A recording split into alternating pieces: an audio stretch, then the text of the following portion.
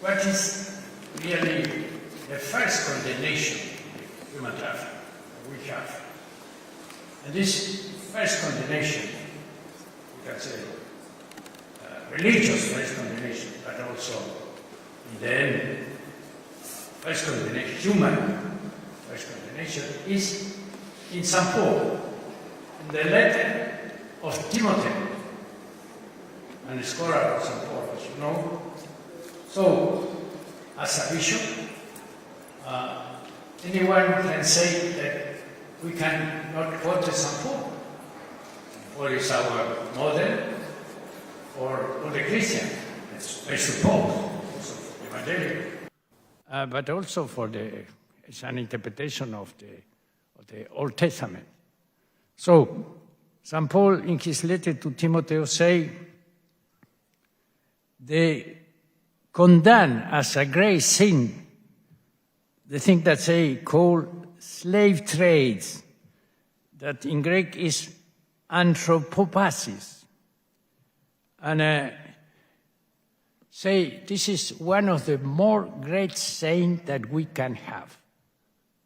To use another human being for money, esclavized, against his will, and he say, and this sin, in the letter of Romans, what is the origin of this sin? I want to say, also, according to St. Paul, what is in the end the cause and the last origin that we esclavize, use another human person as a slave against his will and not give freedom.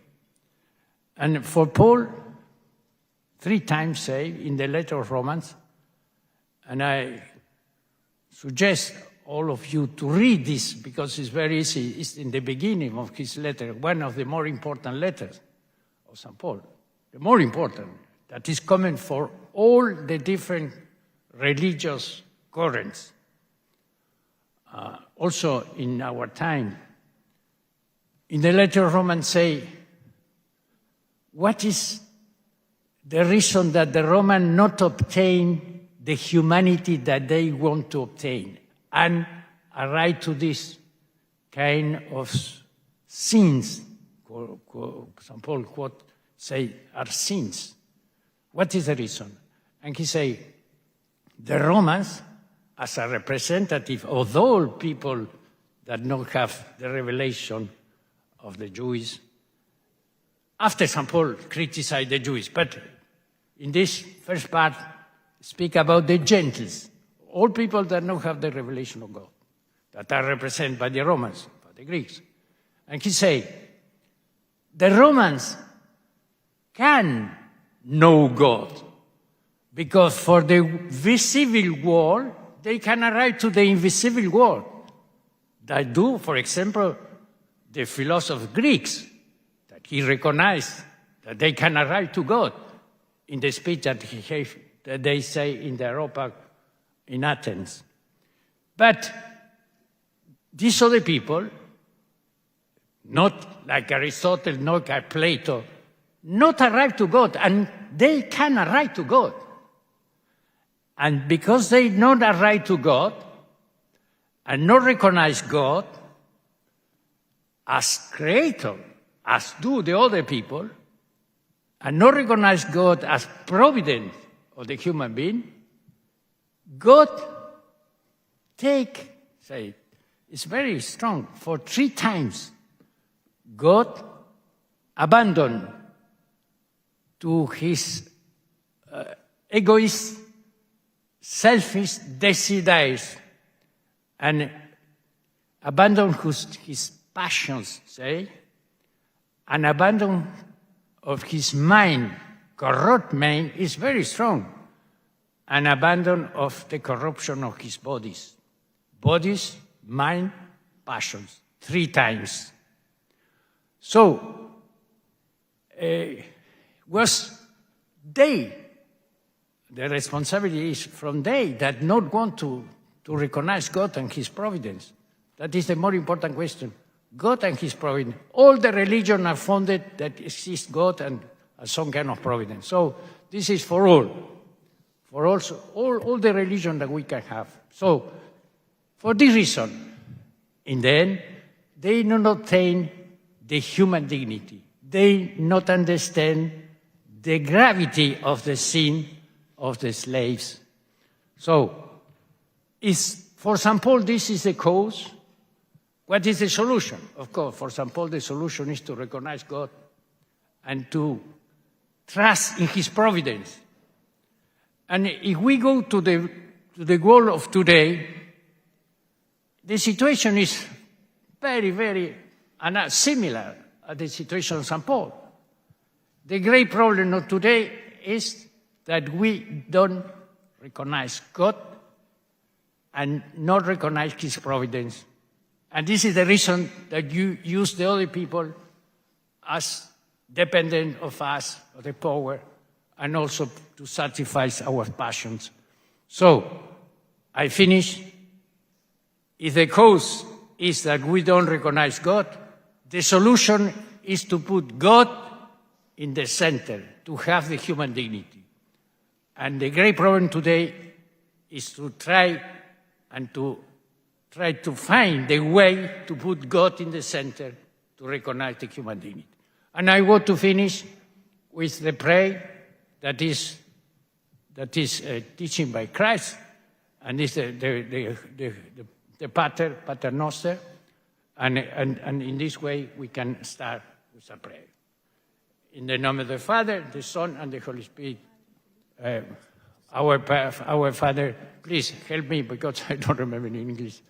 Our Father, who art in the heaven, Pater Noster, qui es in celis, sanctificetur nomen tuum, adveniat regnum tuum, fiat voluntas tua in cielo in terra, sicut nos arriva in the the name of the Father, the Son, and the Holy Spirit. Amen.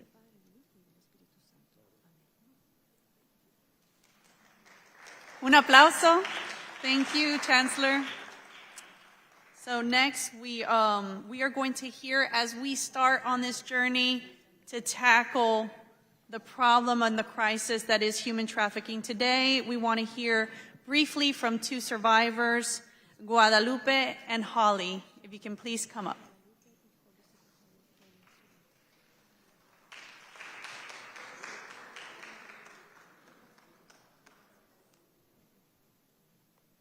Buen día, bienvenidos a todos, un gusto y gracias por el espacio.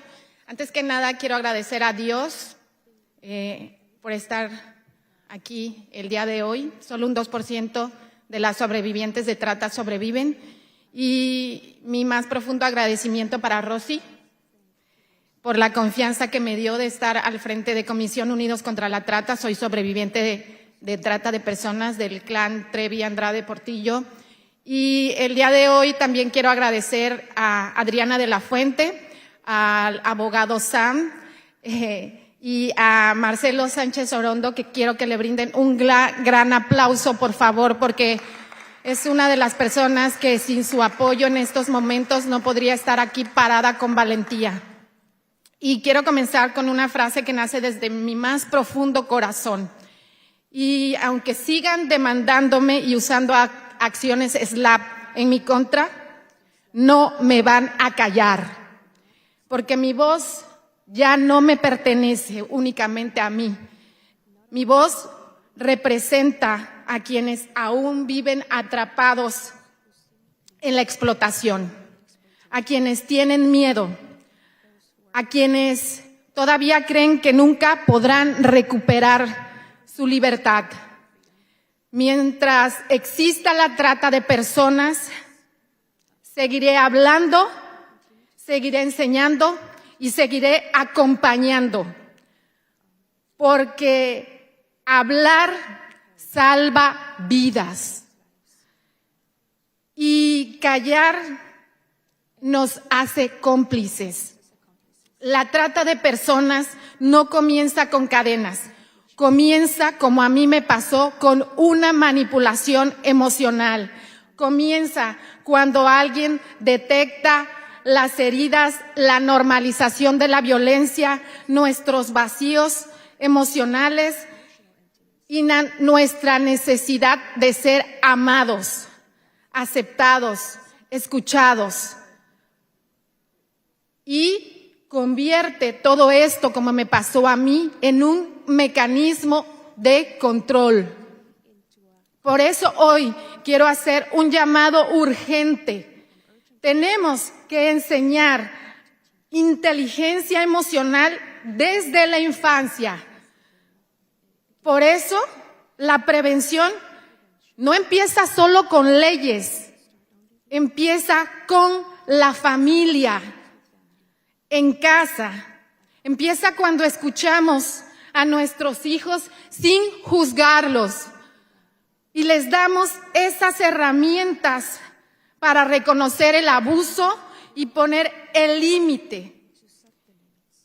Y considero que así es mucho menos fácil manipular y normalizar la violencia. Muchos tratantes llenan primero los vacíos emocionales antes que la carencia económica. Después de sobrevivir, comprendí algo que transforma mi vida. El cuerpo guarda el trauma, pero también guarda la capacidad de sanar.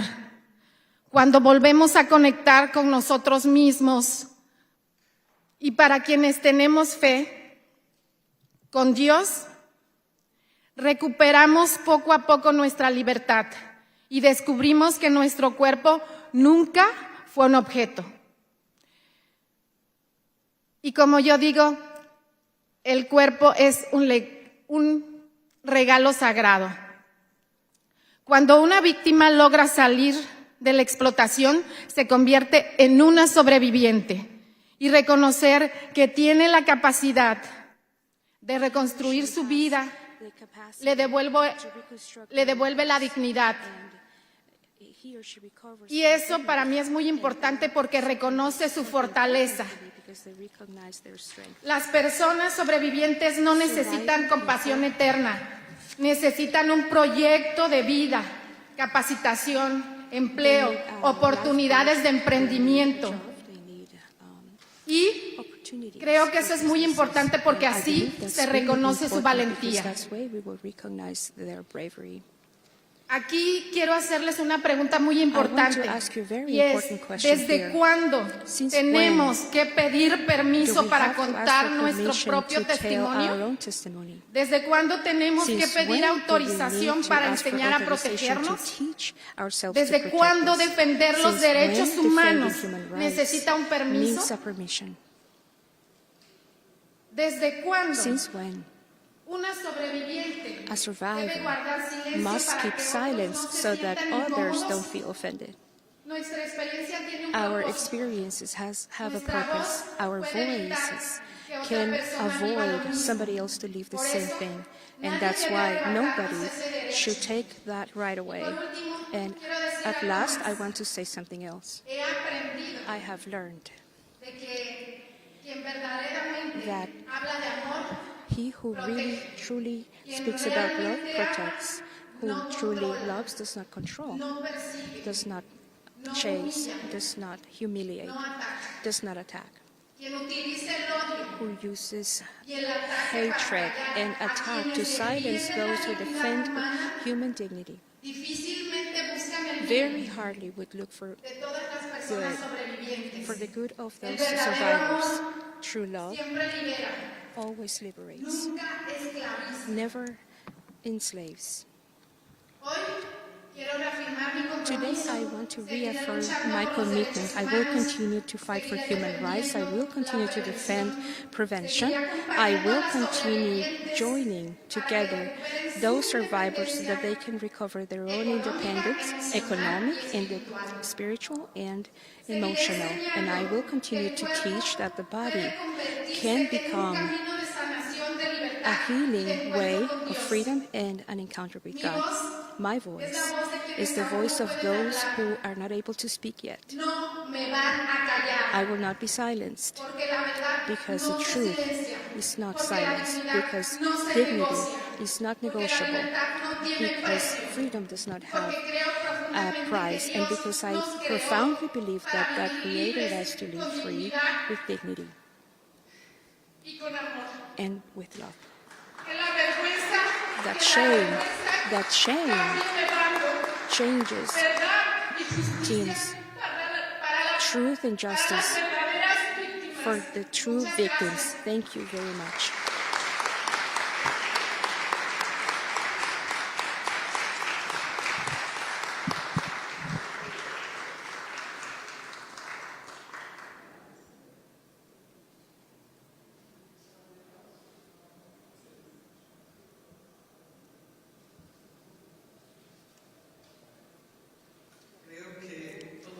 I believe all of you know me, so we don't have words today after Guadalupe.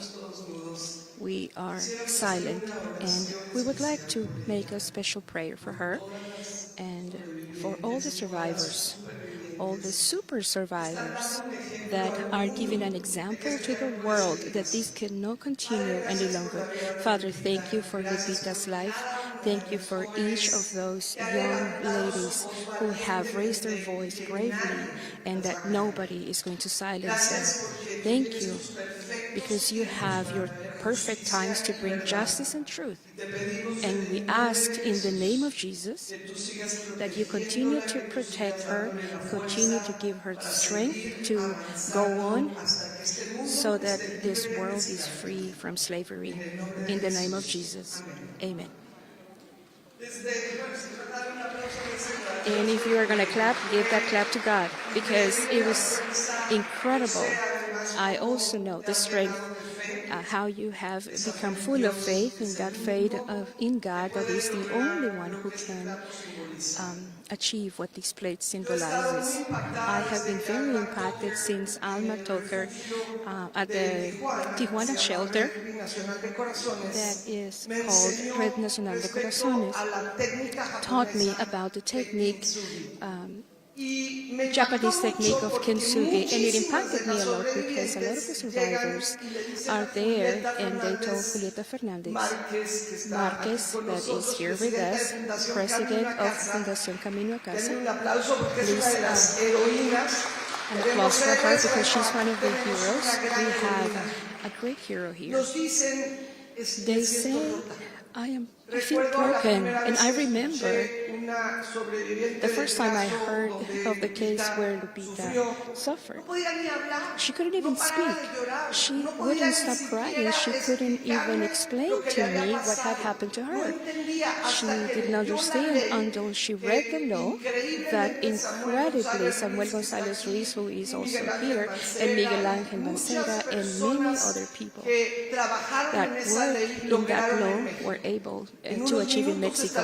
In a few minutes, Congressman Cruz will be here, who was the first person to achieve a comprehensive law that took care of victims in 2000.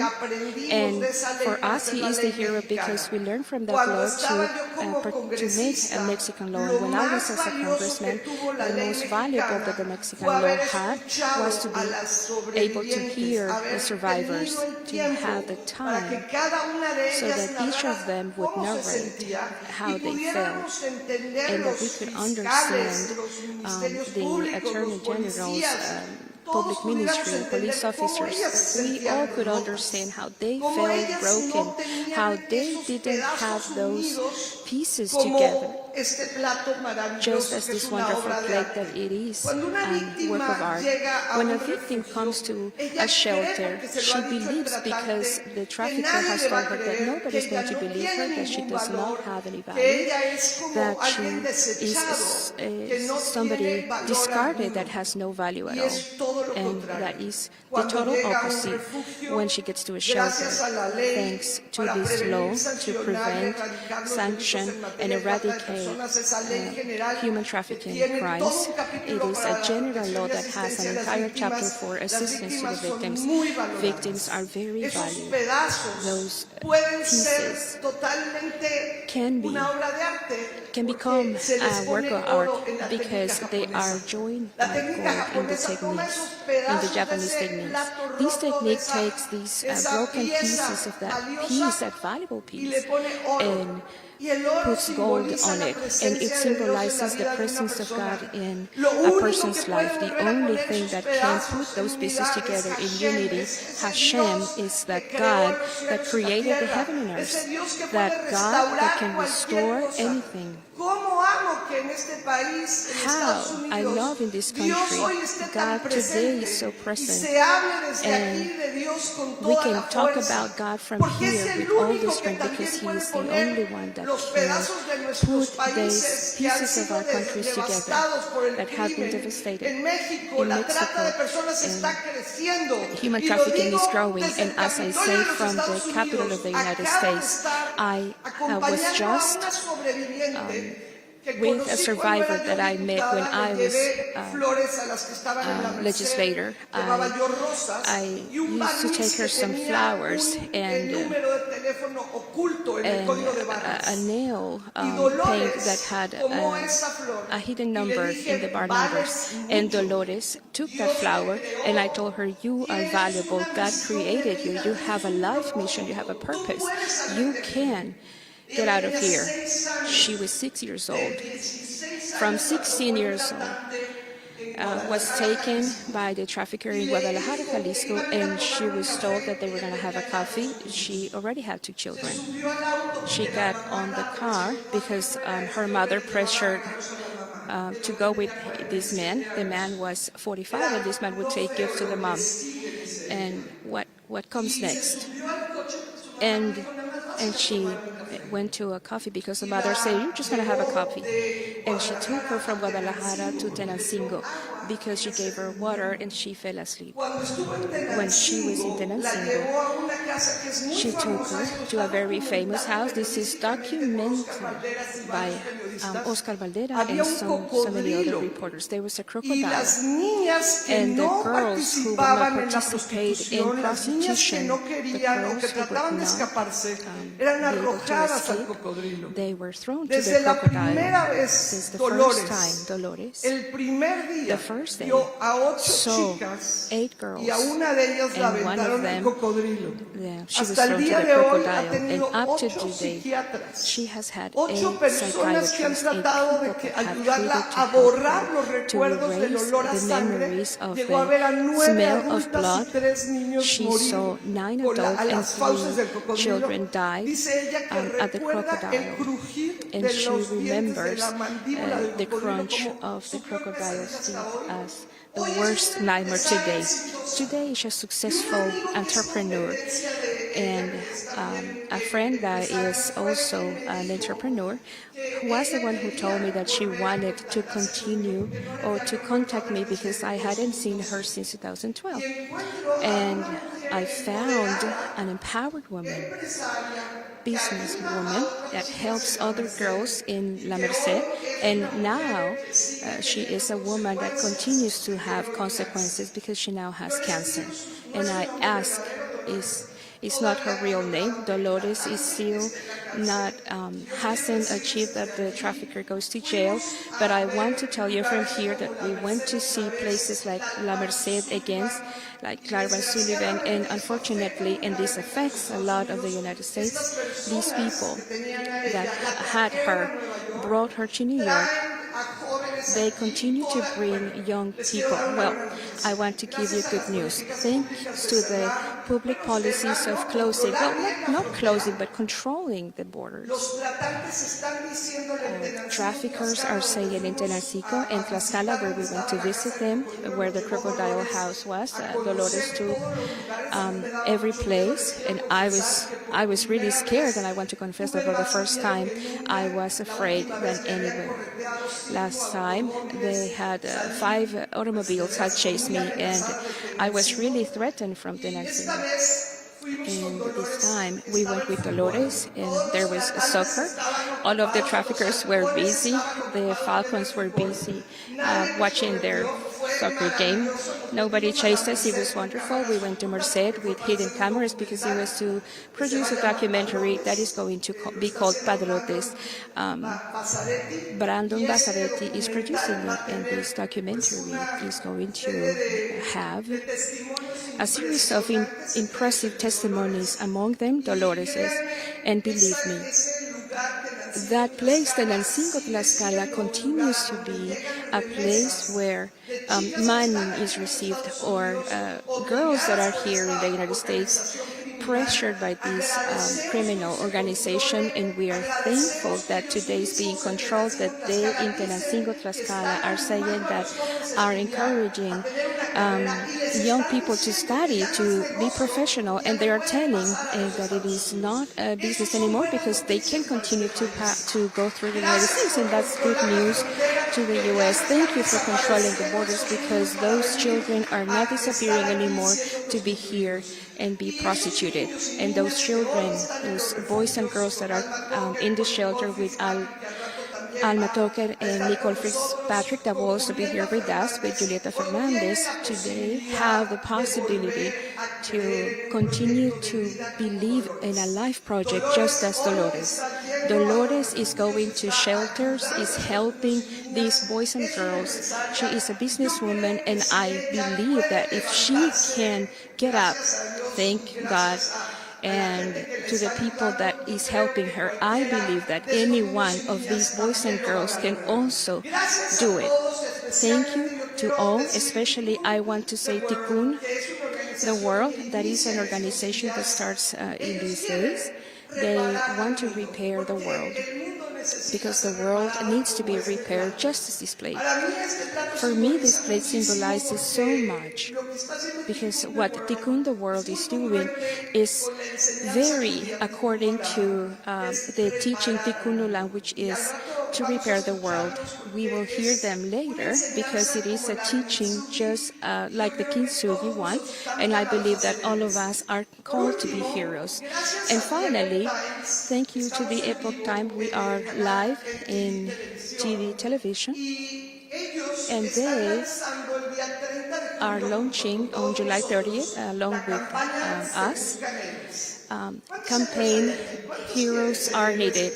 We're looking for heroes. Who wants to be a hero to a boy or girl who needs us? Does anybody here want to say, yes, I do want to be a hero? Thank you. I also know that we want to be heroes. We know that there are boys and girls who are waiting for heroes without a cape.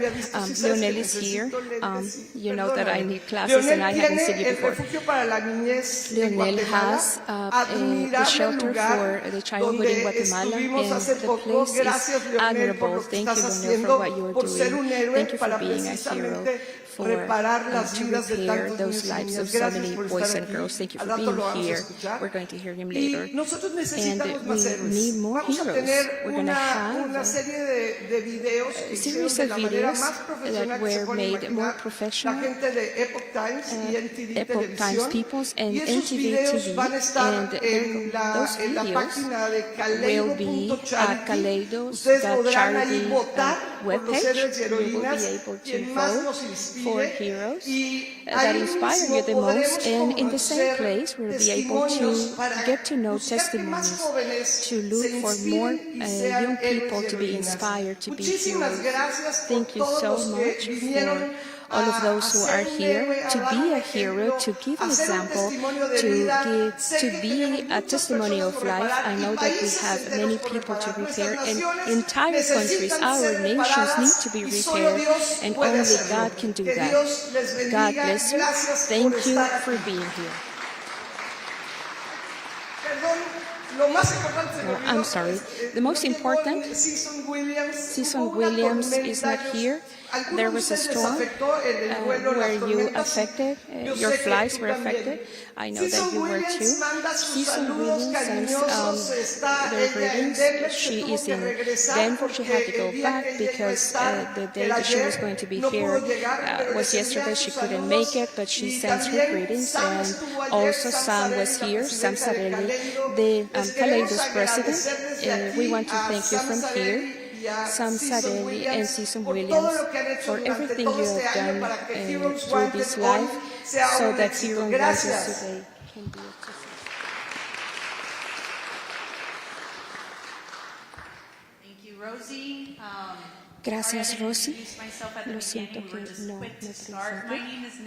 Mi nombre es Nelsa Álvarez. Yo soy la directora nacional de la coalición Fe y Libertad. Mientras nos movemos, quiero presentar a alguien muy especial, no solamente en apoyo a la misión de Rosy en Kaleido, sino también el esfuerzo para asegurarse que las iglesias en las naciones estén involucradas, no solamente aquí, sino también en las comunidades para poder combatir la crisis del tráfico humano. Así que me gustaría presentar nuestro siguiente orador, nuestro oficial principal de Faith and Freedom Coalition, John Harbison.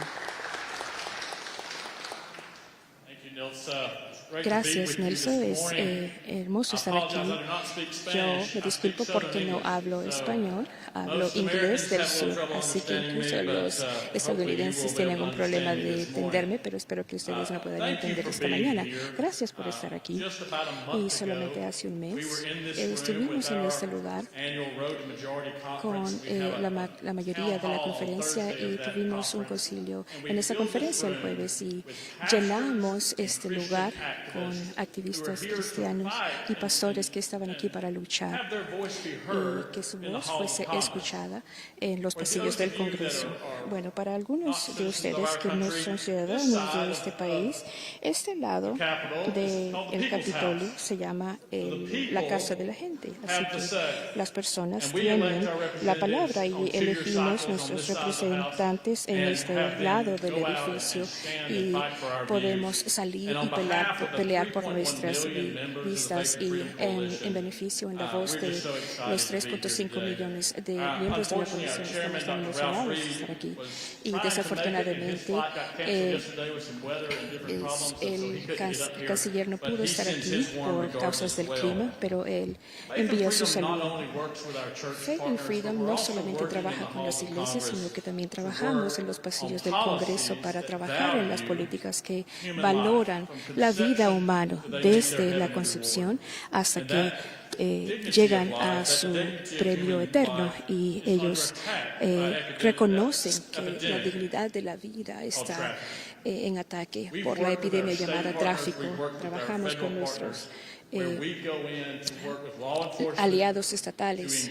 Trabajamos para poder entrar en nuevas formas y cerrar estos huecos en donde estos traficantes están utilizando el Internet y diferentes cosas de eso para poder avanzar sus negocios, y estamos trabajando con las víctimas en casas de apoyo y para poder apoyarlos y poder regresarlos a su fe y que se muevan en la dirección correcta.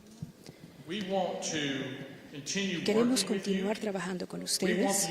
Queremos que los Estados Unidos sea un país aliado con sus países mientras luchamos con esta epidemia global a través de la tierra. Y yo estoy agradecida por ese apoyo y algo que Faith and Freedom puede hacer.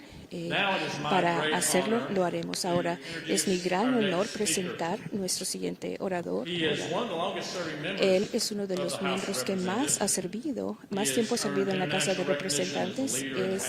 Tiene el reconocimiento internacional para un luchador de los derechos humanos y en la dignidad de la vida. Él ha sido la autoría de legislaciones que luchan en contra del tráfico humano. Él es un gran amigo de nuestra organización, del pueblo americano, así que gracias por dar la bienvenida al congresista Chris Smith.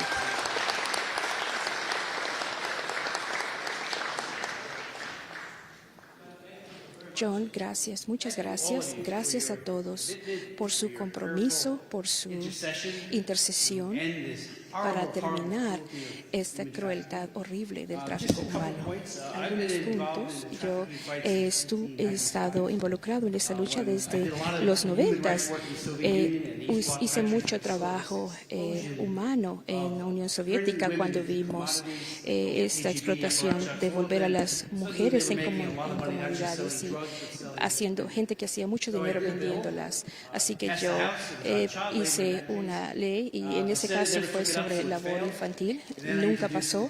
Y luego introduje la ley de protección a las víctimas, que se tomó 3 años para pasar y lo hice. Se volvió ley y muchas personas se opusieron, que no buscaban soluciones sino problemas, y yo preguntaba en mi mente, ¿qué estás haciendo? ¿De qué estás hablando? No, está real, está creciendo, está expandiéndose, y si no tomamos una acción para criminalizarlo y para salvar y proteger las víctimas, a aquellos que han sido victimizados, y asegurarnos de que tengan servicios para ayudarles, para que puedan regresar a la sociedad y encontrar esperanza. Es una vergüenza para nosotros, pero nos ha tomado 3 años para poder hacer esta ley y en los Estados Unidos y en el Senado, y estaba sorprendido que diferentes partes de la administración aún dijeron, y menciono esto porque una buena persona y todo lo demás,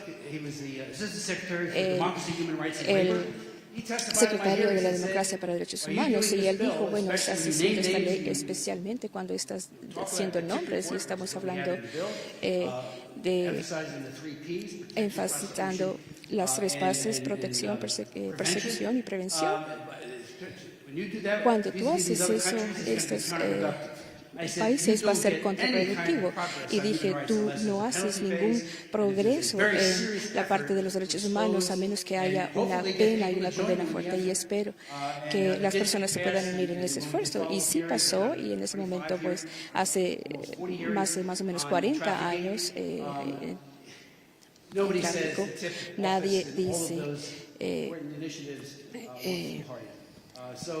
trabajaron tanto en eso, así que los pasamos y tenemos otros 4 desde entonces, y en este momento tenemos otro que está siendo bloqueado, que se llama la Ley de Protección Frederick, y en este momento está siendo bloqueado y estamos tratando de desbloquearlo en la casa. Y yo pongo eso porque una de las cosas, hay una niña llamada Megan Kenton, vivía en mi pueblo en 1984, vivía enfrente de ella un pedófilo condenado, y ahora estamos haciendo lo que se llama la ley de Megan. Él vivía frente a ella, la invitó a su casa, la violó y la mató violentamente y la llevó a un parque cercano. Y bueno, eso fue cruel. Y él estaba dando estos volantes y lo arrestaron. Eso llevó a nuestro país a que en cada estado se pasara la ley que se llama la ley de Megan. Así que cuando un pedófilo condenado, esa persona tiene que reportarse a las autoridades, y a menudo eso se repite. Es una patología que asusta, pero lo que sucede entonces es que cada estado dará, tenemos un lugar por cada estado donde tú puedes ir y buscar un estado, municipalidad o ciudad, y todos aquellos que han cometido estos crímenes tienen que reportarse bajo una condena de 10 años en prisión, para que no se puedan convertir en el entrenador o estar en un parque o poder continuar atentando contra la vida de los niños. Así que la ley de Megan, y saben que las personas, los padres, saben muy bien. Así que más o menos en 2006, ¿cuál fue la idea? Digámosles a otros países que cuando un pedófilo condenado va a viajar y puede rentar a un niño por 1 semana o 2 y explotarlos, eso también tuvo una oposición muy pesada de la administración Obama. Se tomó 8 años para pasar, la tomamos al Senado 3 veces, a la casa 3 veces, y finalmente sí la firmó a ley. Y ahora eso ha tenido sido el impacto de que se da cuenta. Ahora, avisarles a los países de los destinos que cualquier pedófilo que viaje a estos países, con algunas excepciones, por ejemplo, si hay una muerte de una familia, ellos tienen que informar Angel Watch Program, que es un programa para establecido a partir de la ley Megan, que depende de ese país darles una entrada o no darles la visa o vigilarlos, porque sabemos de hecho que ellos van a ser reincidentes bajo lo secreto del turismo sexual infantil. Es un problema muy serio, sabemos eso desde el 2005, que la propensidad para poder tener un pasaporte era tan real y lo hicimos para poder hacer eso. Al final, de la misma manera como la ley Megan, tienen una sentencia de 10 años si es que no lo hacen. También la prohibición de viaje. Ahora, sabiendo decir, voy a ir a Japón, pero su destino real es Tailandia, ponemos un marcado en el pasaporte para que se pueda abrir ese pasaporte, que puedan decir, wow, tú no vas a entrar, sal de aquí, tenga un buen día, porque no creemos que tu visita aquí es para propósitos legítimos.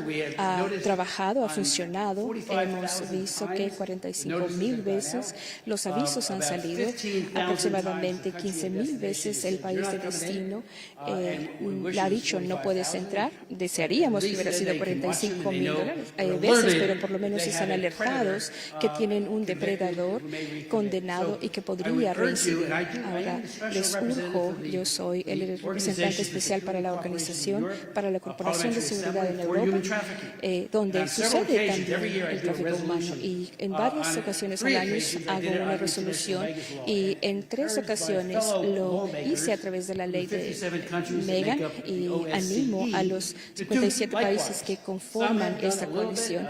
Algunos han hecho algunas cosas, Inglaterra ha hecho algunas cosas y queremos saber cuando vienen, dilo, ponlo en la ley, por favor, díganos para que sepamos y podamos tomar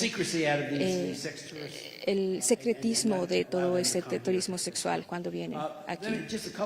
Y luego hay otras cosas un poco sobre la ley de protección de víctimas de tráfico. Tenemos 52,000 condenas grandes que una vez se instó en el año 2000 y no puedo decir lo suficiente que tan difícil pasar. Había muchas banderas rojas, no puedes hacer eso, no puedes hacer eso. Yo sé que ustedes se enfrentan a mucho eso. Los fiscales también se encuentran con estos bloqueos, pero finalmente se volvió ley. Jeffrey Epstein se encontraba en las noticias y estaba siendo acusado exactamente bajo el TVPA.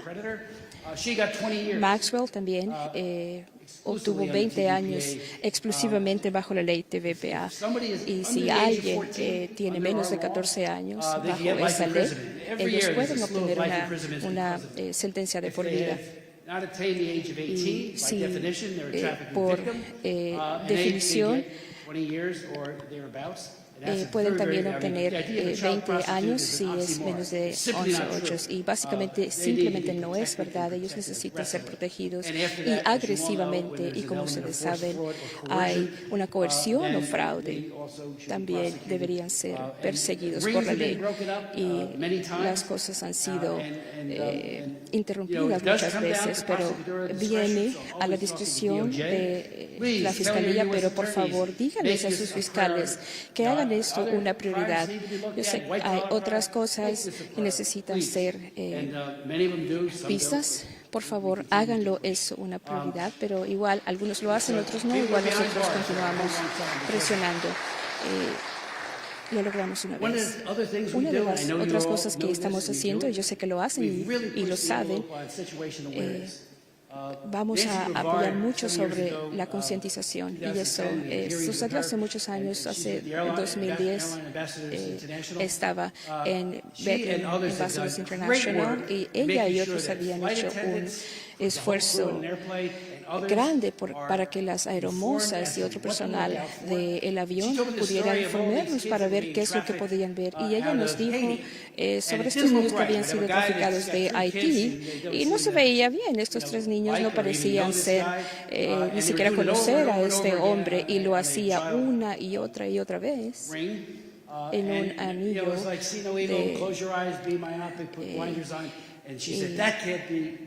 y ella dijo, eso no puede ser verdad. Así que ella y otros iniciaron la idea, y ahora tenemos una ley de asegurarse a la mayor extensión de aquellos que pudieran tener contacto con poder, no tomar la ley bajo sus manos, pero si eso no se mira bien, contactar a las autoridades para determinar si realmente son los padres.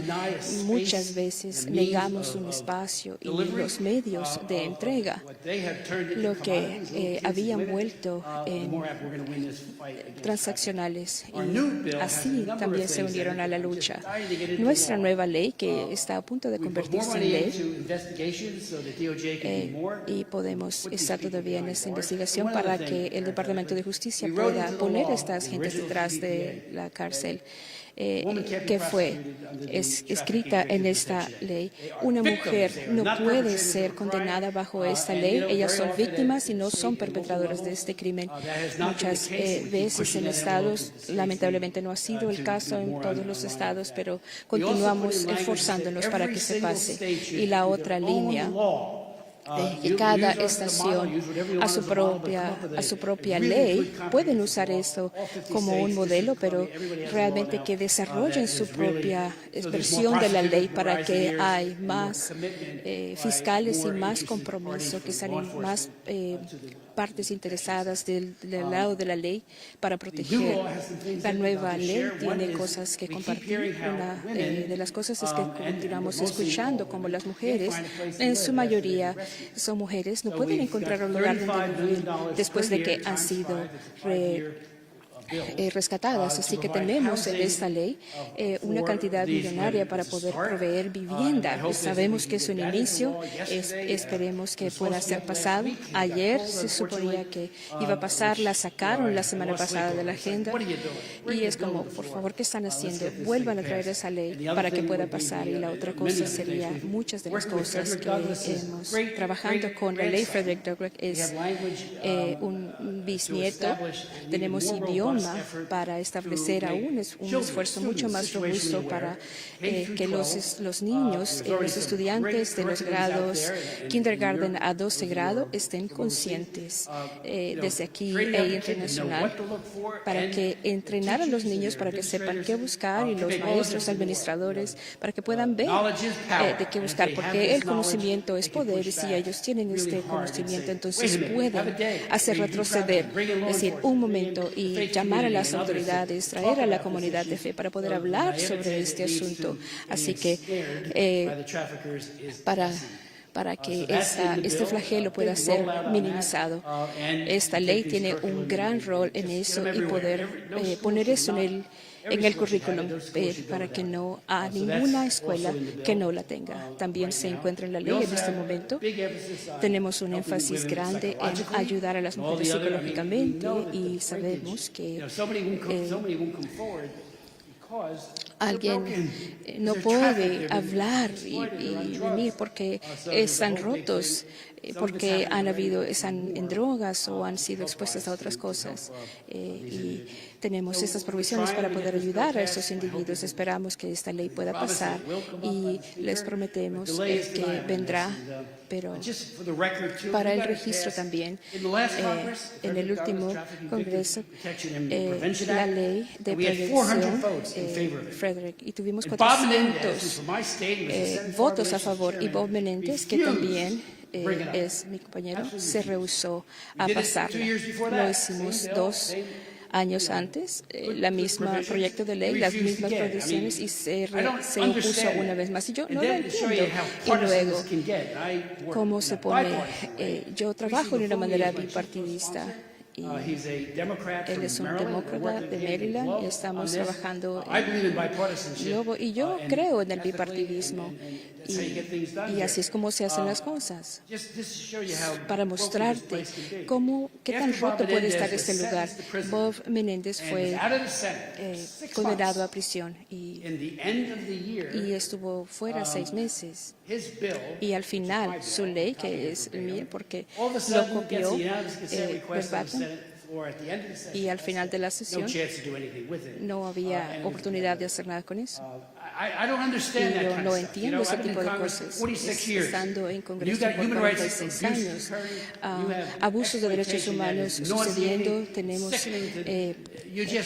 explotación que te da náuseas, tenemos realmente que trabajar juntos para poder hacer el trabajo. Y Missouri, esta persona ahora está en prisión por 11 años por corrupción. Yo no entiendo eso. Estamos encontrando otra vez estos bloqueos, pero les digo que no vamos a dejar que nos detengan. Así que les agradezco a ustedes y cuando lleguen, por favor, consideren la ley Megan para sus propios países. Nuestra ley Megan, una de las objeciones que se levantaron originalmente es que los vigilantes iban a salir a perseguir a los predadores. Y eso no sucede, ni siquiera se acerca. Pero ha alertado a cada escuela y a cada equipo de atletas y a todos los demás, hay un problema, ustedes tienen que cuidar esto. Así que una vez más no puedo agradecerles lo suficiente por su liderazgo, por lo que están haciendo. Esto es fantástico, necesitamos unir fuerzas para trabajar como nunca antes. Y Rosy creo que está viniendo. Aquí está. Otra cosa que estamos haciendo, tenemos una ley de antitráfico y una ley separada sobre con respecto al tráfico de órganos y lo que el gobierno chino ha estado haciendo. Hay un libro fantástico que pueden leer. Eso sucede por los días, decenas de miles de personas para robarle sus órganos. Hace 30 años me sucedió de poder por razones políticas y ahora está haciendo por razones comerciales, y China está haciendo ahora, y si puede hacerlo, tan jóvenes como 28 y tener personas en espera de ser matadas para sacar sus órganos. Estábamos haciendo esta semana en Seychelles y están vendiendo esas partes, especialmente en el Medio Oriente, y haciendo millones de dólares. Y yo tengo esta ley que se enfoca es una ley global, porque el tráfico de órganos también es un problema mundial, pero China desafortunadamente es una élite que está haciendo esto, y pasó 406-1 en el último Congreso, y pasó con el mismo voto una vez más, 406-1 y eso me está... vamos a hacer paralelo la ley TVPA con esta ley anti-tráfico de órganos. Y es diferente decir yo dono mis ojos y mi hígado, pero cuando matas a una persona puedes vender estos órganos muy saludables. Y son atrocidades que no se habían revelado antes. Así que escuchen. Estamos tratando de pasar esta ley hace 3 años y pasó hace más de un año. No se pasan cosas en este Congreso 406-1, totalmente bipartisano. Así que una vez más, muchas gracias y Dios los bendiga.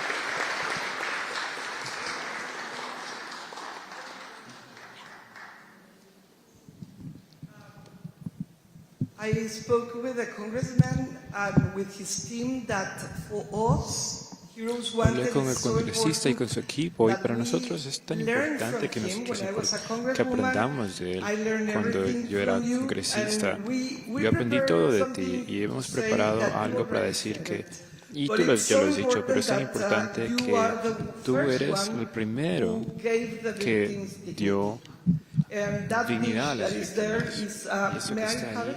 puedo tener It's a es reminder es for un you. recuerdo This is a para- present for you es un regalo para ti. because we use Porque this all the time to usamos eso todo el illustrate tiempo how para the ilustrar victims cómo were las broken. víctimas And fueron then to rotas. you, God Y gracias a is the ti, gold, is the el kintsugi technique la in técnica Japan. kintsugi en Japón. And yeah, it's a piece of art. It's gold. Y sí, es This is oro, gold. y eso es oro. And this is something that Esto we es prepare algo for que you hemos preparado because para we want ti, to name porque you the queremos hero of nombrarte heroes. el héroe de héroes. You did the first Tú law, has hecho la and primera really, ley, y en for serio, me as a para mí como congresswoman, we passed the congresista, anti-trafficking law in hemos Mexico pasado la ley because we learned from you. tráfico humano Julieta en México, porque Fernandez hemos aprendido de protected ti. that Julieta law. She Fernández was protegió really esa like ley. a hero. Y fue como Well, un héroe. she's a hero. Es un And now héroe. she is the head Pero of one of the ahora es shelters. la The cabeza de uno de husband, los Senator refugios. Manuel El Añorbe, has been senador also Manuel Añorbe, protecting José that también. because we have criminals in Mexico Porque trying tenemos to destroy criminales the en law. México que quieren Times they have destruir la tried. ley y And varias I veces han know tratado and I de understand.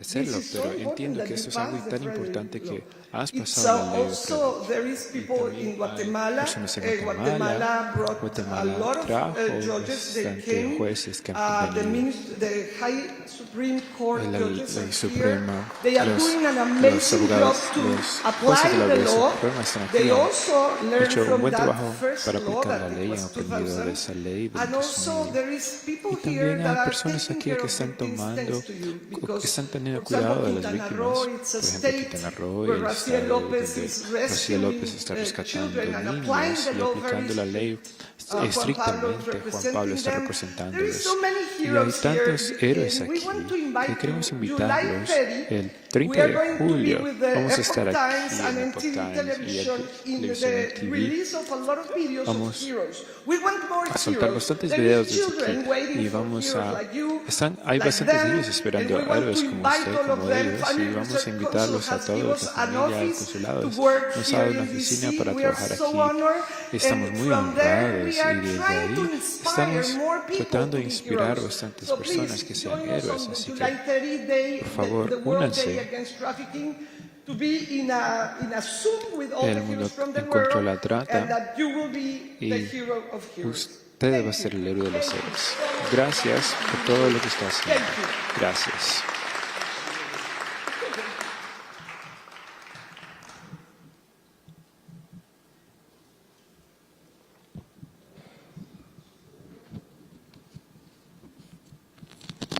What an amazing testament of testimonio influence, de right? influencia más When you think you're doing something for the good of your enorme, cuando country and piensas not knowing que that estás it's haciendo going algo para to el affect in a positive way so many other neighboring countries. bien.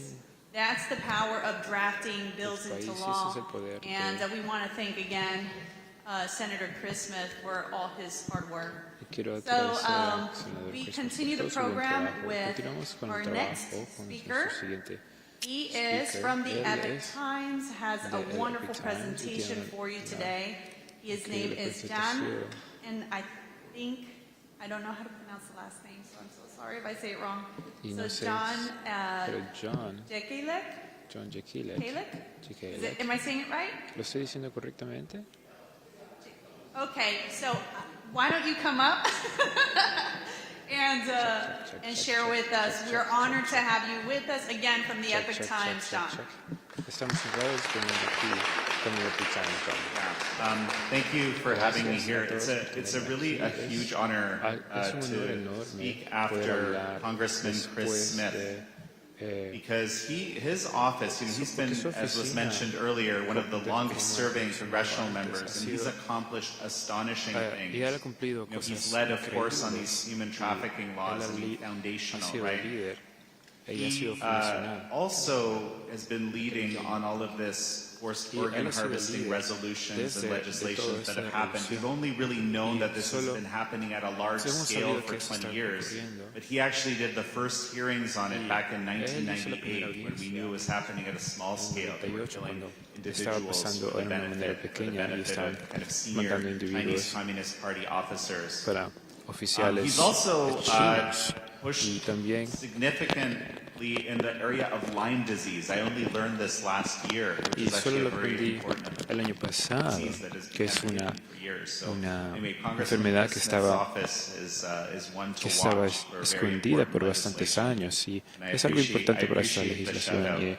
So I wrote the agradezco book we were que lo han talking about. nombrado. It's called He, Killed to Order. he Okay? escrito un And libro I'm que just se going to llama give you an Kill to Order example of a y situation. solo voy a I'm dar un going to give ejemplo you de la some situación, examples voy a dar because a unos few days ejemplos ago I porque hace talked to unos some of you días he a hablado little con bit about how algunos it works. I'll cómo probably talk funciona about that again y just to tal give a vez voy a hablar picture con unos, of what pero solo this para dar una industrial foto scale horse organ de harvesting cómo es looks like. esta But I wanted to give some anecdotes as well, so you can just see like what is possible in a system like this. Okay. de In 2019, there was a young Japanese woman who had a rare autoimmune condition. Okay? And basically, it actually destroyed her heart. hacía destruir su Okay? corazón. Now, this is a Y difficult esto es una situation situación because difícil porque a new organ, so she's now on ahora basically an artificial heart for a number of months in artificial Japan. por un nombre Okay, there's de not a lot of hope meses en for Japón. No hay mucha living very long on esperanza an para artificial heart. vivir mucho tiempo So con I un think it was corazón something like artificial 9 y months that parece she que was fue on como this. The 9 family meses didn't know what to do, y but heard la about familia no the sabía qué China hacer, option, pero okay, which is escuchaban kind of, I opened the book la with opción de discussing China the y China option. con eso estábamos And so abriendo la in opción de China. 2020, En 2020 there was some kind of deal that was brokered, and she goes to China, okay, and she gets a heart scheduled, right? So that if it's scheduled, it means that someone is being killed for a heart because you can't survive, right? In an ethical system, as I'll explain in a moment, it has to be a catastrophic accident that caused this. She gets a heart very quickly upon this being organized, but the heart is rejected. llega una víctima pero Okay, the heart is rejected. It doesn't work. Okay, so they bring another heart the next day. This is a span of 10 days I'm talking about. Okay, they bring another heart. And that day, when they bring the second heart, she has a fever. They can't transplant. Okay, so that heart goes to waste. Okay, then they bring 2 more hearts. Okay, and they pick the stronger heart. This is documented in the articles about her because this was a case that was written up in Japan. And she gets successfully transplanted. So you can imagine someone with a rare antibody condition, right? We have to match for tissue type, but this is why the first heart was rejected and why it's so hard to get a heart in an ethical system. Someone with these autoimmune conditions will reject a lot of organs, basically. They're not going to match. So in 10 days, they found 4 separate hearts for her and transplanted only 1. Well, they tried to transplant a second one, right? But that one was rejected. So that's possible. Okay, that's possible in this system. I know of another case of a wealthy German woman, okay, who was a heavy drinker. She had a rare, similar sort of antibody condition in her liver, which caused psoriasis to happen faster than in normal people. Okay, in the span of 12 years, she was able to get 3 livers. Okay, because she kept drinking, and these livers would fail after a while. Then she went back and got a second liver, kept drinking, ended up getting a 3rd liver. So again, you can imagine the excess here we're talking about, right? It's a very extreme scenario, which is completely impossible in any ethical sort of transplantation system. I use these anecdotes because I want to kind of capture your imagination with respect to what this is like.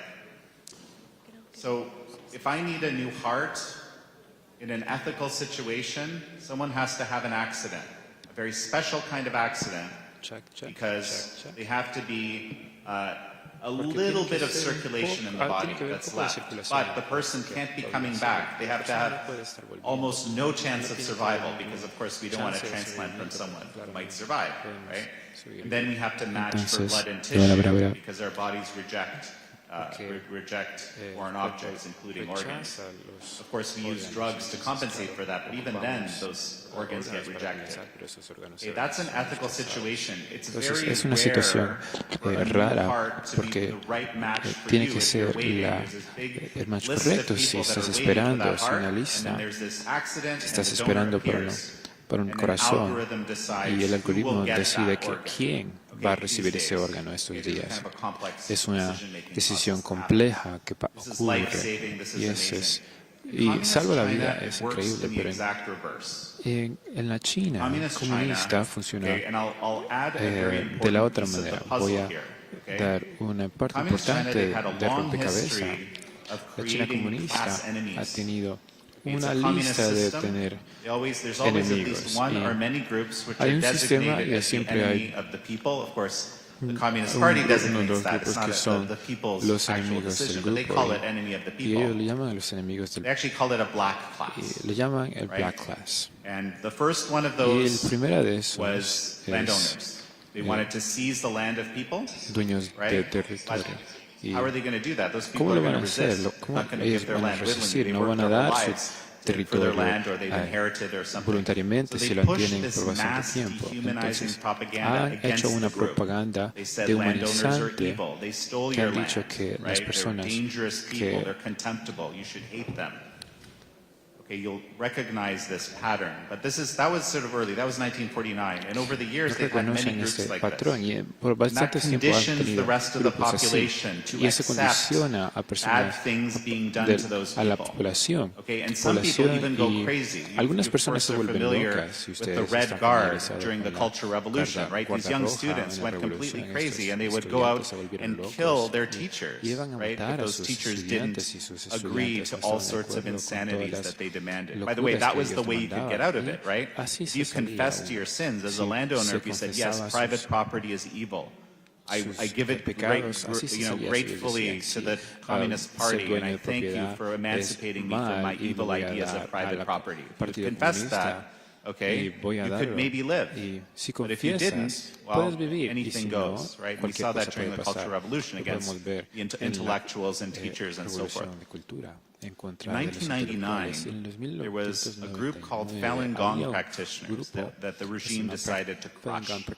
This was a very popular, it was great to hear Congressman Smith mention this, because I believe that this persecution of Falun Gong practitioners set up the unique scenario for them to build this killed-to-order industry. Okay? So what they did was, first of all, what is Falun Gong? Truthfulness, compassion, and tolerance. These are people living these principles very seriously. It's a very grassroots system, right? There's no hierarchy in it, genuinely. There's no worship in it. There's no even like roster. You don't join anything. You live the teachings, that makes you a practitioner, not joining some group or something like that. Very self-directive, a lot of individual agency, okay? And it grew by word of mouth, basically, to 70 to 100 million people doing it by 1999. Bigger than the Communist Party, which had like 60 million members at the time. Okay? The regime decided to crush it, eradicate it, to use that term, make it a black class, right? And of course, they pushed that mass dehumanizing propaganda into the system. But the Falun Gong did something that no one expected. Is they actually resisted this. They said, no, we're not evil people. No, we don't accept the propaganda that we're, all of this stuff that you're saying. And even like, if you actually go, sometimes you will have seen in popular tourist places, you'll see people with yellow shirts that say Falun Dafa is good, or Falun Gong is good, stuff like that. And in Spanish, it's probably similar. That is really a mantra that's in juxtaposition to this, you're evil. And they're saying, no, we're good. And this is what people would wear and go to Tiananmen Square and show. So what they did was they incarcerated a massive number of them, because these people wouldn't go easily, right? And they put maybe 1 million, maybe 2 million people in the system. Okay, half the State Department said in 2005, half the people in the re-education through labor camp system of China were Falun Gong practitioners. Half, okay? And they blood typed and tissue typed and organ scanned them in advance. They created a database of all that data, right, biometric data. And now, as a wealthy transplant tourist, for example, this Japanese woman or a wealthy American or Canadian guy, if I have my $200,000, I can spend it, make the transaction, and my donor is already in a database, an incarcerated prisoner of conscience that can be shipped and killed to order, or in the case of the Japanese woman, 4 people. And this has been happening basically since the beginning of the 2000s. As they started to persecute the Falun Gong practitioners, their number of hospitals and the whole transplant industry just exploded. It grew geometrically. And actually, Chris Smith was, very interestingly, number one, in 1999, when this Falun Gong persecution began, he was one of the first people to sponsor a resolution saying, stop doing horrible things to these people. This is a human rights atrocity, right? And then in 2006, when it became obvious to us, that's when I got hit over the head with the evidence. I didn't want to believe it, by the way, right? Myself, I had heard some things rumors about this. Didn't want to believe it. But he actually, came out understanding, because he had already understood the reality of the Communist Party, understood this is possible. And when the evidence came in, he was ready to get behind it. So I really applaud him. It's very hard for politicians to take a position on this. That is changing recently, and I'm very grateful for that. He has this one bill in the House, HR 1503, very good legislation. There's another piece in the Senate now. It actually made it to the Senate. It got marked up. It's ready to be voted on, and there's not a lot moving in the Senate right now. It's called the Falun Gong and Victims of Forced Organ Harvesting Protection Act. So there's actually 2 pieces of legislation. Something has changed in the collective consciousness here. I feel like people are ready to understand this is real. And I encourage the Senate to kind of move this forward and ultimately get it to the President's desk. It will make a very real difference. There's also state legislation that has been passed. 6 states have passed legislation that says no insurance, no Medicare, no Medicaid for people who get transplants in China. We're not going to pay for that. That's good stuff. We have 44 states to go with that, right? And I encourage all the states to pass that. There's even a 3rd federal bill that's in that vein, but it hasn't gotten out of committee in the House yet. I don't think it's making it this Congress. So we do have a bit of a start here. And, I think this is there's a lot of candidates for what's the worst form of human trafficking. When I hear about human trafficking with these children, I mean, I don't even, it really affects me, right, in a profound way. So I don't know if is this worse? Is this worse than stealing the lives of small children away from them? All I know is it's pretty horrible. And it's industrial, and it gives us insight into the mind of the communist regime, and we really have to do everything we can to stop it. And I love speaking with you because you're the people who are actually doing stuff in this space, and there's so few. So thank you for that. Thank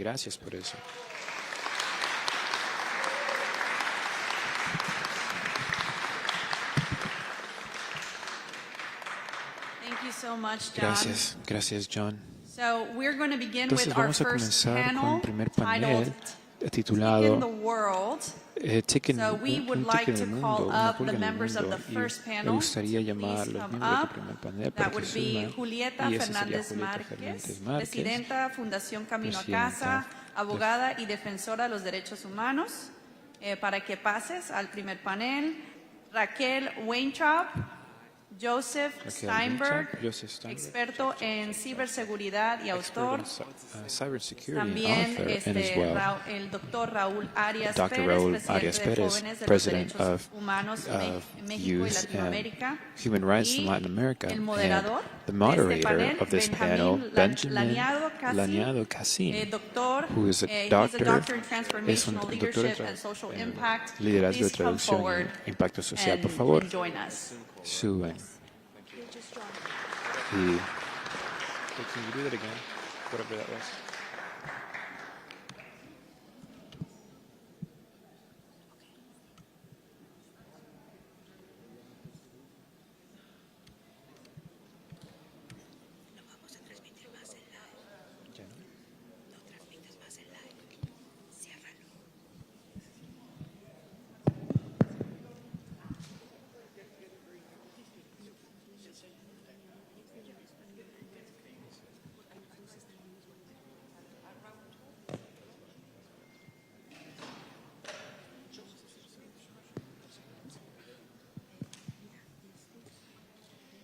Good morning, everybody. My name is Benjamin Laniado. It's a true honor to be here today in the United States Capitol. I want to thank the CPAC, Kaleido, and especially to Rosie Orozco for having us today here. For more than 20 years, I have served in humanitarian crises around the world. Earthquakes, hurricanes, wars, displacement. And I think I haven't seen the most vulnerable people around the world. But I have also seen something extraordinary. When tragedy strikes, the difference between us just disappears. Nobody asks the person trapped under the rubble what religion they are. Nobody asks an hungry child which side they are on. You simply help and give a hand to others, because before we are Jewish, Christians, Muslims, Republicans, Democrats, Mexicans, Americans, North and South, we are human beings. We are brothers of one family. This idea is the heart of an ancient Jewish concept it calls Tikkun Olam, repairing the world. For thousands of years, Jewish traditions has thought of something simple but very profound. We are not here only for ourselves. We are here for serve others. When we see something broken, we have a responsibility to help and repair it. When another human being is suffering, we cannot simply look away. The needs for others become our spiritual responsibility. That is Tikkun Olam. And while Tikkun is a Jewish word and in Hebrew, what it expresses is deeply, very, very universal. Across cultures, religions, and civilizations, humanity has understood the same basic truth. We have responsibility for one another. Tikkun is a Jewish name for a universal human instinct to care, to help, to repair, to protect, and to live this world a little better than we found it. And that is why we created this organization, Tikkun the World Foundation. Today, our societies are becoming dangerously divided, and millions of good people are standing in the middle, wondering, is there another way? And we believe there is another way. Tikkun the World brings together hundreds of organizations already working every day to repair the world. Organizations responding to disaster, fighting poverty, human trafficking, protecting human dignity, educating, healing and helping people in need, the most needy people. Our mission is very simple, to bring them together and amplify their voice, to show the world through real actions and real human stories that Jewish people are doing today and have been doing good things for the world since the beginning of our history. Not to tell the people who we are, to show them what we do. Because we believe that the best way to break prejudice is not always to fight every negative voice. Sometimes the most powerful answer is to create so much light that the noise becomes irrelevant. To replace prejudice with human stories, suspicion with action, division with shared responsibility. We don't want to fight the negative noise. We want to make it irrelevant by amplifying the good, by showing what Jewish values look like when they become actions, and by inviting people of every religion, every culture, every background to become part of the same idea, repairing our world together. Because hatred is loud, but goodness is everywhere. So our job is to make it louder. And perhaps there is no place where this responsibility is more urgent than in the fights against human trafficking. Millions of human beings, women, children, the most, around the world are robbed of their freedom and their dignity. Today, we are here not only to talk about this tragedy, we are here to meet extraordinary organizations and people who have made a choice, not to look away. They saw something broken and they choose to repair it. That is Tikkun the world, that is Tikkun Olam. That is our responsibility to one another. And I believe if every one of us choose to repair the piece of the world that is in front of their eyes, so together we can make a difference that we will dream about. So to get into this panel, we have here, I mean that the heroes are already here. Our responsibility is to find them, to connect them, to empower them, and make their impact impossible to ignore. And today we are going to meet 4 organizations that come from different places and attack human trafficking from different angles: protection, prevention, and persecution. But they share only one conviction: a human being is never a commodity. So rather than talking about them, I want us to listen to them.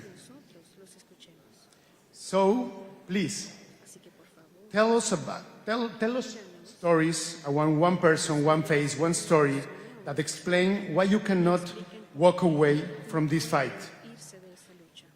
Tell us what is the biggest misconception the public has about human trafficking. Tell us what vulnerability comes before the crime. Tell us about one intervention your organization was discovered that effectively changed outcomes. And you know, all 4 of you are doing extraordinary work.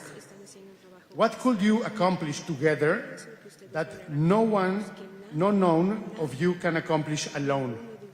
Tikkun the world, Civic, Kaleido, could help connect your organizations with resources, visibility, and technology to create the greatest multiplier effect. So please, I want to give you the microphone. Raúl, please. Thank you. Thank you very much. Thank you, Rosy Orozco, for every year organizing this event. Thank you, Benjamin Lainedo, Judy and Marcos Achar, Vivian Romano, Tikkun the World, for inviting me and my colleagues in the panel, and all the heroes that are present here. I want to begin answering the question, what experience made me start to think that I could do something about human trafficking? One time I attended an event in Mexico organized by Rosy, 2009, and there were like 7,000 people attending, and many of them were parents carrying photos of missing children. And I heard stories of survivors. Lupita, your testimony today, again, there's never a point where you can say it doesn't affect me anymore. Since 2019, it always hurts. And that day I heard many testimonies. A girl who was trafficked from age 12 to 16, doing 40 customers a day in sexual exploitation. But what really made me feel that sense of responsibility is to meet mothers that found their daughters dead or never found them for 18 years. And they were still trying to help somebody else. And I asked a couple who lost their 13-year-old daughter, and when they found her, she was empty of every organ. That's how they describe it. I asked them, how do you do it to keep going in your life? How do you do it? And they said, you know, it always hurts, but when we help other people, that gives us a reason to keep going. And I felt this sense of responsibility I never felt before, because I grew up in a perfect bubble. Like, I felt I had no rights. I had lost my right to complain about anything in my life. And I felt I needed to do something to feel that I deserve the amazing life that I had. And I found education to be, if not all the answer, the beginning of the answer. Because what makes people vulnerable for human trafficking, I think there is human trafficking because there is a market for it. And there's a market for it because there's a lack of awareness and there's a lack of education. When we increase education and when we increase knowledge, as a natural law, we will increase responsibility. And we chose to teach human rights, but human rights is such a broad subject that the organization that I belong to teaches the Universal Declaration of Human Rights, the most basic document, the most widely accepted human rights document in the world. 30 human rights, and 90% of the people in the world never heard even about it. If you do a survey, 90% of the people of the world won't be able to name at least 3 of the 30 human rights. So if we are able to teach this, then we'll have a society that won't tolerate human trafficking. And that is my goal, because we, as a society, we tolerate it. And what is the biggest misconception? We think that human trafficking happens because of the criminals. No, human trafficking happens because we have not awakened the hero within us. You don't need to speak in a panel to be a hero. You don't need to get an award to be a hero. You don't need to be a congressman to be a hero. You can be a hero if you choose right from wrong, even when no one is looking. When you make that decision to speak out, when you make a decision to work as a volunteer without receiving a paying to work, going to schools and teaching human rights and planting seeds that you hope that one day those seeds will flourish, and then that's the beginning, I think, to the end of human trafficking. I thank you for this opportunity. Thank you very much. Thank you, Raul. Thank you very much. I want to pass the microphone to Raquel from Cadena International. It's an organization, Jewish organizations, that is the arm, humanitarian arm of the Jewish communities around the world. Please, Raquel. Thank you, Benny. So I have been deploying to the field to disasters and crises for the last 10 years. I have been in over 4 continents, and displacement, disaster, and migration create exact conditions for traffickers to exploit. When you arrive to a disaster or a crisis, they have lost documentation, they have broken family networks, and economic desperation is what is happening. I want to tell you the story when I was in Acapulco in 2023. Hurricane Otis just struck.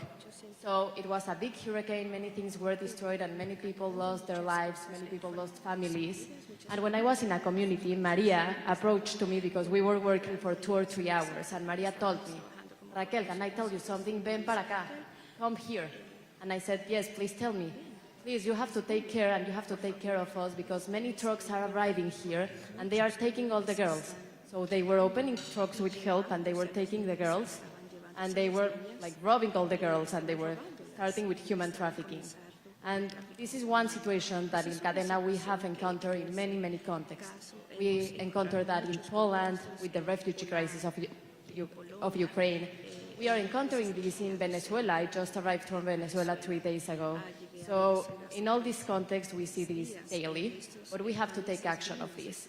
How we take action in everything that we do.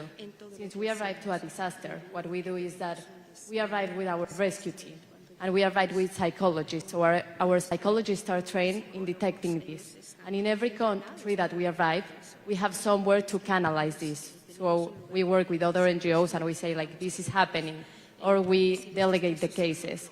Also, we did this in Colombia. We had a hospital in the border of Venezuela. So this was a hospital specialized for women.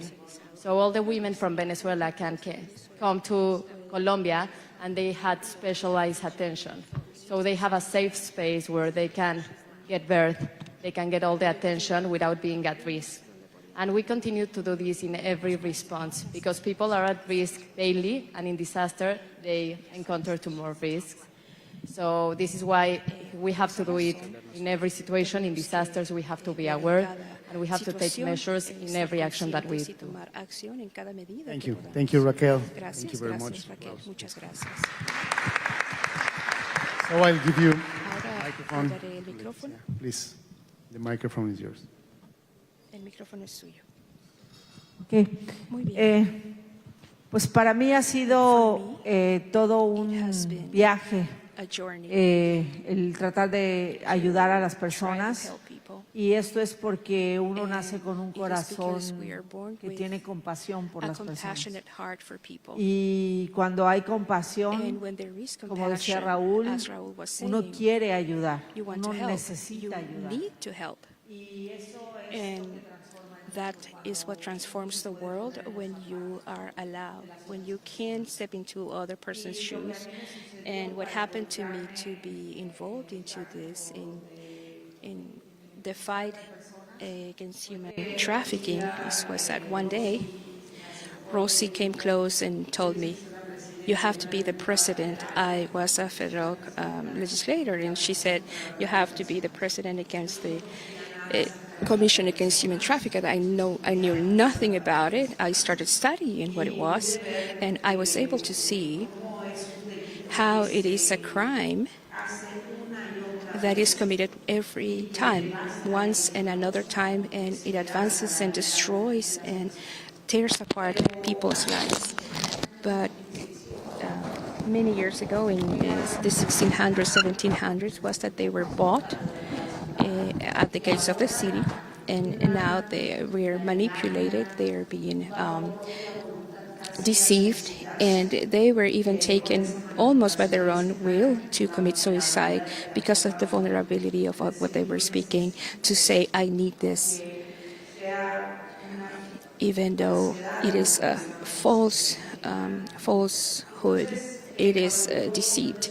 So when I discovered all this, and I saw too much corruption everywhere, I realized that I won't be able to go against human trafficking. I would have to go against Congress. I would have to go against so many people, criminal or organized. And I believe, hearing Lupita, you feel that it is too wide of a wall that can't be torn down. And that's what I felt. I said, how am I going to be president against human trafficking if this is something that is larger than I am? But when we put God into the strategy, God is even greater than us. And last night I was praying, I was saying, "Tell me what I have to say there." And he told me, "I died in the cross so that everyone could receive the healing and repairing of over speaking, so that all could reconstruct, rebuild the harmful of what society has become and the world, and that I died." Today I am sitting next to the Father. I am alive. I am not impotent. You have to ask me to restore. I have the power to restore, and I will use all of you to do that. And it was so wonderful to understand that, because I got ill from sciatica, and I was not able to do anything else but praise God. And I knew that God had the answer, and He started. I only found 7 people who were backing me up. All the Congress was against me. All people didn't understand what I was saying, and I knew that I had to stop the law that was coming, because it was a deceitful law that was going to liberate the human traffickers, and it was going to re-victimize the already victims. But I couldn't save the victims. But God did it. And it was so incredible. The answer was so incredible that at the end, I was called and told me, "Julieta, we're going to back you up. We're going to restore the law. The law is not going to move." And it is such a wonderful law that was approved in 2012. And now that is a human rights law. We have prosecutors around the country, and we have the protection of the victims through this law, although it needs action. It needs people with compassion. We can go to the light of God to speak to the attorneys with his light, to speak to the victims with his light, and to spread and contagious to people. That's why I love to hear Cadenas and Benjamin's testimony, because, and Raul's, and all of yours, because what you're doing is spreading your hope, your faith to other people. And that's what we transmit, that God exists and that God restores and that we are instruments in his hands. And what we do in the foundation is I had a child who needed a psychiatrist, that she would enter in crisis, that she would faint, and we had to take her, and we had to take her once again and another time. And I said, what can I do with this child? And God changed her heart, and God restored her, and he gave her a new heart with faith and hope. God does things. That's why it is important to connect with God. God bless you. Thank you, Leticia. And at last, Joseph. Hello. I want to first thank you for having me here. Gracias por I feel like a tiny person among giants when I hear what some of the people in this room have accomplished. So I feel honored and almost out of place to be talking to you. I'm in this space accidentally. And I teach at Columbia, and I serve as an expert witness on cybercrime. For those not familiar with the U.S. system, that means that when there are lawsuits, whether they're criminal or civil, after money is stolen using digital crime, I see the evidence and I render various opinions, try to analyze what happened, what should have happened, etc. There was a famous American bank robber who was asked, why you rob banks? Why do you rob banks? And he answered, because that's where the money is. We know, and in 2024, the Financial Crimes Enforcement Network, which is part of the U.S. Treasury Department, stated that human trafficking is one of, if not the most profitable crimes in the world. So, of course, that attracts criminals. I see cybercrimes. I see the evidence from them. And one of the things we have discovered is how this money moves. Because in the end, the criminals need to move their money between countries, between places, between accounts. So I, not as a professor talking, but as a friend crying to another friend so that you can understand the problem, and everyone in their own way, whatever they're able to do in terms of influencing public policy, etc., should understand what's going on. So the first point I wanted to make is that when President Bush coined the phrase axis of evil, the money that moves today, people tend to think of terrorists being one group, human traffickers another, narcos another. It's all the same. They're moving their money all together. They're allies.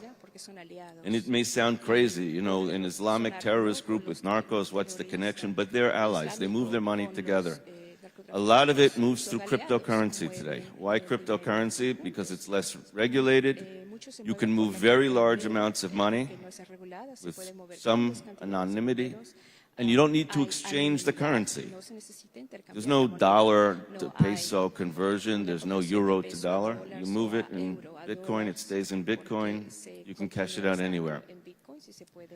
And what we have seen, and I've seen this in cases, is often law enforcement knows who's taking money and moving it, but they don't have the ability to get there. They don't have the ability to get it.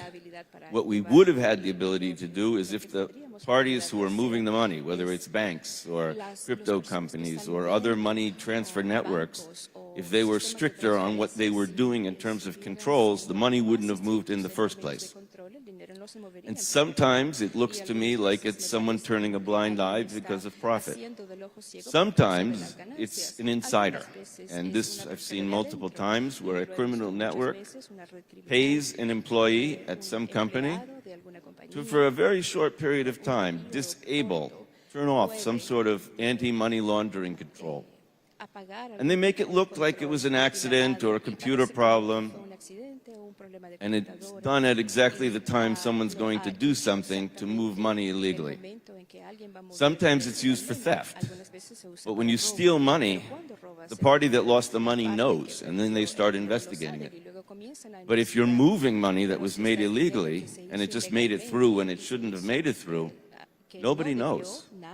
They don't see anything. Nothing's missing. They don't even know to investigate. And this is becoming a bigger and bigger problem.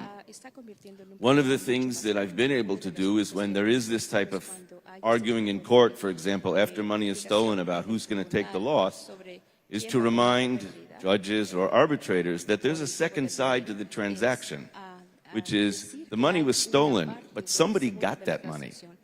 And let's look at who that party is, so that if somebody was careless or somebody looked the other way when they shouldn't have, that they can be punished. Because this money, and it's not my opinion, again, this is FinCEN who has said it very clearly, this money is going to terrorists, human traffickers, narcos, and North Korea.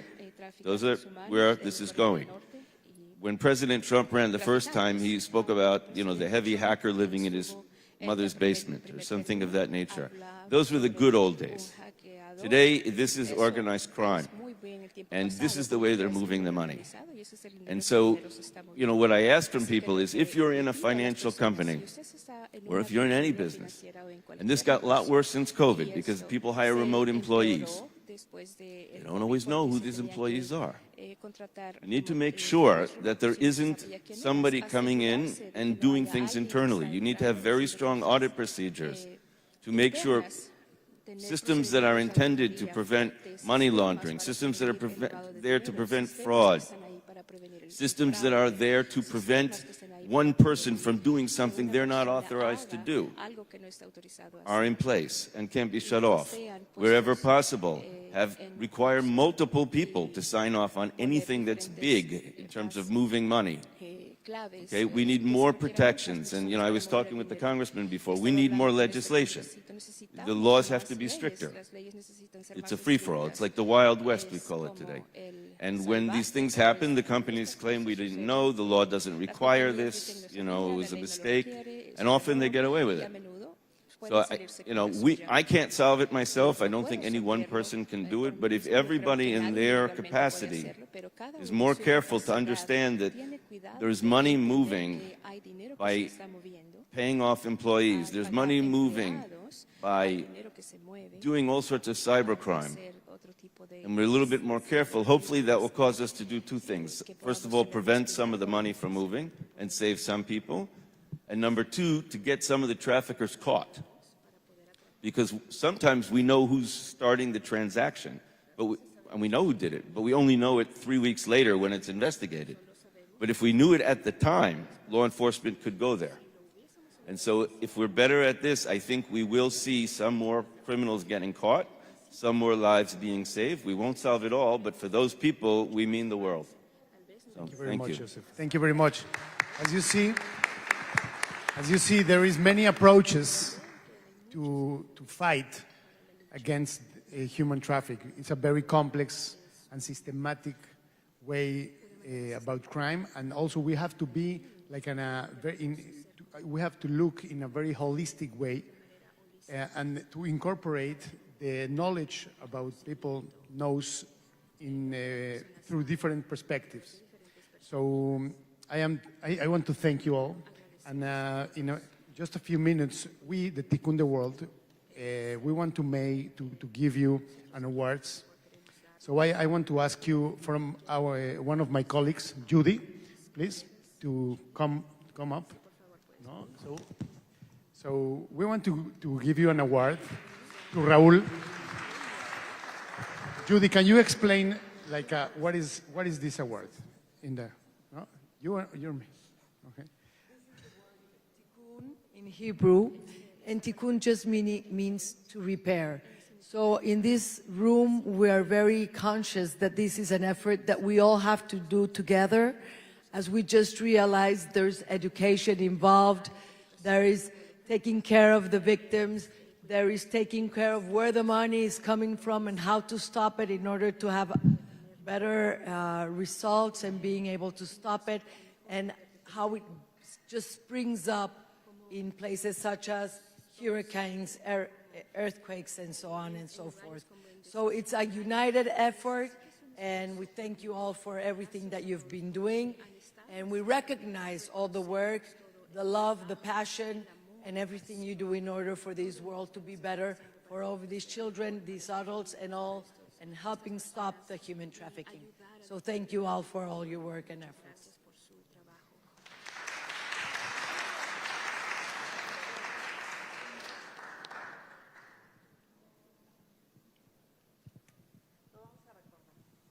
Thank you so much.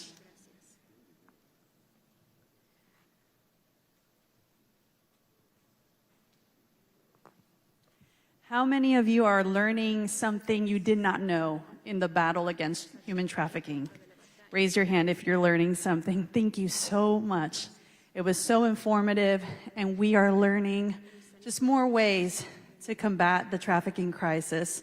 And to share a few words, on behalf of the Family Research Council, I'd like to call up Travis Weber, the Vice President for Policy and Government Affairs. Please welcome Travis.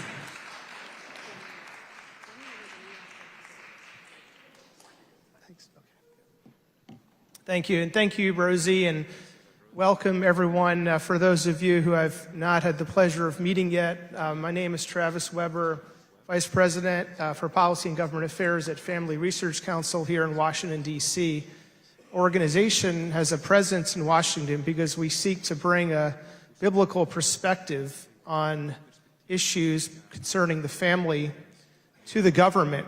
You know, we're sitting in a place of significance here, the House of Representatives and the offices of many members of Congress, but ultimately a nation will be blessed based on its adherence to God's Word and the principles that are outlined in God's Word. And me as a Christian, my Christian faith motivates me, but we're joined by an alliance here based on our adherence to principles of justice, truth, and righteousness, which ultimately stem from God as the Creator who's created us, man and woman, in His image. And from that reality, our human dignity is derived. So human dignity and human rights are a widespread currency in the world today, but people sometimes forget that they come from the reality, truth. It's not a matter of my opinion.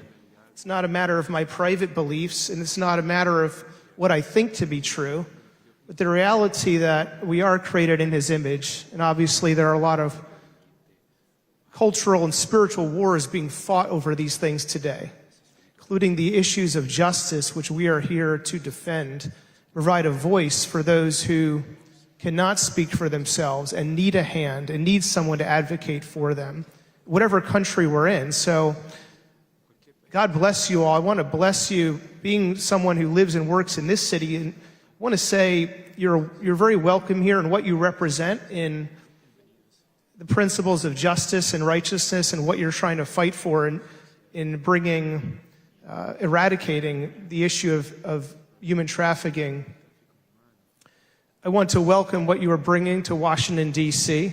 Our organization works with many members of Congress in this building, helping them understand the issues at stake and being a resource to them when they want to defend family and life and freedom.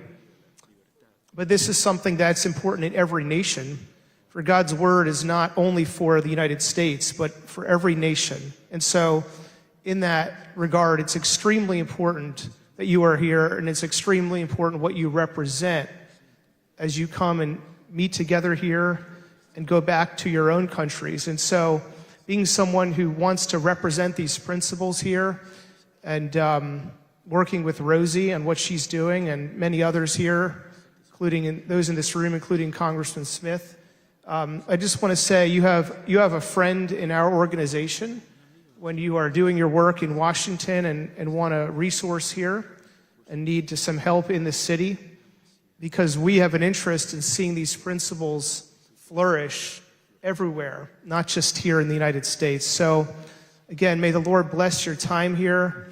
And again, you are very welcome, and thank you for your time.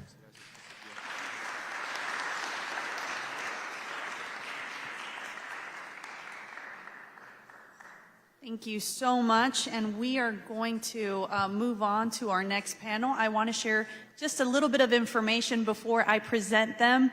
Right after this next panel, we will have lunch here in the room. We have a lunch break from 12 to 1 p.m., so you won't have to really go out, but we're going to have that break, and I just wanted to anticipate and announce that so you don't go anywhere, because right after this amazing next panel, we'll have our lunch break here in this facility.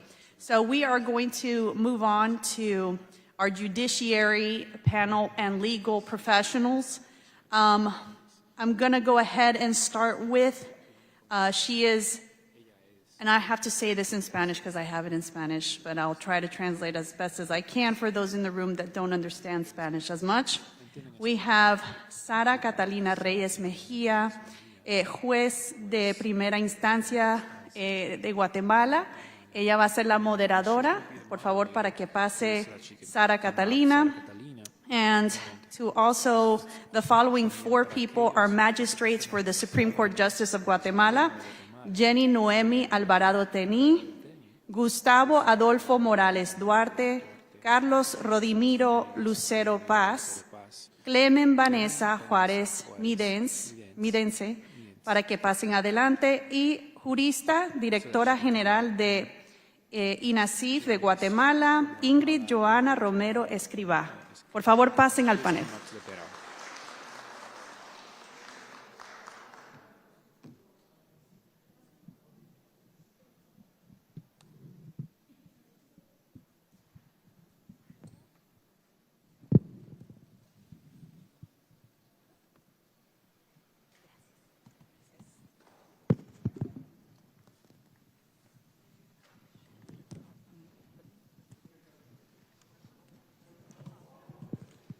¿Sí?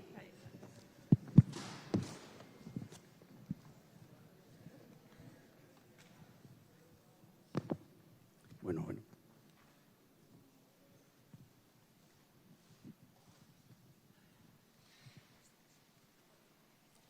Buenos días a todos y a todas. Good morning, everyone, and welcome today. Bienvenidos, damas y caballeros. Somos Guatemala. Bienvenidos a todos. Thank you. We are the Commission for Guatemala, and we're very happy to be here. Before everything, to be able to share with everyone as we can. They're heroes that every day they fight without recognition, formal recognition, besides satisfaction that we are doing what's right. And today, it is my pleasure to present my bosses, definitely. They are the magistrates from the Supreme Court, which I am very proud of, and of course, the Forensic Sciences Director that I'm going to present, and it's my pleasure to present everyone that transcends these borders, and it's the truth. We know that how hard it is for the magistrates from the Supreme Court and as directors to face such strong fights, that is, to speak publicly about human trafficking and to take decisions so bravely as they have. And as a Guatemalan, I'm very happy, very proud of my country, of course, and of the posture that's been taken about this topic. So transcendental. I'm going to present who's here today in this panel. I'm going to start from this side so that you can see Magistrate Gustavo Adolfo Morales Duarte from the Chamber of the Supreme Court. Thank you, Mr. Magistrate. We also have the dear Magistrate Jenny Noemi Alvarado Tení from 13 from the Supreme Court Justice that is with us today. Thank you. We also have our dear and Clemen Vanessa Juárez Midense from the Cámara de Amparo and from the Supreme Court of Justice. Thank you very much. We also have Magistrate Carlos Rodimiro Lucero Paz, vocal primero from the Civil Chamber of the Supreme Court. And lastly, but not least, we have the the instructor of the Forensic Science Director, Romenzo Esida. Welcome, everybody. Very well. We have the objectives for this forum. Our main objectives is to be able to ask questions to our dear magistrates and the directors so that they can share with you how Guatemala is facing human trafficking and what are the main advances. So we're going to begin with one question, one specific question for our dear Magistrate Morales. What do you consider to be the role of magistrate in enforcing against human trafficking? Thank you for your question. First of all, I want to thank the invitation that Rosie gave us to be in such a noble movement in Washington. Thank you for inviting us. And definitely it is to guarantee the access to justice. More than anything, to approach the population.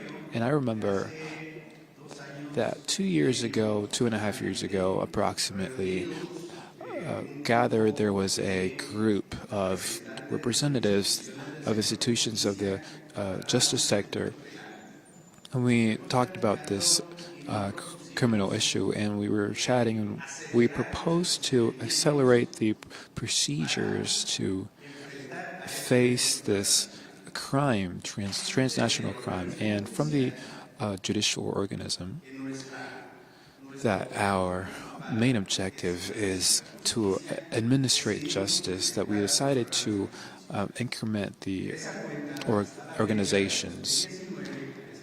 And to this day, from 2019 to today, we have 17 jurisdictional organizations that are specialized in the crime of human trafficking. So as to say that we have justice specialized to face this. And from those 17 organizations, 8 of them are judged by first penal instance, 8 tribunals, 8 sentencing tribunals, and we have 1 chamber from the appellate court especially for human trafficking. And that's been an advance, very important in the administration of justice, to have that approach to those vulnerable groups.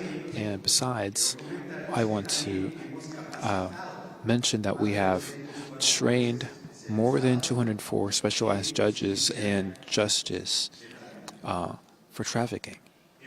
And we have celebrated more than 17,000 trials and more than 2,200 sentencings that are vinculated with the crime of human trafficking, is to say that we are still advancing. Another important fact is that we want to share is that with the help of the U.S. Embassy, we have been able to install within the penal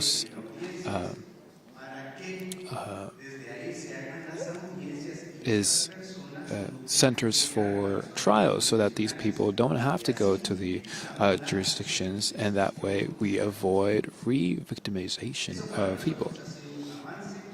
And that's been advanced because through technology we have been able to have those trials, to not suspend them and to not make those trials longer. And that's been our answer, is to guarantee that access to justice. Thank you.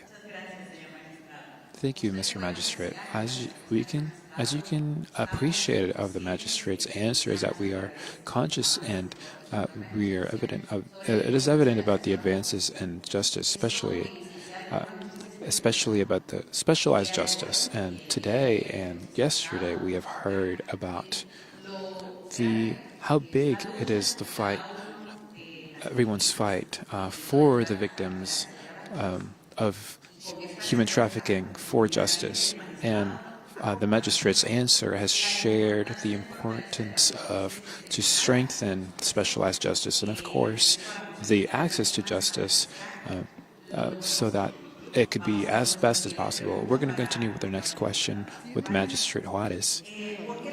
Why is the independence of so important to guarantee an effective system in human trafficking? How do you guarantee the protection of the human trafficking victims' rights? Thank you for the invitation. Thank you for your time so that you can listen to our intervention. The question is that you've made is very relevant. The judicial independence is vital and essential to give an effective answer to the population in regards to this crime. Generally, we think of judicial independence as something element or an essential element of rights, but it is. But within this context, what we're speaking of is to visualize more as a guarantee, essential guarantee to the victims. And when we speak of judicial independence, we think about the judge's faculty to be able to solve cases that are, to his knowledge, and applicable to the law, and to the facts that he sees, and to the facts that are to those cases. And that's independence, judicial independence. But it's important to highlight that these aspects can be very technical, but at some moment abstract. But when we take these to practice, they are in effect very practical, very concrete, and is to say that they're related to this way. If there is a resolution, a judicial resolution that can dictate, and for some reason these resolutions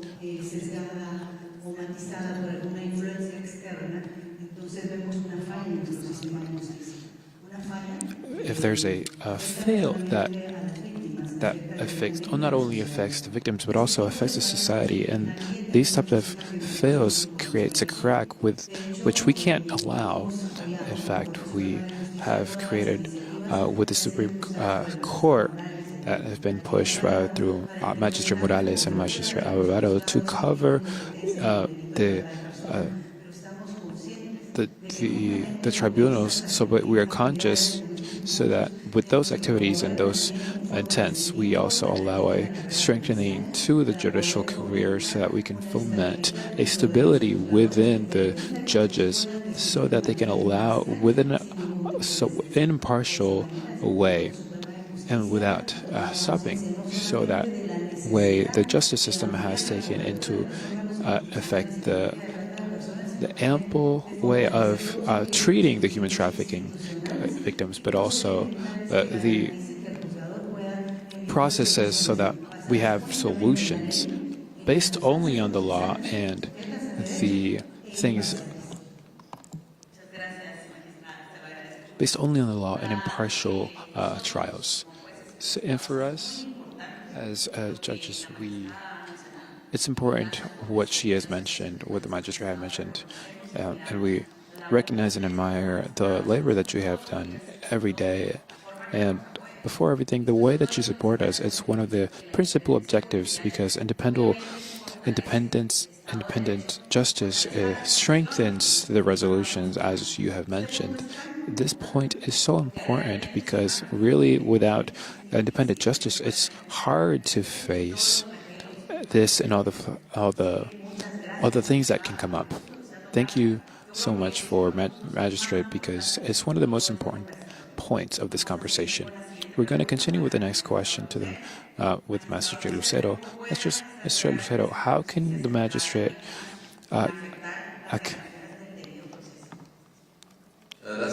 Thank you very much, Washington. Thank you, everyone here. A cordial hello from my country. Welcome. Thank you for inviting me to this 5th summit against trafficking. And I thank everyone, especially the association Buscando Héroes through Kaleido and Rocio Rosco for her invitation. A cordial applause, please, for them.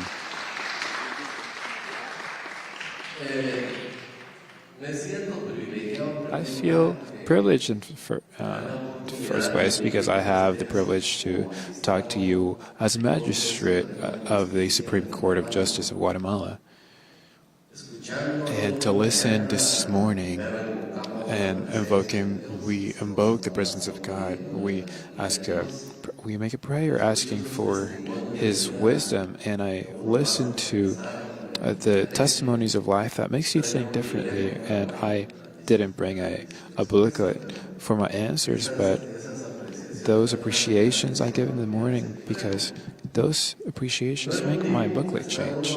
And it's not the same to be in one organization that administers justice to a jurisdiction, to listen those testimonies of life that you get shared. And that made me be more conscious of the reality that we live in throughout the world, because this is a transnational crime. We Guatemalans live it, you here in DC live it, and that in the entire country, and that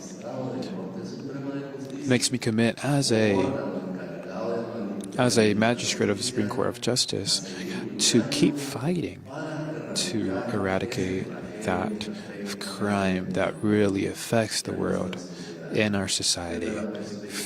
From the perspective of a judicial organization, we also form a 13 magistrate complex where we make decisions and jurisdictional decisions that has taken us to admit the according agreements to treat this crime, and to say we can't close our eyes, we can't close our ears, we can't close ourselves to the reality that we live here today. And I'm a father, and I have 2 children, and I am even more committed to fight for those victims. We've already listened to Lupita's testimony, and that makes my bones shiver to listen to that testimony. It's not the same to see a case with letters, to listen to live testimony like Lupita has shared me. I don't know if that's her name, with all due respect. But as to say, we're going to give a greater, push to this topic. To our victims, we're going to give them more attention. The topic of victims about this crime, human trafficking, from our magistrates. And with this being a institutional politics, because this is this is world politics, and for all of us being here, we have the interest of this changing, and for humanity not to be disappearing in the world, but with the transcourse and all of the institutions in charge of administrating justice, including my country, Guatemala, we are committed to attend the victims, not to re-victimize them, as we say, and to respect certain constitutional guarantees, that is the due process. Because many times it is easy to accuse someone of a crime, but we have to also show it. Unfortunately, we are in front of 2 places, the accused and the accuser. And without losing the perspective of fighting for the victim and also fighting for the constitutional guarantees as due process and the right of defense that is so sacred and constitutional in the Constitution of the Republic of Guatemala. Thank you. Thank you, Mr. Magistrate. Our magistrate has emphasized the paper of victims and the process. You're going to understand that as the processing of Guatemala, our position, especially in our position, the Supreme Court, we have to admire something very specific, and that specific point is that it's not only something that's been placed by Guatemala as a unitary work for the magistrates and judges, but it's also something institutional politics, and it's very important because it implies that it's not just the judges and the magistrates, but to work together in inside policies that helps us work. But equilibrium, as the magistrate mentioned, is in the respective guarantees as to balance all of that is the effort that we all have, and to respect those guarantees of the other side, which is the objective. We're going to continue with their questions with Magistrate Jenny Alvarado. Within the victims of the penal system, what would you consider the main practices that would strengthen and guarantee a reparation that is central to the needs of the victim? Thank you, Sarita. First, I want to thank God for this day, for this great opportunity that we have in this country to open their doors to listen to us and to share what our accomplishments are and our obstacles as well as a country, and as a country, that you don't lose faith, that you are committed to fighting this crime and to prevent and punish as well, and in a way to take each other by the hand and united against this transnational crime. And because many times our obstacles are similar, and it's going to be a big help to eradicate this crime. I want to thank Rosie Orozco. Dear Rosie, thank you for the invitation. You're a great person. You are an image of leadership and unity, and you are contagious in that way, because we want to be committed and raise our hands. I also unite myself to united in that fight against human trafficking. Thank you, Rosie. Thank you for everyone that's also believed in her and supported. I shared that last year I came, and it was very interesting. I left with a different mentality that I came.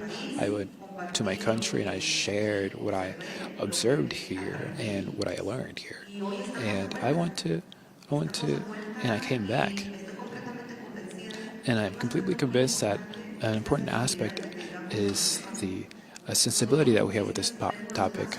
As jurists, we have the case and the files, but listening to the testimony of a victim opens our understanding and also our hearts. That makes us understand. And without the institutional commitment, and without the commitment of the other institutions, we can all strengthen the work that we're doing at international level, Central America, and to the entire world. Also to thank Epoch Times, because they're also giving that cover, not to us here present, but also all those that are seeing from home, and to taking this from home and teaching them, what are we doing? We're committed, and for them to know that this evil exists, and giving more space as a technological, for example, to open a space to capture and help some victims. Especially in Guatemala, we have girls and boys that are very vulnerable. The topic of victims for us, for example, is something, a principal objective, the topic of worthy healing and integration besides the economic. We see that victim is a human being, and have suffered, for example, when Rosie's let go of the plate, I jumped, because that's what happened when her feelings are altered. And that's one example of a human being that we see, a boy or a girl, that their dignity is vulnerable, their person, their mind, their body. And sometimes we think it's going to take time to restore, but the example that she gave motivates us so that we wouldn't lose faith for that committed work in our case through the law and through the work that we do so that we can consolidate those human rights that so that this girl has, the victims, human trafficking in all their modes. We believe strongly that the sensibility of the judges is very important. I want to share today that part of who we are here. I want to share that Sara Reyes is the president of the Association of Judges and Magistrates, and in the internal of the judicial, we have more than 1,200 judges. Is that true? Yes, 1,200 judges, and we do social projections work, academic work, and that is good because we have to look for all the places where we can take not only the update of knowledge and jurors and legal, but also the sensibility of the judges and to see the truth of what our country is going through. The magistrate Juarez Vidense, she perceives the judges of Guatemala and the world, and through this association, it's more than 500 women because we also have to take into account the perspective of gender and that difference that it makes, and it's to a global level between men and women. We also have to have an update of the different institutes that can realize a equitative justice, and through these associations to promote. It's been gratifying because we can link judges in a good communication so that we can support in different topics. Here is also a group of judges. I'd like for them to stand up. Judges and magistrates. Over there, it's Penal, Civil, High Risk Family. Thank you.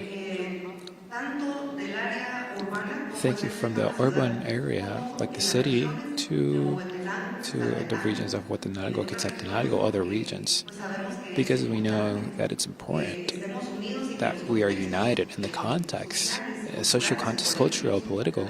Sometimes it's different, but this evil is one evil, and because that's why it's important that we are strengthened every day, so that we can know and to know that we have good allies like the ones that are here. So that's why the word reparation, we're putting more emphasis on it. I'm going to go into more detail, but Guatemala is present, and Guatemala is raising their hands saying we are present and working hardly against human trafficking. Thank you.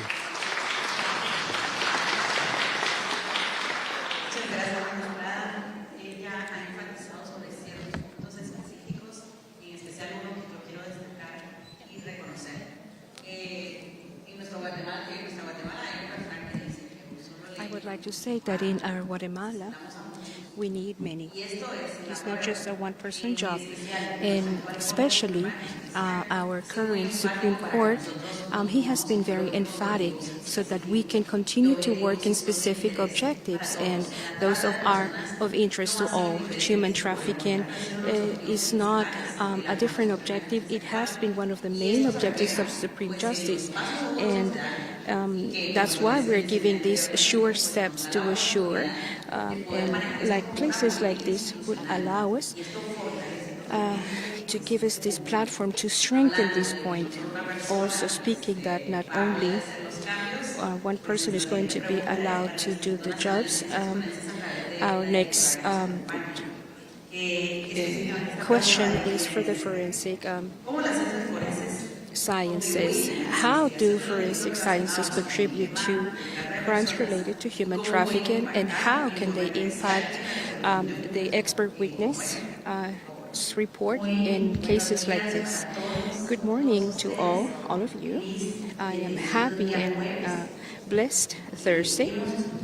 We have heard today in these important days in this summit, senators, Congress people, and religious leaders and committed people words with this social scores, and that we also see different modalities that go against every dignity, against people's human rights. And that's why I want to particularly thank Rosie Orozco, the Supreme Court of Guatemala, and all the people that made this activity possible, because they are given participation to a participant who many times is not seen within the criminal process. Who is this? The legal medicine and forensic sciences area, because it becomes an indispensable auxiliary for prosecutors and judges for the process resolutions that are being known.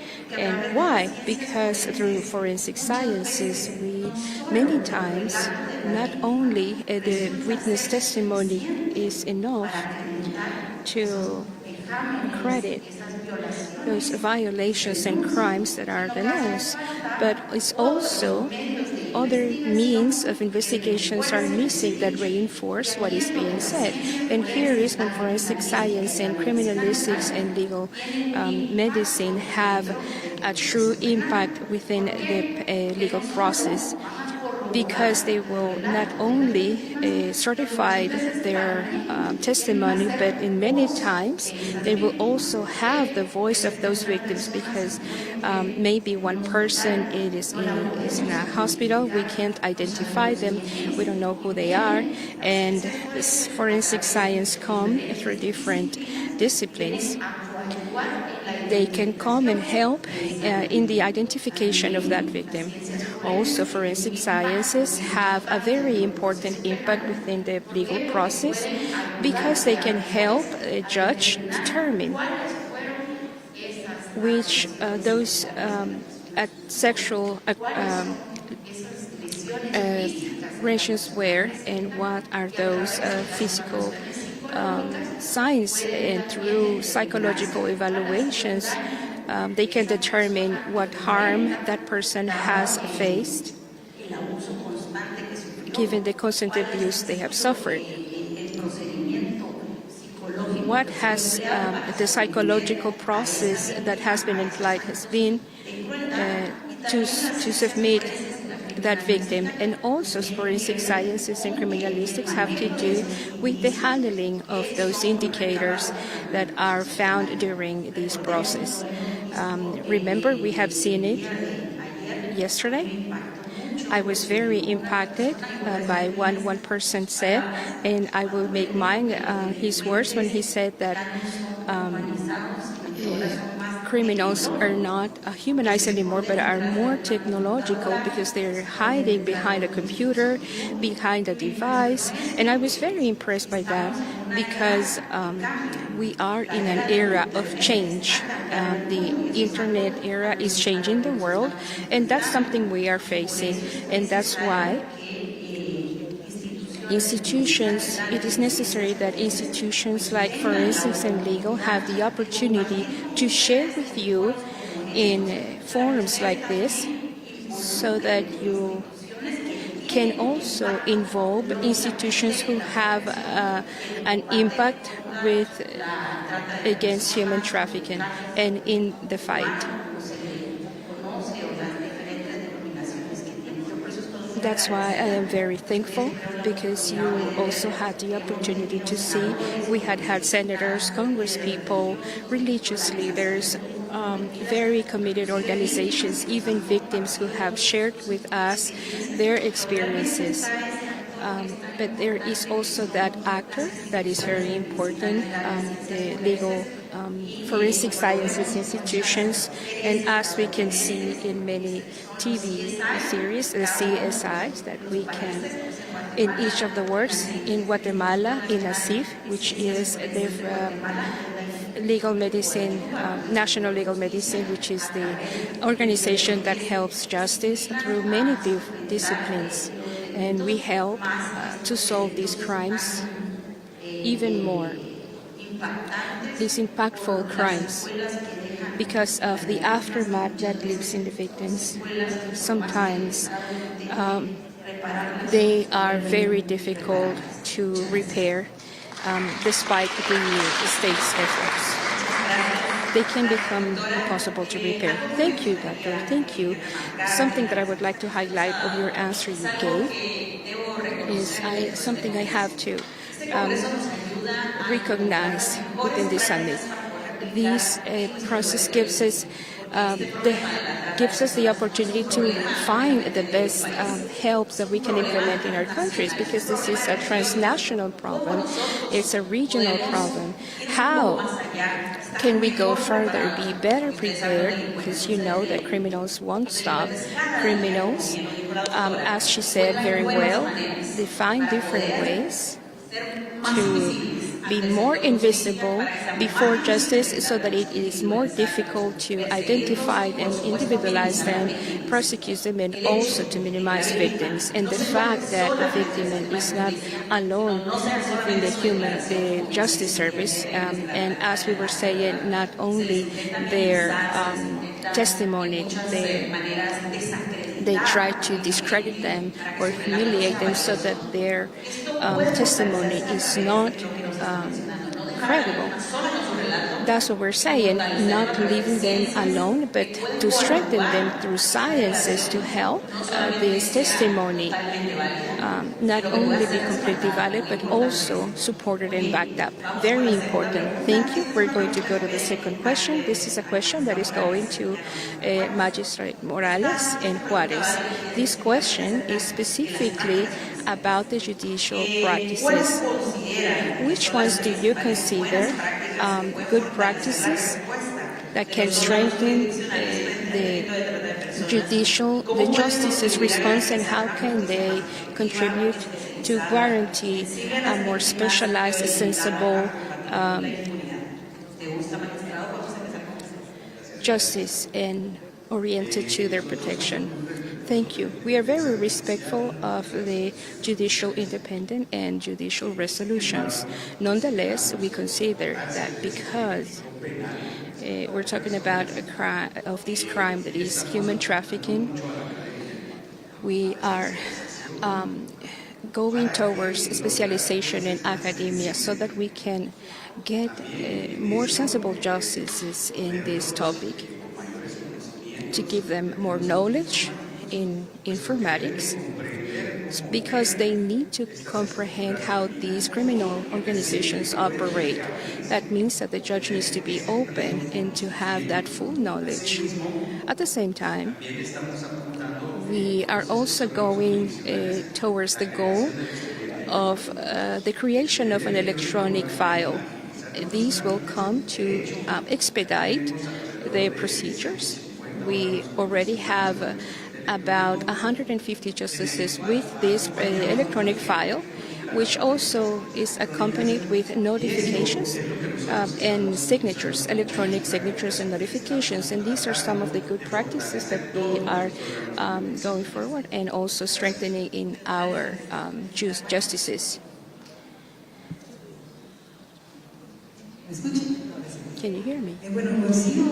Well, I agree with Magistrate Morales was saying. I believe that the most relevant in this moment is to continue to train in specialization. Particularly, I would also include in this aspect sensibilization. I do believe that it's very important for judges to be working in this area, have contact with summits and forums like this, where they can have direct information at first hand from the victims of the survivors, because that will generate a different attitude inside the judge and a deeper commitment to justice application.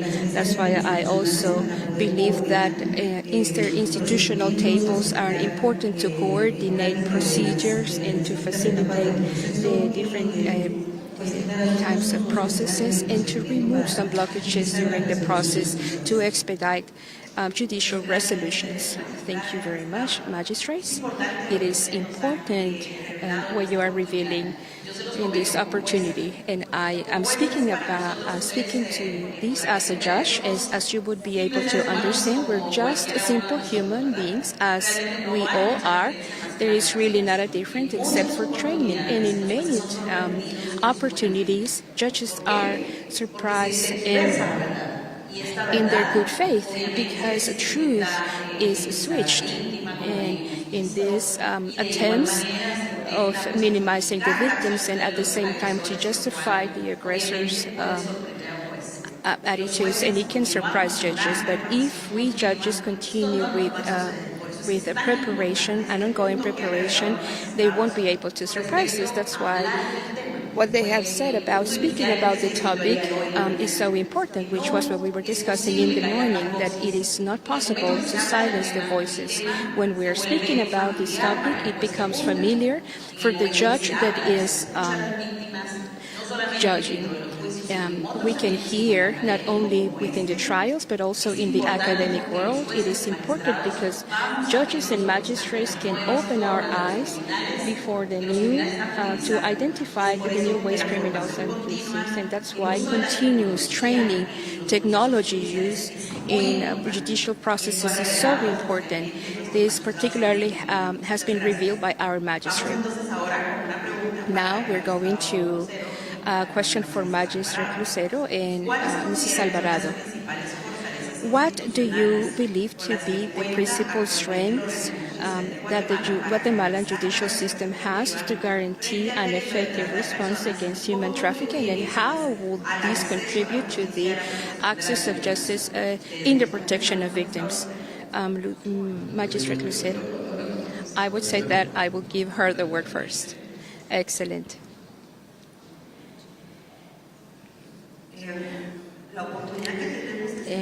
The opportunity we have to be directing an state power, I said it before, it is a great commitment, but we will do it well, and we will accomplish that if we know that we aren't able to advance alone with the problems of our countries.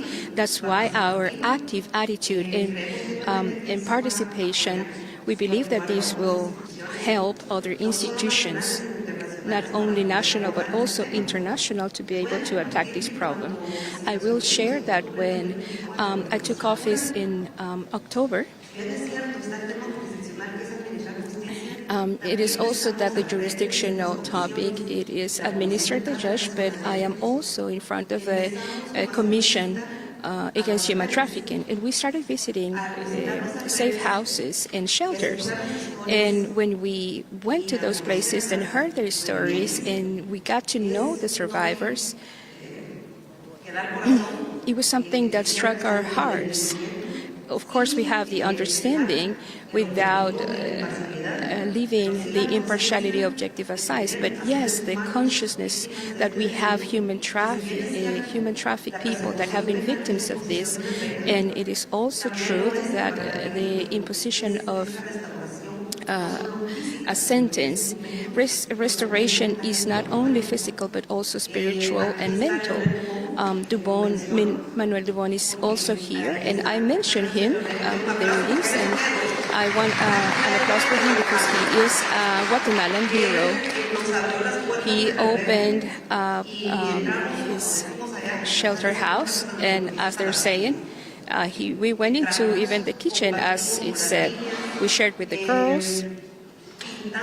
We painted some drawings with the girls, and I will share something personal. A girl, when I saw them painting, told me, and they gave me in crayons. I said, "What do I draw?" And she looks at me, and she said, "How do you feel today?" She was 10 years old. "How do you feel today? Are you happy? Are you sad? Why don't you think about a happy moment? You can draw that." And it was so incredible to see a person who has suffered so much gave me this wonderful suggestion. I saw Magistrate Morales from the other side with a face, an expression that I keep in my heart.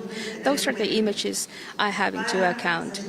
to do your job with conscious and motivations to be willing to make changes, because that's what we need. We need to make changes. Yes, we are in an institutional centers that is led by the president, also the victim protection center, and there are several other offices and several other institutions, and there we talk about different problems that we face as institutions and as countries, and we also generate responses to generate those changes. I want to share that being at the Supreme Court, it is not only a professional challenge, but also to be able to generate a change in which we can open up spaces where what we require is more sensibility, more compromise, more consciousness. And through that channel, we have been able to speak about penal measurements.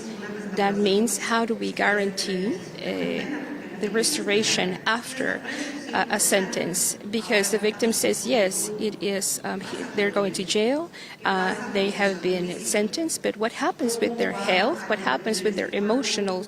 How will the psychologist and the doctor intervene if medicine is needed? What happens with the victims? This is important, and that is, since then, how we have generated these projects that are going from 2024 to now. We are now launching a guide with procedures on how to repair, because this is a very, very hard work with the Supreme Court. Another important aspect we're able to do is to help the judge, because there are state programs that for the judge it is also important to have a guide of programs. The Cooperación Española is helping us with this to make these state programs for the judge to take hand on when imposing justice. And for example, let's identify that, say, well, this program can be applied to this case, because those would be guarantees. And also, Rossi was with us in a judicial Congress summit, where we also had some victims, and it was very impactful to our judges because we were able to hear their testimonies. And for them to be able to share with us meant, besides the care and the hug, to say we care about what's going on, because a victim would be in Guatemala, in any part of the world. We are also thankful for Rossi's presence, because she was there with us in Guatemala. But the most relevant I would like to share is that we have a bill, initiative of law, that we already conformed work tables, interinstitutional work tables, to be able to reform the law against related to the victims, and that is a great advancement. It is a great opportunity we have as a justice, because we are analyzing how the legal process or legal subject, or the process, or who is launching this process, not only in sentencing, but at the same time transformative, worthy transformation for the victim. We will do an activity where we will launch this proposal to the Guatemala's Congress. And I also want to share, we had a conversation with the president, and we were talking about this topic. He says, well, my daughter is a psychologist, and she studied at Cambridge University, and I am very proud to share it, because we know it's not easy. And when we went into a Zoom meeting, she tell us that her specialty is human trafficking, and she is doing research about the psychological attachment from the victim to the attacker. And she's doing such an amazing and important work, and we asked her to help us with some activities in Guatemala.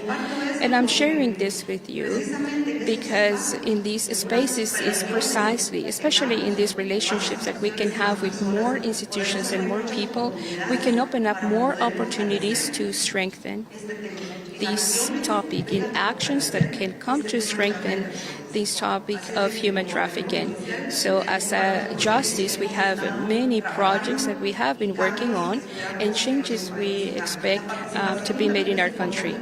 International participation is also very important. We were in Costa Rica in the update of this international cooperation.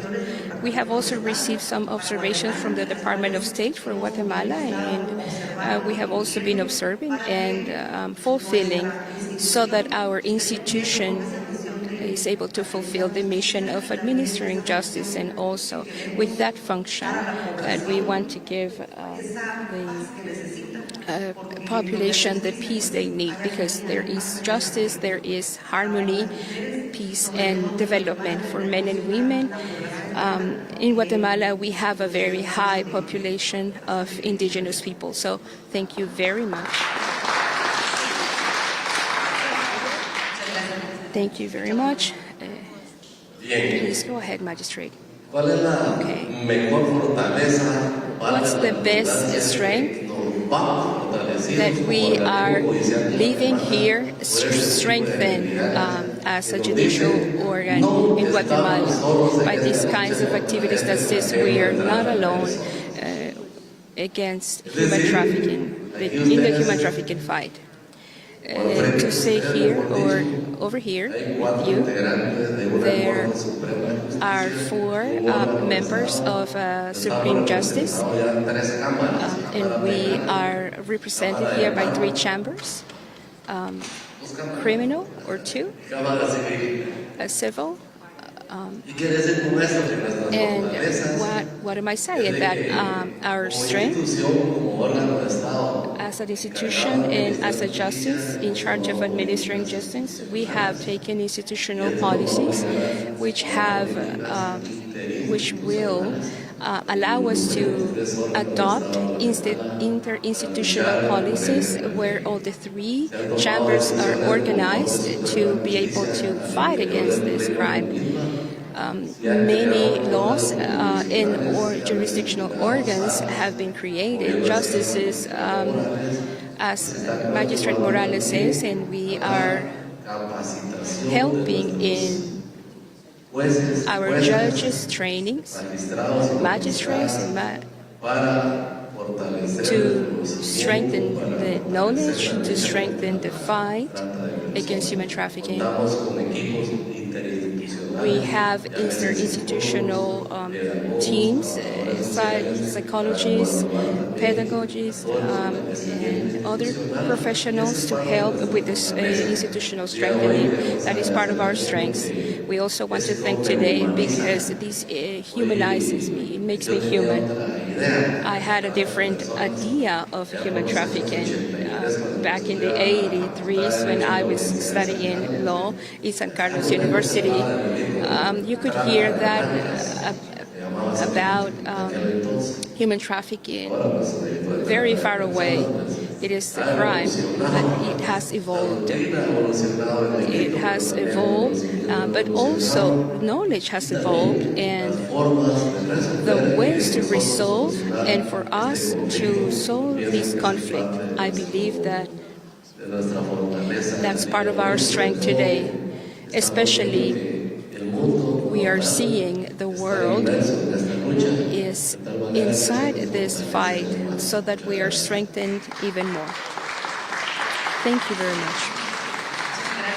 Thank you to the magistrates that have answered this important question. How do we, as Guatemala or justice, respond facing this huge need? to be able to support and help the victim must be one of the strengths of human trafficking fight, especially continuing education as one of the most important elements. And we're almost to the end of this conversation we're having today. We have this forum where you will be able to also close with a golden brooch, as it should be. We want to share the main conclusions like from INASIV and as Supreme Court about this important topic. To judge, judging to protect is definitely the central point. We're going to ask these last questions. From this perspective, what message do you consider to be important against human trafficking fight?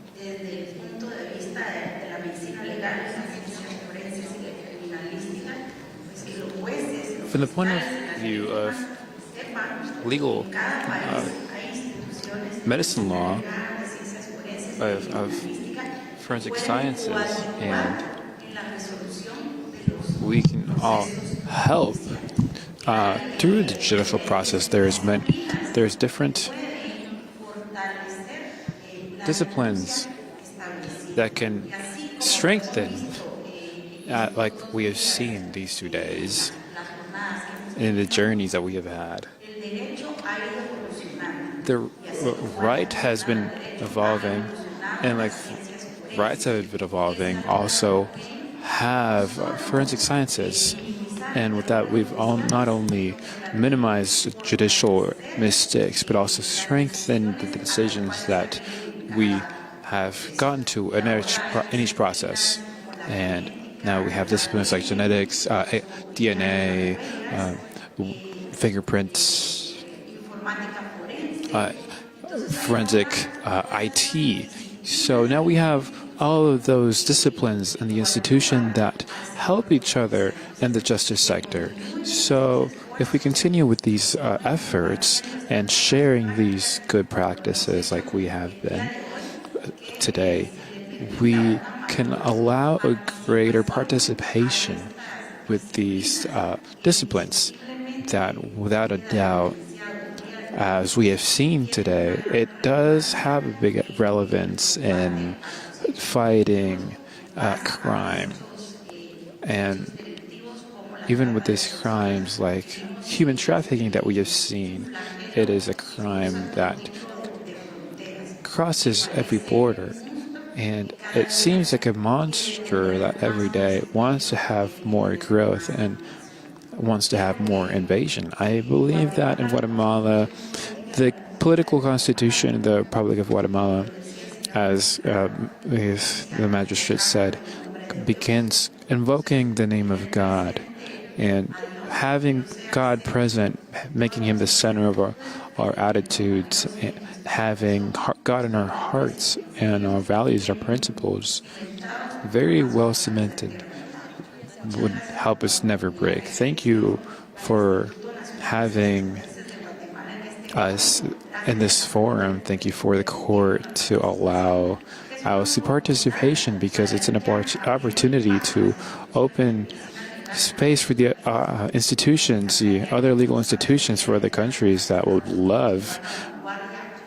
For example, next time I would love the U.S. to be here because they lead technological topics, but that push of the door so that we can take into account these participations like the legal medicine, law medicine, and the criminal law, because it's very important. And I would like to thank your participation, because it's very important. Thank you very much. To our magistrates, we're going to give the opportunity to begin with Magistrate Morales. But from the experience of magistrate, what experience do you have to strengthen the fight against human trafficking? Thank you.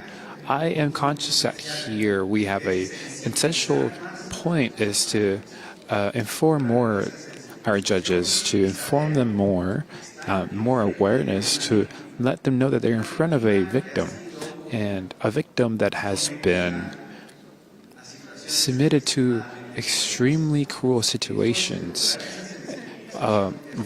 Creating that awareness is fundamental to us, with a focus and crime, with a focus on the victim. That we consider most basic and fundamental in judicial resolutions.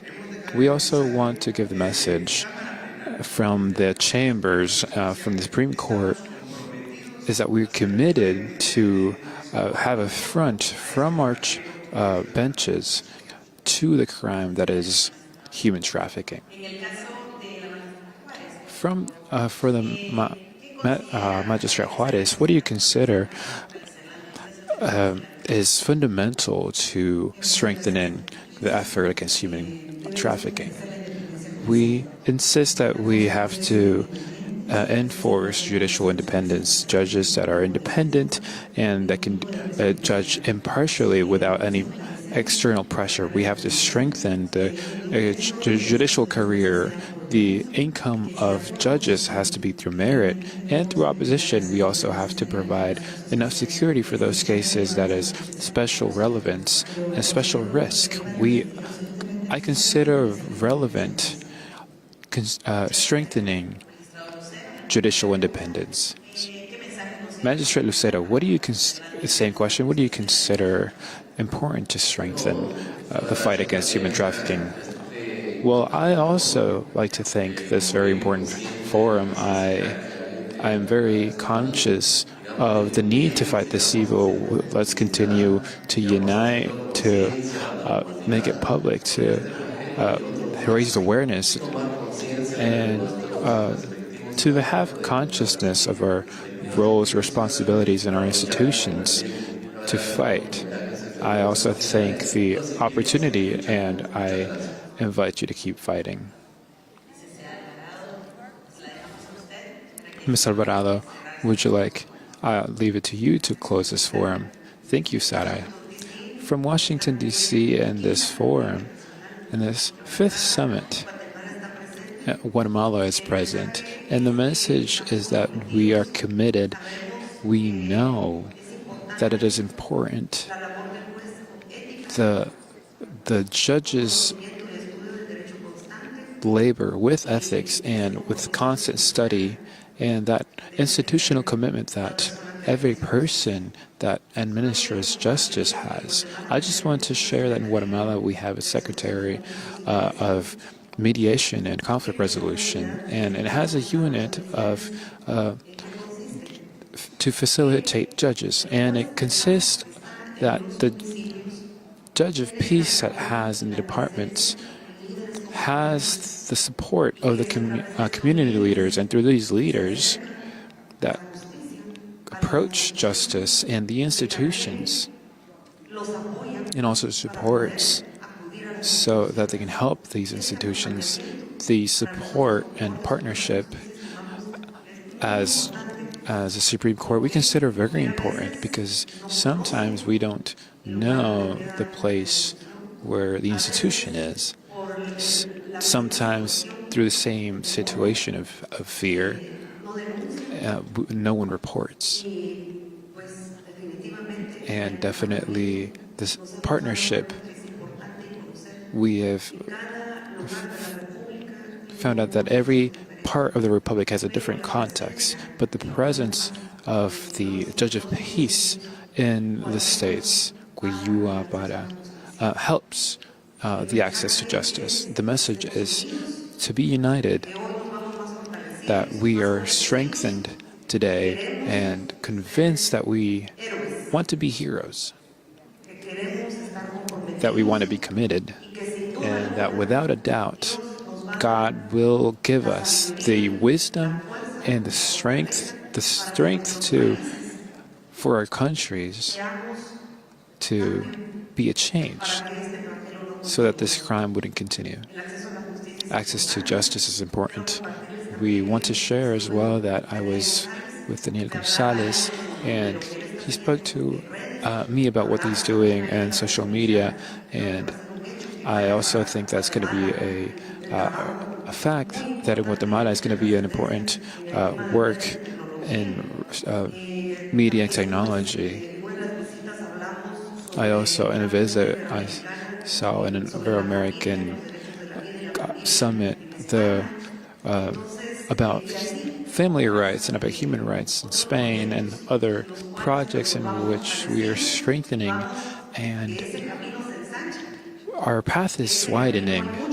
There's still a long way to go, but we also have the firm conviction that we are working hardly so that human trafficking is combated. The body isn't a thing. Life isn't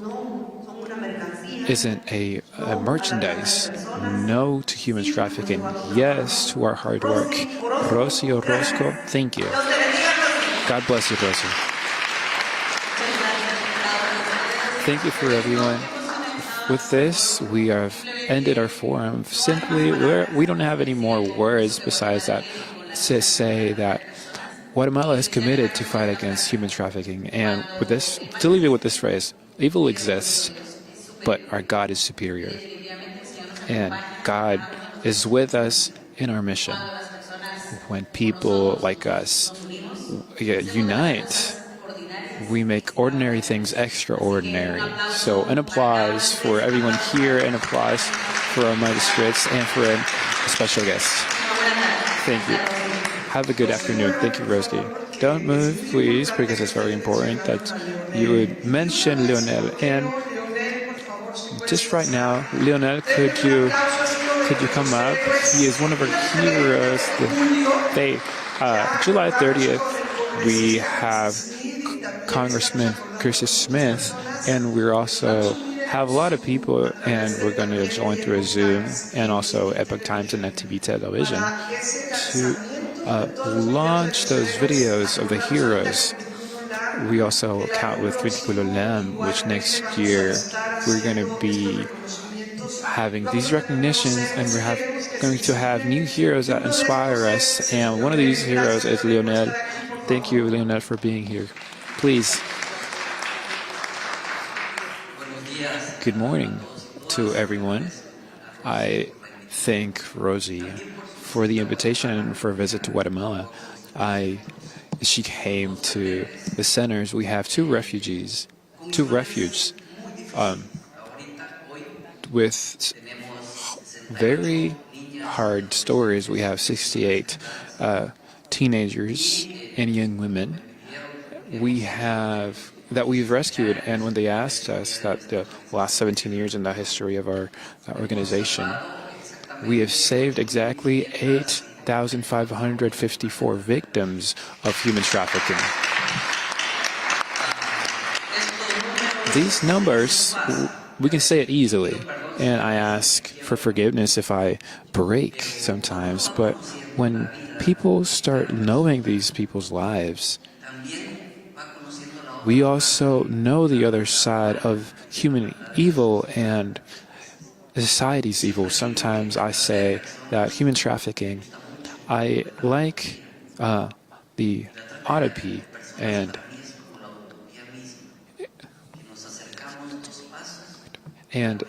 human trafficking is like autopsy, and we approach horizons, and it's the same as human trafficking. We assume that we have advanced and we have done a lot, but when we see on the other side has also advanced and gone further ahead, because unfortunately they have more capacity to organize, like even ourselves. And because of that, I want to applaud the magistrates here and the judges on the other side, because this isn't built in one night. This is a product of many years of work in Guatemala.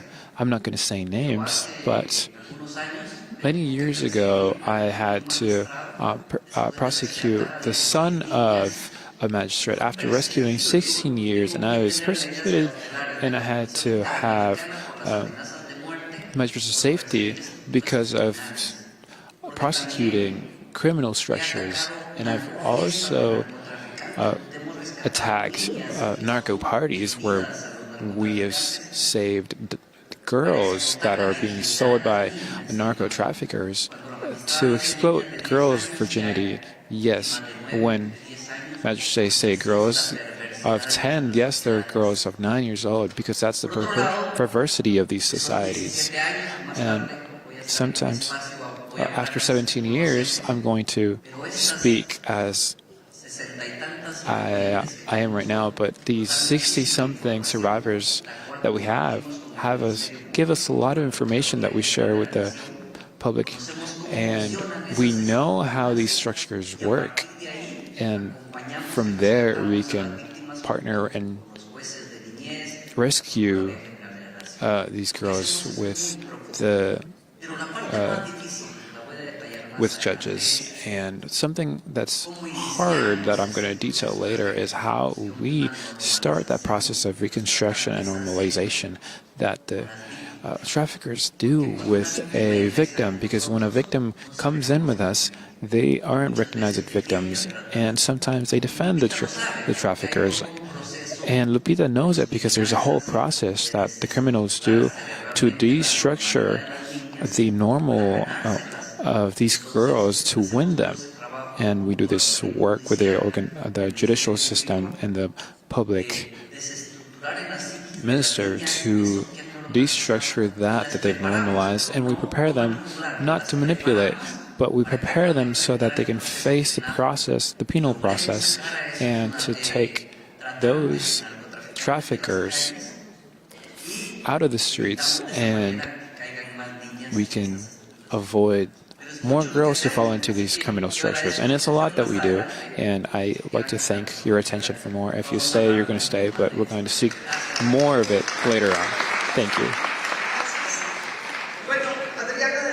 Adriana de la Fuentes, if you could come up really quickly before we continue to the food. I would also like to thank comedian Adriana that's also here, that one day we got to meet the University of Santander, Enrique Navarro. Enrique, come up 1 second, please, so that we can make this announcement. In Guatemala, we want to offer for them to have the first scholarships that the university is going to give against human trafficking. Enrique, could you mention how many scholarships Guatemala can have towards a diploma against human trafficking that's happening in December?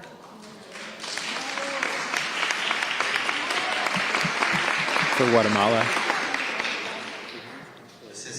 Well, it's very important what we're doing. What we're talking about. We are announcing the scholarship, and we're going to give this further ahead. But this multiplies, and if we give Guatemala 1,000, the other countries are going to ask 1,000. So we're going to give them 2,000, so that they ask for more. Totally free 2,000 scholarships so that we can keep training. And thank you for everything you've done in Guatemala, for what you've planted. Guatemala is an example to the world, and the judges and magistrates of Guatemala are an example. A big applause to Guatemala. Adriana, if you can give me the favor, if you want to sit down for a little bit. If you can sit for a minute. 1 minute. Thank you, Rosie. Let's save this stamp, this postal, in our minds for more than 230. For more than 230 years, we've talked about abolishing slavery, and it begins at the beginning of the 17th century in Haiti with the rebellions, and for that, France abolished first trafficking and then slavery. Then England followed, and we are right now in one of the summits that invites you that this this effort has to be strengthened because Guatemala is one of the most civilized and educated, and they trust that their influence can transform not only lives but also the world. We also face the risk that we are going to swallow things like pills without discerning. We face the risk of believing that this isn't possible, but we have characters that can have the influence talking about topics like in more than 200 countries, like as Sanchez Morundo, and his position influenced the whole world. But we have people like Don Manuel Añorde, who is the one of the strongest people in efforts of respecting justice in Mexico. We have someone who has an outstanding example who says that justice without love is tyranny, and diplomacy without love is hypocrisy, and work without love is slavery, and life without love is insufferable. And when we think about these topics where we have the ability to discern, we sometimes miss this sense of real transformation. Roto International has, 42 years ago, we lived in a world where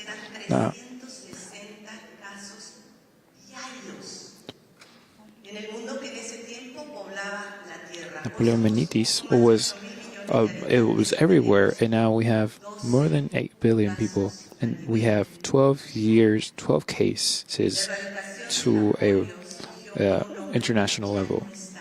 It's been eradicated by someone who is no longer with us through the initiative of brave minds that they haven't let themselves be underestimated by the task.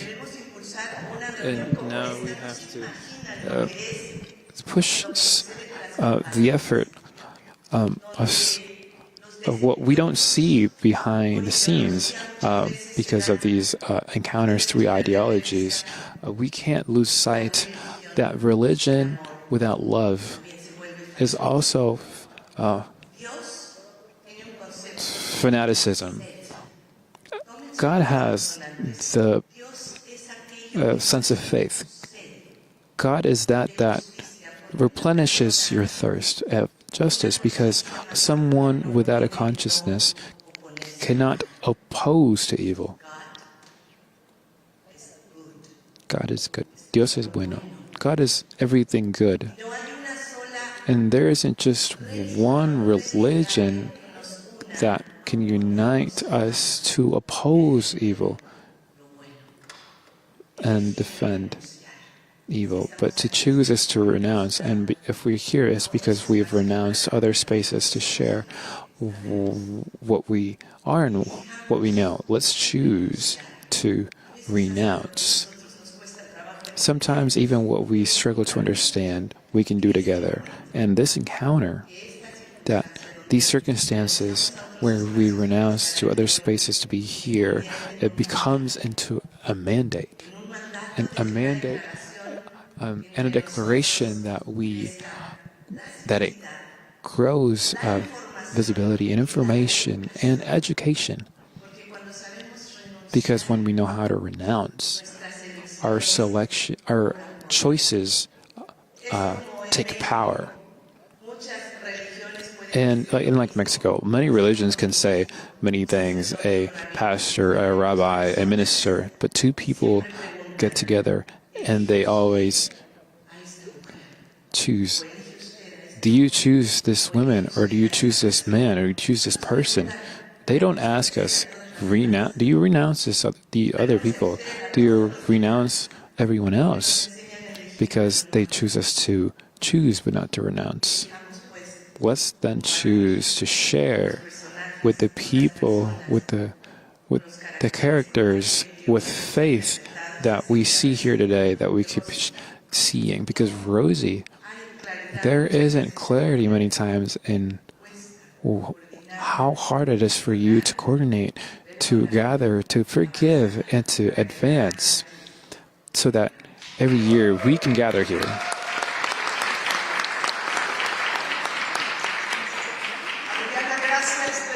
Adriana, thank you. Since 2012, you've been accompanying me as a counselor against trafficking. Thank you for being that friend, that ally, and always was. Father, thank you for the food. Bless the food of those who made it, and let us, in this time, choose love and be united, because only united with you and with us, we can make the difference. That's the slogan of the United Commission. United, we can make a difference. God bless you.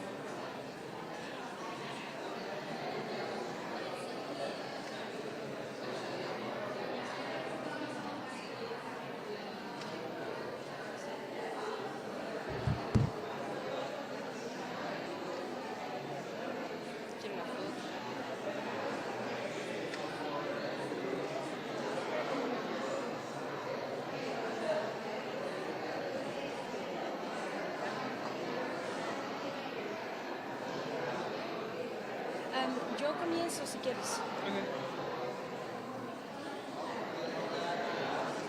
¿Quieres un dulcito de menta? You're fine? Okay.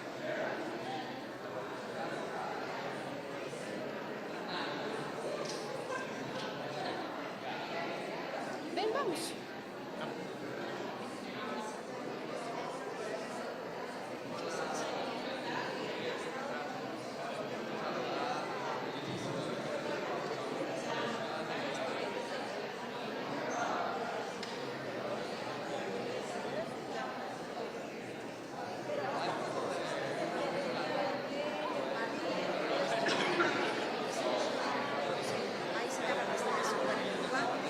Supe que se dio, pero no supe más.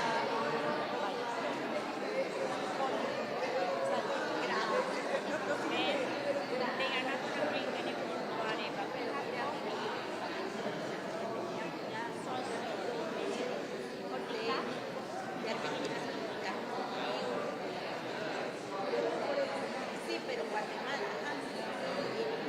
Okay. Let's start finding our seats again. Vamos a empezar a buscar nuestros puestos. Pueden pasar a sus asientos.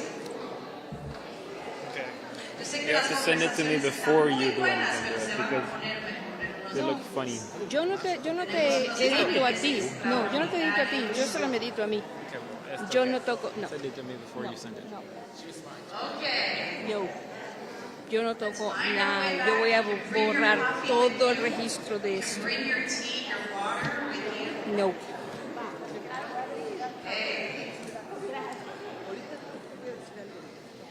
Okay. Are we on?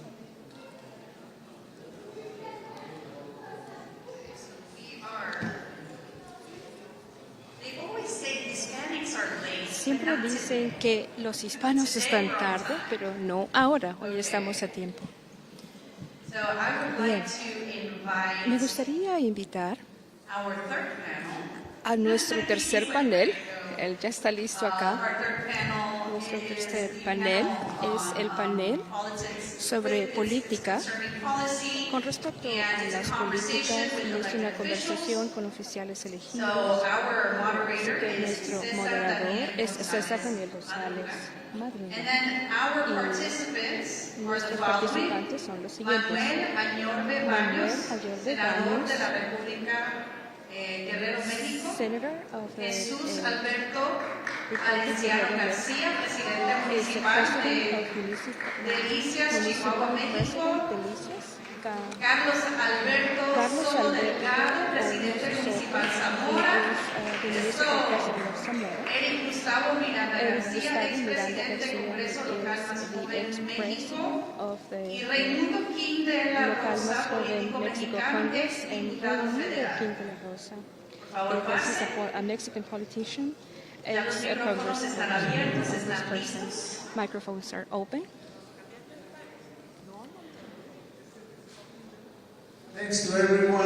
Muchas gracias a todos. Espero que hayan disfrutado su comida. Hayan disfrutado ahorita este refrigerio tan delicioso que nos brindaron. Y bueno, porque la verdad es que And well, I am so glad to be able to moderate this panel. I thank Rosie so much. I like to say that's the first time that I worked with her in the law against human trafficking that was approved. I like to say that she is my Quixote and I am her Sancho Panza. And here we are to continue to write with you, dear friend Rosie. This panel is incredible. I will give you a little bit of context before presenting the first speaker. Let me tell you that I was checking with AI where the priority of human trafficking was reflected, at least in the mentions of our morning person of our president. And I want to say that about 400 mañaneras, or practically have only been treated twice. Once last year, when 28 children were rescued from Chiapas. And the second one, now recently, in the context and in the frame of soccer, of the World Cup. And just that we can get into some notions and comparisons, in Mexico, on average, 10 children are sold in a day, of which only one has the possibility or probability of surviving. And so I wanted to compare this to the feminicides. The average of these women killing is 11 a day, practically one less than stolen children. And I was investigating how many of these in comparison. In less than 300 mañaneras twice, it has been brought up. But the topic that has to do with gender and women has been mentioned 227 times. 2 about human trafficking, 227 in the field of gender or sex. And this brings me to the obligated reflection, where Mexico is the country where most children are being stolen from human trafficking. I am so surprised that it is not a national priority. I'm so surprised that it's not worthy to be mentioned the same amount of times as perspective of gender topics. And that's where I want to start with our first speaker, a person whom I respect a lot, that I admire a lot, and his family, with our Chief Commander Julieta, who's here, that I am also honored to know her children and his children, and also we also want him to be the next governor of Guerrero, Manuel Añorbe. Why is this human trafficking topic, children in particular, is not a priority in Mexico? And how do you feel this in the Mexican Senate? Well, thank you. First, thank you for your attention. Thank you to my panelist friends that are here with me. Thanks to Rosy Orozco, who is a fighter of many years that we have the pleasure to know, and not only to know, but admire. And of course, I will give you a very punctual answer. Let me tell you that unfortunately in Mexico, the human trafficking fight has not been taken as it should, and you've given very punctual statistics. And I want to tell you that I had the opportunity to be re-elected. I was a senator in 2019 until now, and I could see the transition with this current government from Morena. Let me tell you what's going on. Today, we were able to legislate in this topic against human trafficking, and there are strong punishments, but it is not about just legislation, and this is very clear. Human trafficking does not have any borders. It's, as it's been said here, is the modern slavery in this current century. Human trafficking hurts, and the people who promote it and deceive, and obviously the examples that we've always heard have been what you represent in representing the victims. Because our country does not hear victims. Look, we have more than 100,000 missing people, and this, the moment that the National Palace does not receive mothers who are looking for their children. Another example, the National Commission of Human Rights practically disappeared in Mexico. For those of you who are not from Mexico, we used to have autonomic institutions like the National Commission of Human Rights. And what happened is that there was a lady who came there. As a lady, she deserves my respect, but as a main person, she's just a government appendix. There is no recommendations practically. She made of this Commission of Human Rights an ideological topic when she was coming from a social fight, particularly her mom, and now just plainly does not do anything and does not touch the government, not even with the rose of a flower. We're not saying that fight needs to be destructive, but that everyone should do their part. But obviously, people who have the burden are the searching mothers, the victims, and she's just plainly not willing to receive these seeking mothers. That's why we have requested her appearance, as many other officials involved in this topic, and even Morena, who has the majority in the chamber, does not allow a question to be made or to be touched with a petal of a rose, as simple as that. And I also want to tell you, I've also underlined that we have passed legislation, but government Mexico does not apply it. It does not apply public policy or solid ones to avoid human trafficking. And let me give you examples, concrete examples. I am not going to give examples that you know better than I, but those examples that exist in several places of the country. We legislate so that minors' marriage would not be allowed. We ruled it with legislation with unanimity. But what happens? This is a human trafficking modality. Before that, you would go and ask for the victim in marriage, because that's how they were visualized. They were married under uses and customs of communities, and after that, he would take the wife, quote unquote, and she was introduced to human trafficking. But then there is still selling of girls in several states of the country.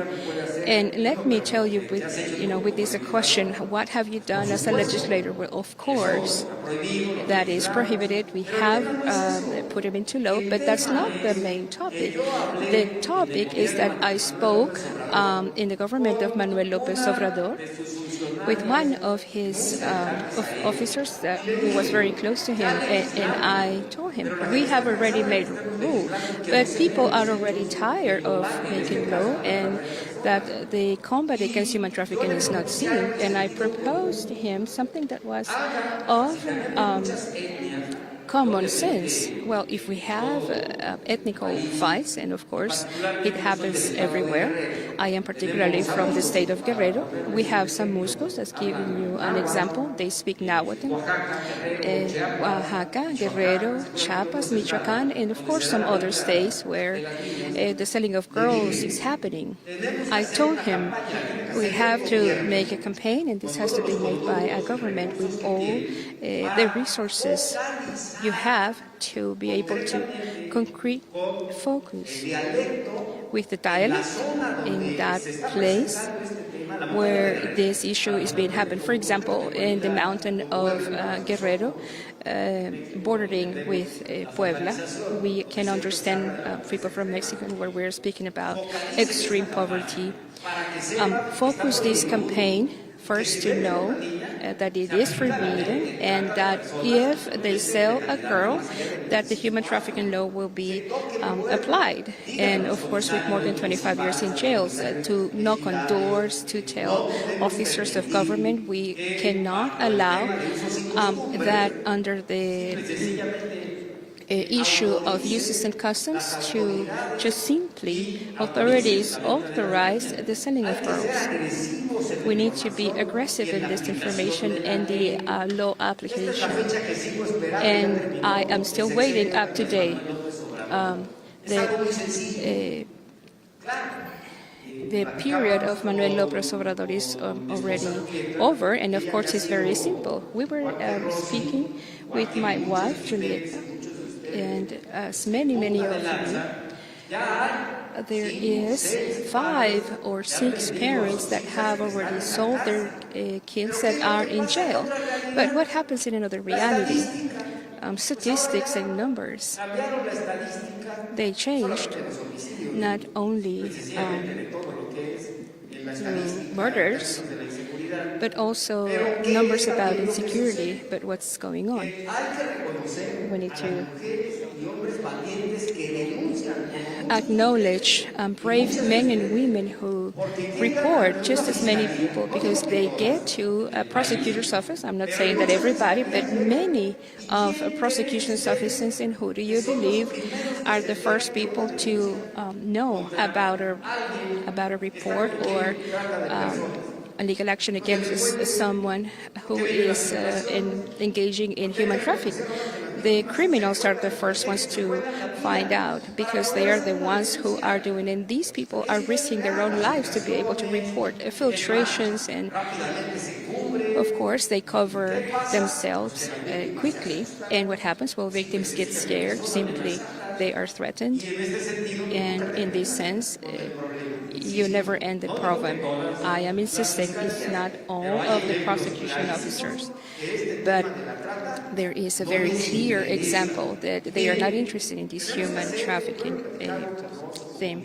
I have talked to Rosie and Julieta about this. We really need to make a big crusade so that the civil society can understand that we can all be at the front lines to combat human trafficking, because I will also say with clarity, and I will also get into the responsibility. When there is prostitution, there are many people saying, oh, they like it, oh, they want to, but well, you know, that's the way they desire that to live that life. No, you know what the origin and what the threat, how they are left with their children, how were they deceived in their communities to bring them, to lure them, to give sexual services, how these people want to be free. And Rosie has already told us. Rosie has already told us how she has made a campaign for them to report it. Here with there was this girl, brave girl, who escaped from this forced marriage she had, because you know, at the end, this is what it is.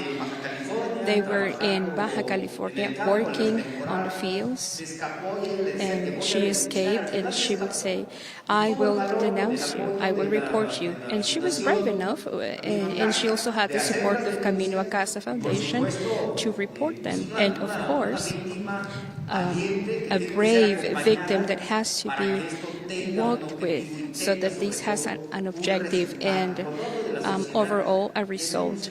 When I'm speaking about society, we need to do more as representatives, each of us in our own domains, and particularly in society, and particularly you. And let me tell you, I won't silence my voice. I will not do it. I have continued, of course, being very critical of Morena, because there are no real public policies. There are laws, and you said it very well, and I will end with this. Yes, there are laws, but what happens with a law that is not enforced, that doesn't apply, is a law that doesn't help at all. And I will not be an accomplice of the current government in Mexico. We need to congratulate the government of the United States, because it's heading the fight against human trafficking in the world. Because instead of strengthening the relationship with the United States, Mexico bombards them every day. I will end saying the same. We will not be silenced, and of course I invite each of you in your own domains to do what we're supposed to do. On my side, as a legislator, I will continue to denounce and to work, because in Mexico you are playing with your life over there, but we also need to be brave. Thank you for your attention.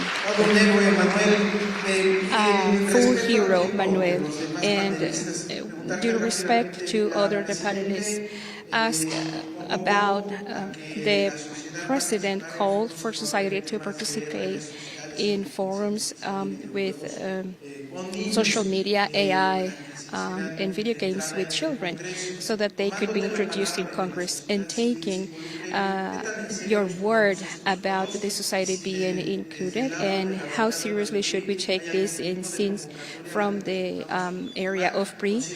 Is there any kind of calling that we can participate in, considering that this is about gaming, AI, and social media is the main recruiting field for children to be stolen? Of course it is. They are all invited, and what we want is for them to have a destiny, because unfortunately with Morena, they will send smoke signals, and after that they want to control everything. But what we need to do is to focus, to give them, to give our children guarantees. Not only forums, but a great campaign for parents to conscientize of what their kids are seeing in social media, and also to be co-participants of this topic, which is not a small thing. And the doors of the Senate are open. We are going to wait for the calling, what the topics and areas are. But we cannot just be silenced if they only want to use this topic as a political flag before the elections, because the Morena people are specialists on that, to just take topics and then politicize them. But we will be aware that's coming, and we will talk about the respective conditions. And of course, if you allow me, through Rosy, you and Julieta, we will inform you, and you are all invited. For people from Guatemala, El Salvador, whenever you come, you are invited to this Republic Senate. Now I will give the word to Jesus Valenciano. He is Delicias, Chihuahua. He is the mayor, and I invite you to see pictures. In my opinion, it is the best planned city in Mexico. Jesus, my question is, we in the civil society have it clear that when there is a topic of human trafficking, it's always practically because nobody is paying attention or making up the eye blind, or in the majority of the cases colluded. And to combat it is very expensive because it means threats, it means losing life. But I would like to ask you, as a person who is an exception, being of hope, that it can be, the human trafficking can be combated and not polluted. What threats have you received, or what risks have you found? What challenges have you faced, and that you are able to explain to us, because I imagine it's not easy to do the right thing as you are doing. Well, good afternoon, everyone. Thank you for being here. Thanks to Rosy and Kaleido for the invitation. And I would start from a different question.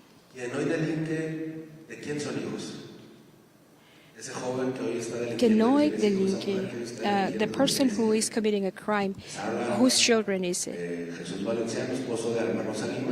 Jesus Valenciano and Alma Rosa Lima's husband, and we have children from 5 to 13 years old, and tomorrow they will share life with other people, and if they are not taken care of, the way that they're going to share with my children and their children is not the right one. And where do I want to go? And I want to make a parenthesis here, because I want to tell you something. I had prepared some notes, words to give a continuous speech, but I was speaking to Monsignor yesterday, Marcelo Sanchez, and yesterday we talked about the ex-Attorney General of Nuevo León with Adriana Castelleda, that is over there with Cidia. Chirican, who is also here. Among the conclusions we found, there is one simple one. We need to take the bull by the horns, and from the public office, be an example that it can be done. Now, in the real exercise of office within the law, we are not supposed to touch these topics, but I can simply not make the blind eye and just say, no, that's not my responsibility. But it is the most important thing we have in the list is we have to be involved. And what do we do? I would also lie if I said that the resources are enough for everybody, but we are working with organized civil society. We are knocking on doors of people who know. We are getting together with people who know. And that's why we are sharing with you here today in the Capitol so that we can draw a strategy, a long-term strategy. Because then what happens is that current politicians like the current picture or the ribbon, but we cannot treat this the same way. I share this from this organized national civil. I have been working 30 years in Active Club 2030, that we are attending the needs of childhood. And being the president of this organization, I have to do negotiations with UNICEF to be able to build the first house of the first migrating children, unaccompanied minors that ended up in Juarez. Can you imagine the amount of these unaccompanied minors who end up there? It's just impressive. Some of them, because a family in Nicaragua or in any other with money, they send a child with 13 for years hoping to achieve the American dream. Some of them accompanied by mom and dad, but you could imagine what drug dealers did. Now, the federal government in our country is not interested in this, but now my speech is towards the people who can understand, who can heal us. I don't know if we have representatives for Congress people here or federal government here to invite you. Kindly, we cannot wait until the presidencies of Mexico wants to work on this topic. There are 2,477 cities and mayors, and there are at least 200 or even more that easily could be working these hand-in-hand with the United States and hand-in-hand with international organizations that could be drawing these conclusions with us. That implies training. Yesterday, I was hearing this panel, somebody who was offering training for our public service or law enforcement. And that means that there is a brotherhood of cities and the Congress and the government and CIPAC can say there are allied governments, organizations that can easily come together with organizations in our country. Here we have a friend mayor in Michoacan from Coajimalpa. He was here yesterday and the day before yesterday. And the challenge that I want to leave in this forum today is let's not wait until the presidency in Mexico wants to get involved. Let's work with what we already have. This is said by somebody who has his house in Chihuahua, a region that has 200,000 inhabitants. Today, the Chamber of Commerce in Mexico has an evaluator, which is called Mexican Institute of Competitivity, to be able to give you statistical information of where they can go and open up businesses. And 10 years after a lot of work, I can very proudly say that in this area of 200,000 inhabitants, Delicios is #1 in the country, in quality of life, in security or safety and education. And we have accomplished this with the civil society. Our intention is for this to continue to grow in different places, in different regions, in the states, and across the country. But please, let's not wait until the presidency wants to work. I assure you that in Chihuahua, that you will find a governor like Maru Campos that will be there with all she has, Aguascalientes, Querétaro, and many other places in the country where you can find allies. Well, thank you. Honestly, thank you for all of you who are here. My respect and admirations, and God bless you.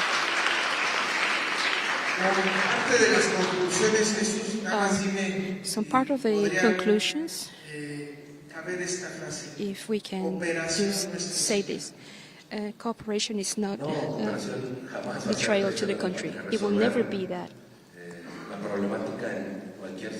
To solve the problem in every sector, the trafficking of human in the sector to hub, is never going to be treason to country. The federal government decided to use those words because they prefer to hide the statistics.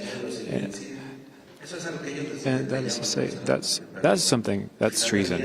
But at the end of the day, Mexico is not one person, and I aspire that my children and my grandchildren, if God willing, they would have a country that they have delights that it can still be life, and that would never be treason. And applause for Jesus.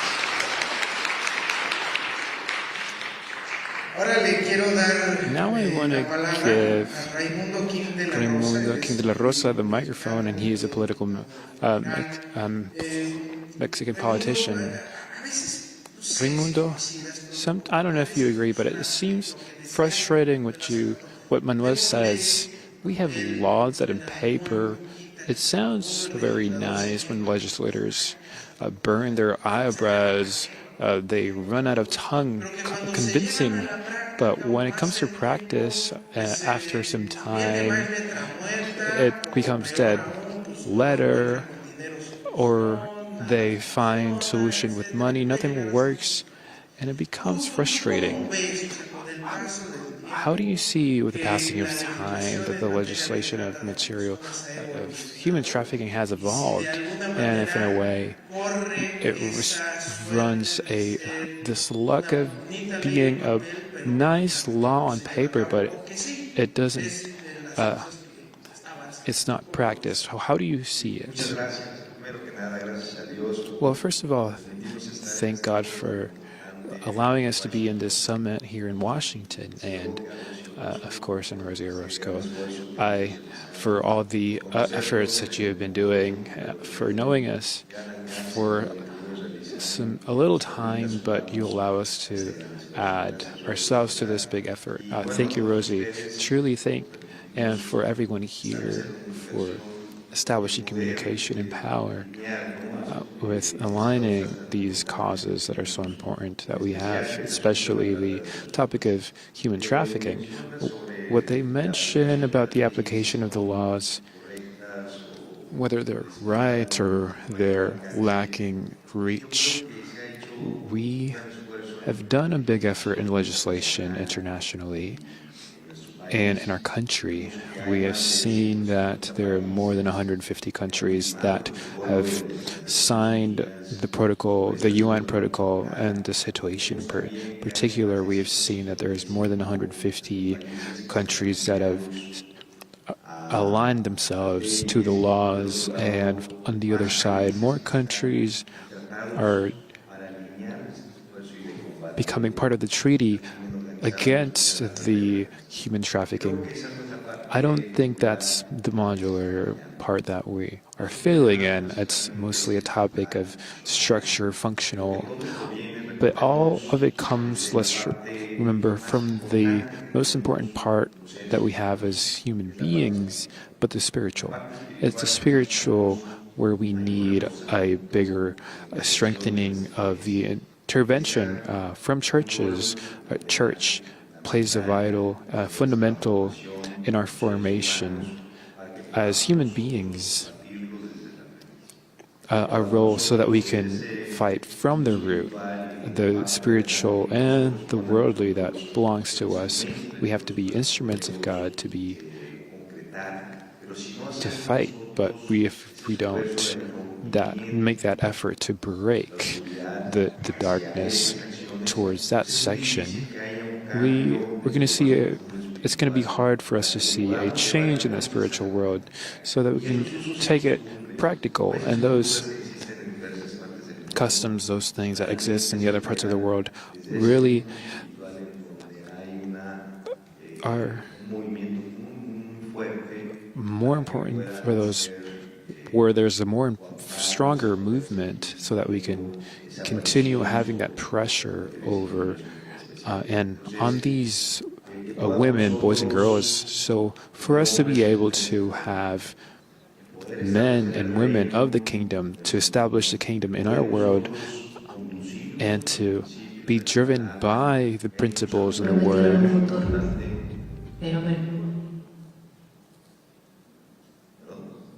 Sorry. Someone's talking to us.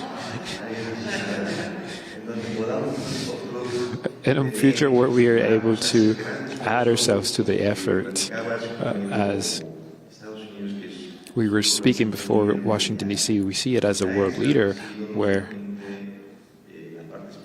it's been established as a spiritual practice of worship, where we can align ourselves to this human effort. It's a soul effort where we're working as instruments with the Lord. But we have to understand that this spiritual principle, to be able to make a change from the inside. On the other side, it's a functional, because it is material. In our country, my boss and friend was commenting as a friend. We have been part of the legislature, and in our country, it's been since 2018. We have been candidates to the Senate of the Republic, and we have seen a contrast and a radical change ideologically that is tied to the darkness of this current government with witches and warlocks and everything that is contrary to the kingdom's principles, and now manages our country, and we can define it as a government of extreme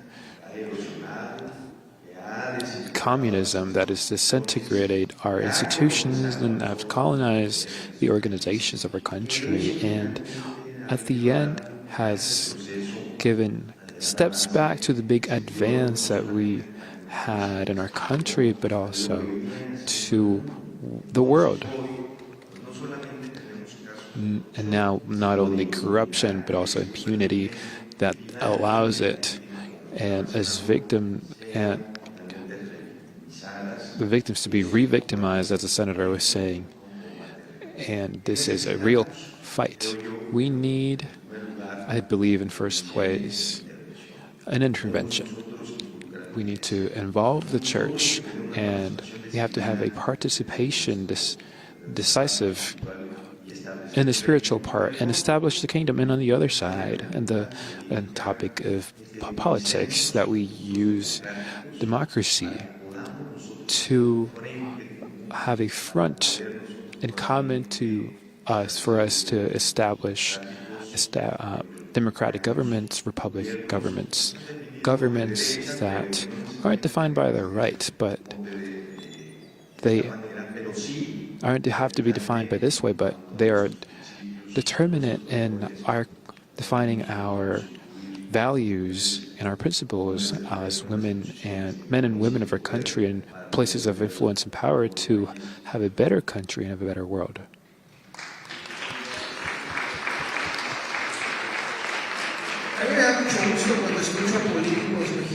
I'm very happy to hear Mexican politicians to speak publicly about God, because Mexico, when people speak about God from the publicly, they say, oh, they're violent in the public, and you can't, and then they end up yelling at you.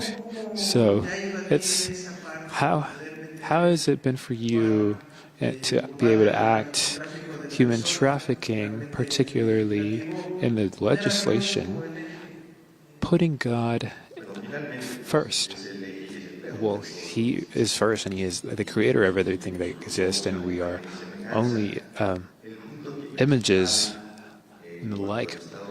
But in the state, I come from Cancun, Quintana, and that is the tourist hub, especially for Latin America, and that's where the biggest indicator of human trafficking. It's where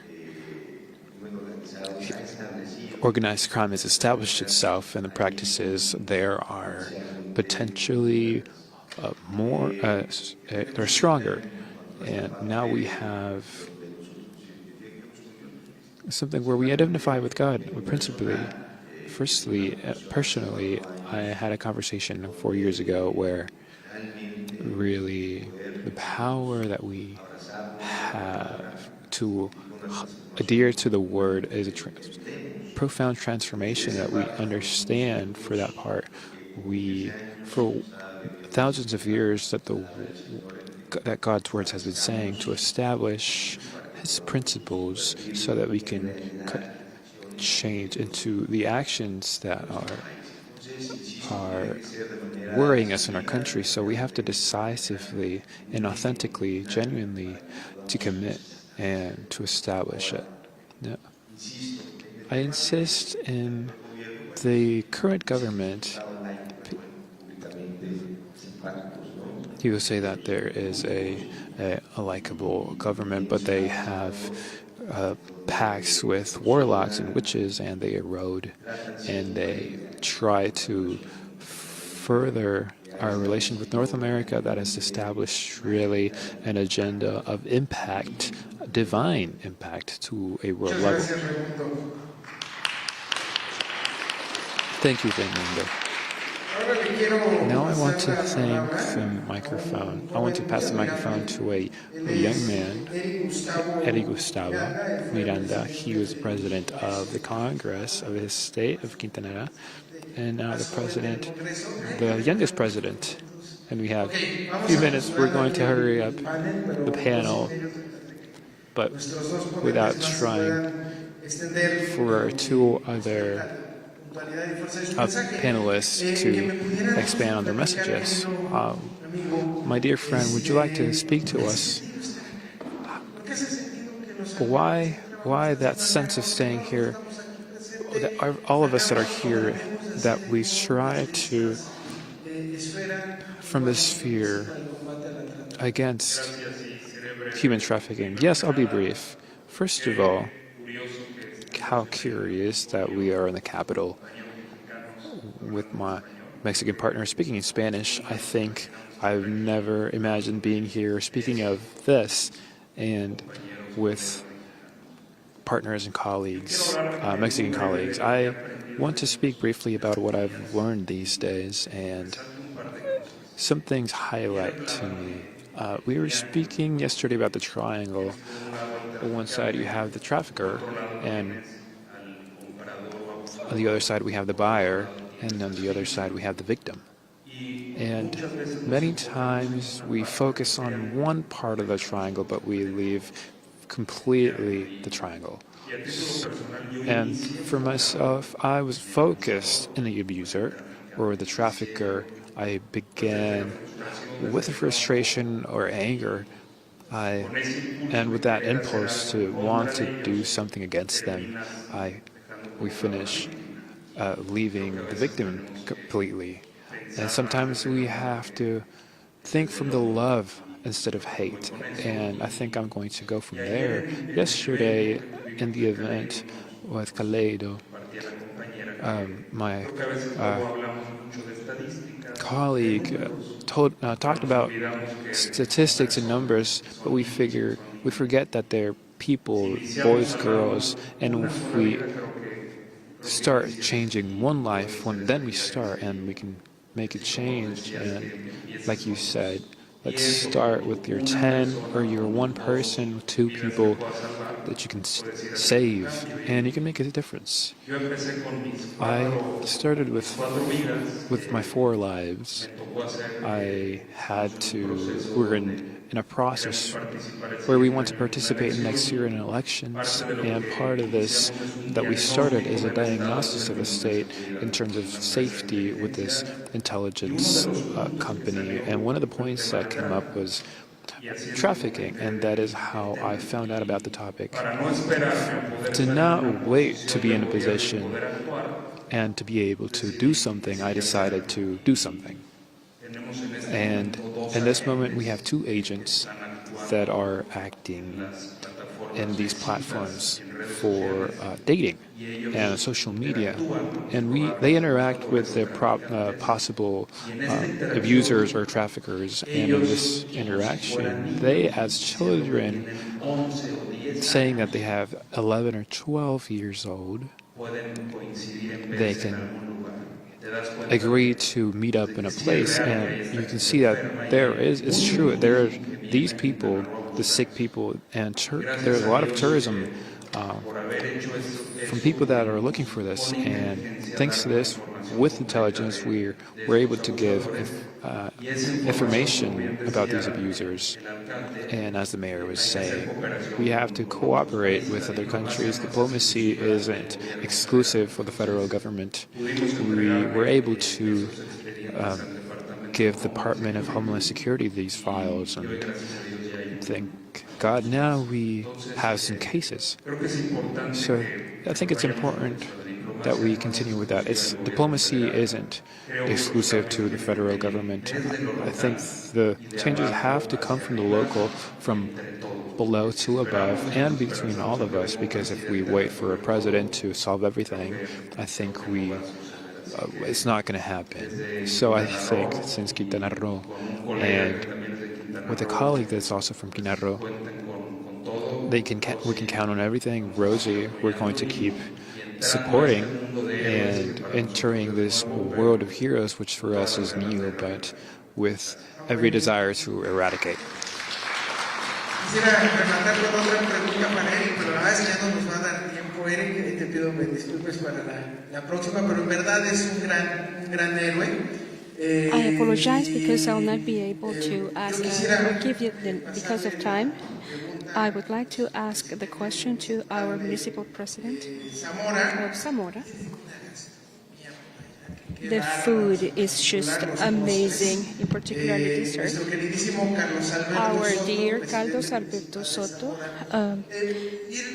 municipal president of Zamora, and just to leave with this idea of being heroes from your perspective, from where we are, from where you are coming, Zamora. Why being able to become heroes? What responsibility does it imply to be considered one? Well, thank you.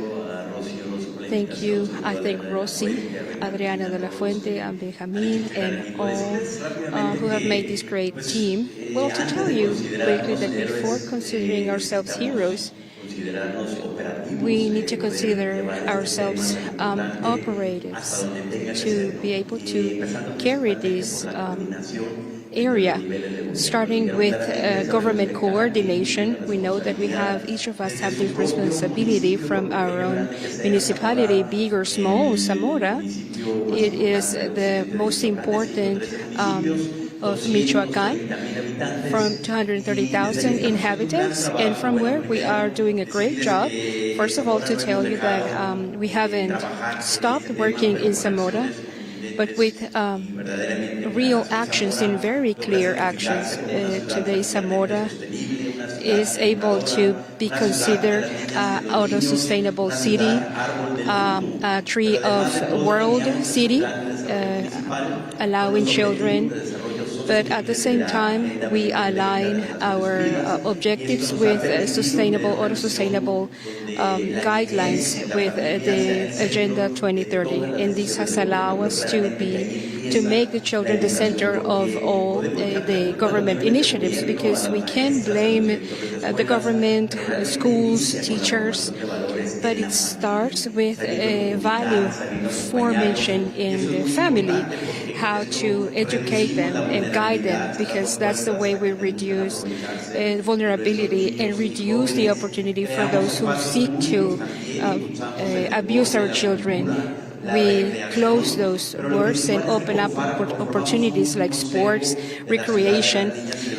but we also make a council of boys and girls to be able to hear their own voices and from their own perspectives and make very important decisions with the government. We believe that prevention also requires information, and this information is what a lot of people do in internet and in social media and video games and applications, messaging applications, and that's why we developed something very important, a very important video that allowed us to win an award, which is called Treat Not Be Treated. It's something that marked before and after in our campaign. But also, this campaign was accompanied by other great institutions and have a very important award, Red Latino Awards, who rewards the government actions in the nation. It was recognized with this award, Red Latinos, with one of the greatest recognitions in Latin America in the political field. And the award was not receiving this prize, but it is to see that every day one teen recognizes a false job offer, or a girl or a boy that can feel that they are being manipulated through internet. Well, I will end saying that human trafficking does not start with a chain. It starts with an opportunity that somebody takes advantage over a vulnerable person. Our responsibility is to make this opportunity to never exist. Thank you very much. And with the hope to continue supporting this great group, participating with each of you, our greatest responsibility as a society, I believe, is an obligation and a commitment to take care of our teens and our children. Thank you very much, and God bless you all. Thank you, Mayor, for being a hero. And to close, and I know that I'm being rushed, but we need to close the panels, but I would love to quickly go to ask you quickly about these benefits to be able to travel, those heroes to be able to travel to the peninsula. Gustavo, because I have two names.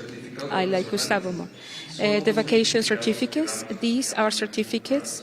They are called Cancun cards, and we give them to those who make or take vacations in our properties. And this is a donation that we did to Kaleidos, and our intention is for foundation be able to monetize it. So I believe that as the foundation wants to sell these certificates or give them away to heroes or to the donors or sponsors, it is donation in matter. And of course, we have hotels that is a win-win for all. So if you also have a foundation and we can donate and sponsor in matter, we are very happy to do so. Well, please give a hand to all these men. Well, thank you very much. It's amazing. You can leave the microphones there. Let's now go to the pictures.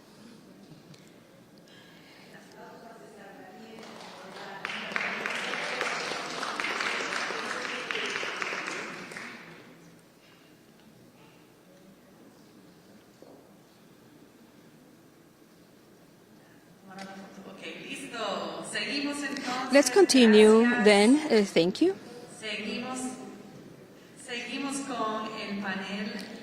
Next panel is about human rights, humanitarian, and anti-trafficking. In this panel, we have Cidia Lichi as moderator at Vice Board Kaleido Charity.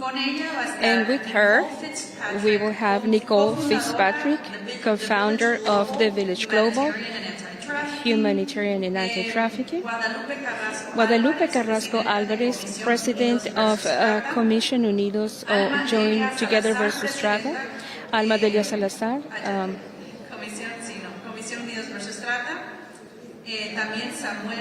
Samuel González Ruiz, Pro Bonus Council in Unidos versus Trata Commission, Erika Hazlet, Future Voices, Adriana Castaneda Rivera, president of the organization with her own name, Leonel Asdrúbal Dubón Benfield, executive director of Association Refugio de la Niñez in Guatemala. Please be seated while I call your names. Please come forward. Frank William Russo Jr., asesor senior para la dignidad. Frank William Russo Jr., a junior consultant for the human dignity, CPAC, and Alma Tucker, founder and president of International Network of Hearts. And we will bring some more chairs if you allow us 10 minutes.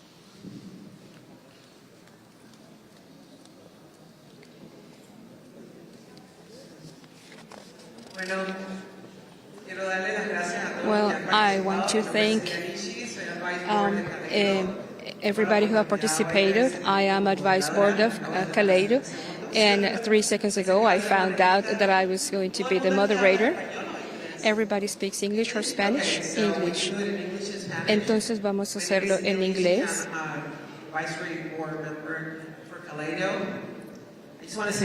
Quiero decir algunas palabras antes de empezar. I will say it in Spanish and then in English because esta mañana cuando me dirigí aquí, como hago todas las mañanas, venía escuchando el Evangelio y orando. Ha hablado muchas oportunidades. Ha hablado mucho y se ha mencionado a Dios. Quiero comenzar And dándole God las has gracias been a mentioned a Dios y a lot, todos and I want ustedes to por start compartir su thanking God and experiencia each of you for sharing your experiences. ¿Cuál es la visión que tiene cada What país? is the vision that each Estamos aquí country en el has? Capitolio de los We're Estados here in Unidos, the United States donde Capitol, yo tengo la oportunidad where I de have the vivir aquí en opportunity to Washington, live D.C. here in Washington, y he D.C., sido casi como and una I caminera have been con like muchas causas.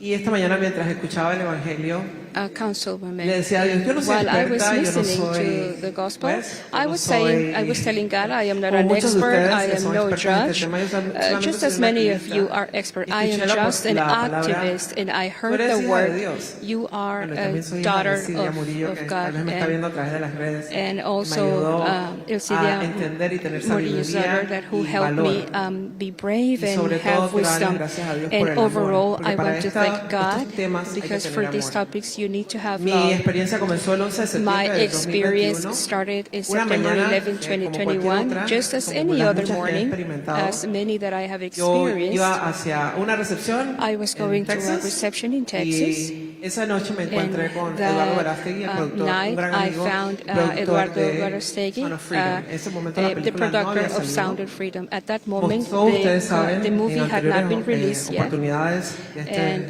he showed us in many summit, other opportunities estaba in these participando summits. también con organizaciones como I Goya have Cares. been participating with Goya Cares. I had the opportunity to be the advisor of Bob Namis in Goya. As a director, I also worked in the White House with Hispanic excellencies. And sometimes you wonder, God, why am I here? He gave me education and wisdom, but he also gave me a conscience and love to be able to choose right from wrong. Because we're here because with clarity and love we have chosen light to combat evil and darkness. I told him, I'm so sorry I wasn't able to come. It was a private screening of Sound of Freedom. And in that moment, he said, don't worry. I wasn't able to show because a snowstorm is coming and we're just going to watch it. And I watched it and I wasn't able to sleep, but I hadn't understood the topic until that day. I am not a philanthropist, and I ask. yo conecto a las personas como una relacionista pública. Y todas estas personas dije, yo voy a acercarme a ellos. I'm going to come y voy a hablar de together esta with causa, these, to porque all Dios these me dio voz, politicians, me dio because sabiduría God para gave me conectar, y eso es lo que he estado light haciendo. and wisdom. Pudimos That's what I've been pudimos doing. lograr We were able que el to señor Bob Uname, achieve that Bob Uname, the executive producer of the Goya Food, to make a great donation of that movie that had been stopped by Disney. And over there, many of people like me weren't aware of this that is happening every day. Afterwards, I had the opportunity to come close to politicians, including President Trump, the President of the United States, a person who supports this and is combating the issue of human trafficking, as we could say, what's happening in the border. I don't want to go on because I want for us to hear the experts. I believe that nuestra oportunidad para ser presentada aquí me da la oportunidad. Cada día tenemos la oportunidad para hacer estas cosas y escoger entre el bien y el mal, la luz o las tinieblas, para combatir este crimen horrible del tráfico humano y de la niñez. Así que unámonos en alianzas, especialmente en el Capitolio, donde muchas de estas alianzas suceden. Like Rosie Orozco makes, hay varias veces en donde no tengo recursos, pero tengo voz y conexiones, y cada vez que me preguntan a quién debo ayudar, le digo Rosie Orozco, y a cada organización y toda.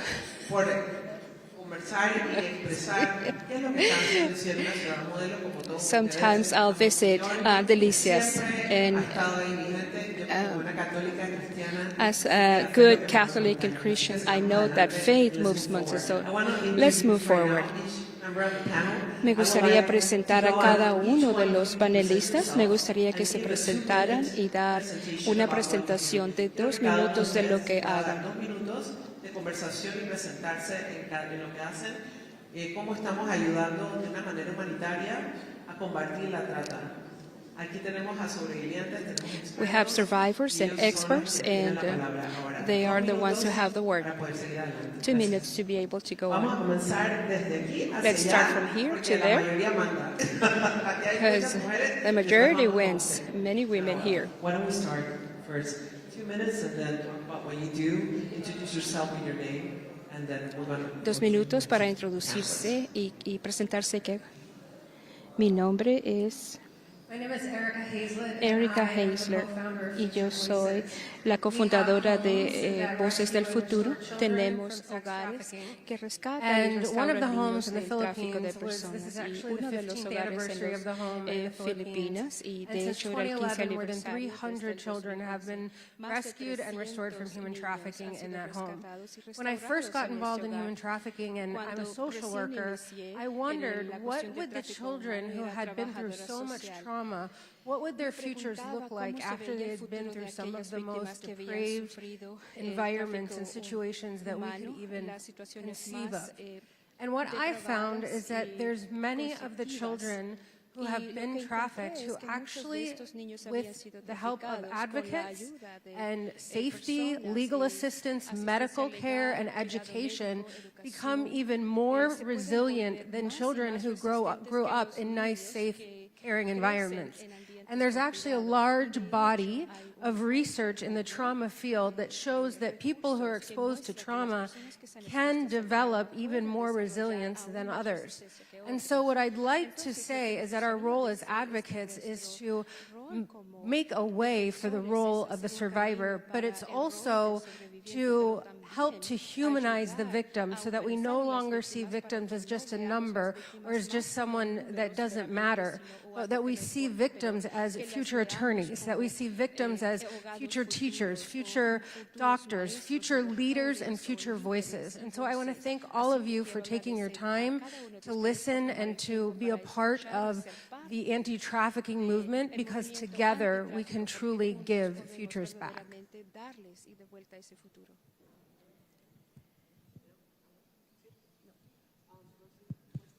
¿Aló? Ahora sí. Muchas gracias. Muy buenas tardes. Mi nombre es My name is Alma Tucker, and I am the founder of International Network of Hearts in San Diego. And we're also in Tijuana. And we have already celebrated 15 years of being in this fight. When we started, we wanted to do so much noise, join international campaigns like the Blue Campaign of the United Nations. And we saw how this impact was being able to be made and how victims were rescued in the most conflictive zones as Tijuana and San Diego region. We worked in an area that is has a lot of traffic.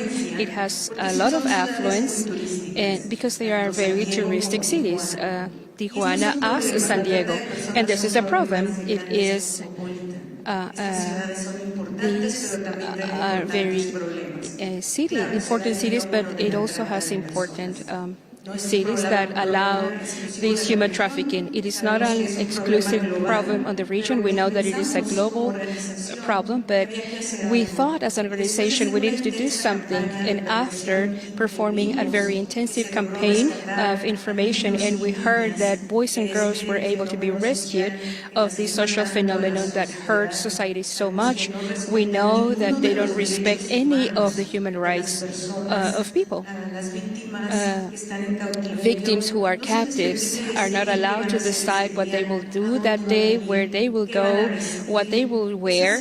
It's just, that's the way it is. And thank you to Rosie's influences. 2 years after we decided to open up the first shelter in the state of Baja California, in Tijuana, the only one to the north of the city of Mexico, and it was opened up in 2013 for girls. Years later, when we had rescues, we also saw boys coming into those groups, and that's how we decided to open up a second shelter. But now for boys, as you know, children are the silent victims, but there are many children that are, or boys that are raped and exploited. And now we have a transition house. Thank you very much. My name is Alma Tucker, International Network of Hearts. Thank you. Well, I am Guadalupe Carrasco, and you met me. You met my testimony, my history a little bit ago. I am a survivor. And thanks for the opportunity that Rosie gave me to start this leadership after being trained and study diplomas, first of all, recovering my body through occupational therapy, through sports, recreational activities, and to have the opportunity to be with survivors. It was restoring my soul. So as Commission United Against Trafficking, we have prevention through social media, workshops in schools. We have authorities training area and the Walking Together area where we are implementing seeds. What is this seed project?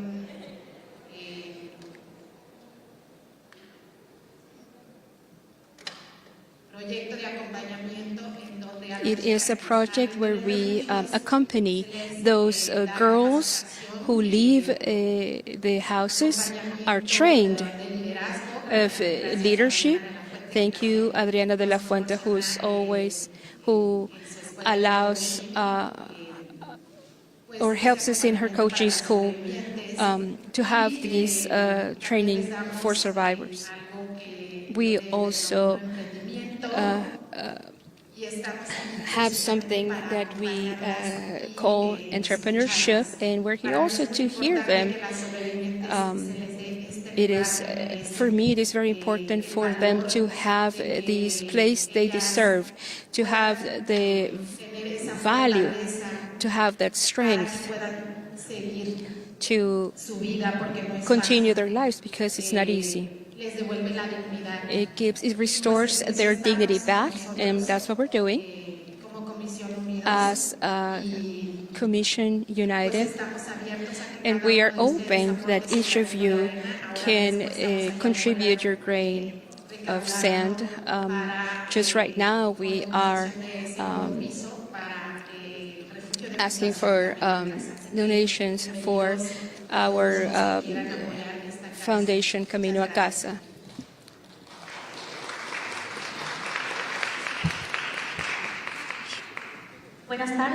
Good afternoon. My name is Alba de Dios Salazar, and I am representing Comisión Unidos contra la Trata Spain. I want to thank God, first of all, because this isn't possible without Him, and to Him be the glory and the honor. Thank Rosy Orozco for this invitation, and thank you for this amazing effort that you have been doing, and that you have been doing it for so many years. The same as Alma Toker, I came together with Toker from the campaign Blue Heart in Mexico, and it was not because of a reason, but it was because of a purpose. He took me to live to Spain, and now I'm working there with Commission United Against Trafficking from sensibilization, which is called to see and to eradicate. They are not numbers, they are people. Because I am in the Galicia commune and Galician is spoken. I want to say that it is a privilege for me to be here in this place with each of you, with people who are so capable and prepared, but at the same time, it is a great responsibility. Because speaking about human trafficking is not speaking about numbers, is speaking about broken families. Speaking of human trafficking is speaking about parents who are looking for their children and children who are looking for their parents, is to talk about mothers who are seeking in Mexico, to talk about boys and girls who are waiting for a hero to go and rescue them. That is what is speaking about human trafficking. It's not about numbers or statistics, and that's why I'm here today, joining my voice to each of yours, to many people who are raising up for those who can't do it by themselves. Thank you very much.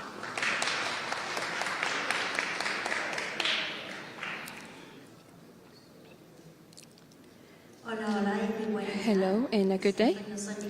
My name is Nicole Fitzpatrick. Before being an activist and director of houses, I was just a wife and a mom and a missionary. I grew up in Guatemala, but in Mexico. I married my husband in 1992 from Missouri. It's almost 34 years ago. And I have a book in Amazon because I can speak a lot. And that is my story, my life. And why am I a director, and why thank God placed me in the right place in 2004. After 2003, my husband and I dedicated to the native tribes, Nahuatl, Totonaca, and Tenewa, Santal, Chos, being missionaries. That's when my eyes were open to human trafficking so many years ago. And since then, we already have two houses and 2 places of rehabilitation, because we saw that the root was not just poverty and corruption, but also drug has been added. And so, thank God, I have personally rescued since 2004 more than 3,000 children from 15 countries in Mexico, with my international aid, in this case from Colombia, Cuba, Venezuela, and other countries in Europe. We have more than 8,000, thanks to God, with a great team, because one cannot do anything alone. But thank God for so many friends and people like you. It's a privilege to be here with you. Together we are stronger, and I just want to encourage you to not say 3 or 4 days and then we forget about it, but we have a contact with many days, and we will change the world. We will end human trafficking. And in the name of Jesus, and blessings.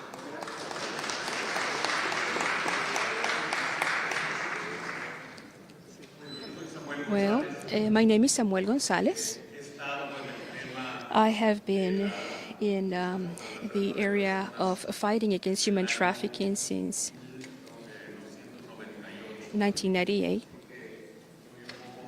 I am a little older than some of you, and I'm saying why? Because I had the pleasure and the honor to attend the discussions of Palermo Commission in Varsovia, where the Protocol of Palermo was written, and in the same convention. Then I was the head of the Special Unity of Organized Crime, and then so in 2001 I was invited to be part of the United Nations. December 12th of 2000 in Palermo, I had the pleasure to see how that convention was signed and the protocol. United Nations invited me to be 3.5 years promoting the Convention of Palermo in many countries of the world, and I learned a lot in those 50 countries. I was able to be in African countries, Asian countries, and Latin American countries. Pretty much all of the Latin American countries. I met so many people that were in charge of the fight against organized crime fundamentally. Then I told my boss, my then boss, who was the director of CICP in the United Nations, why the definition of human trafficking was so complex. And he told me the protocol definition of Palermo is looking to sanction the gravest forms of abuse, and it is understood or comprehended in those elements. At that moment, I really didn't imagine that years later I would be able to participate in the action network with the law, with Rosie and other people. And the general law reflected a model that was built with many axes that are still pending and that are tense. And I never imagined that some of those victims will tell me that in the normative scheme or framework of the national they were able to identify their own elements that they had suffered through many, many years. That is a topic that has to do with a cultural change. Old slavery was justified in many places, and here we had a war due to slavery with Lincoln. Before these countries' founders had slaves, and then they don't have them anymore. That's why I believe that the fight against human trafficking is cultural, and we have to do it every day, despite the fact that we will not be able to win every battle. The battle is ideological and cultural, and sometimes we may lose. We will win every time we step forward, every time we establish a foundation in one case, in another case, moving forward in a battle, in another battle. And that's why it is really important to see what we have achieved, but also looking forward what we need to continue to advance. We are still halfway through. We have lights, we have shadows, and we need to advance. I want to end my 2 minutes that I know I am extended, but I'll take a little bit more time, saying something that's very important. Pay attention to this. Sarah Carter in Epoch Times gave a magnificent interview the other day. And as many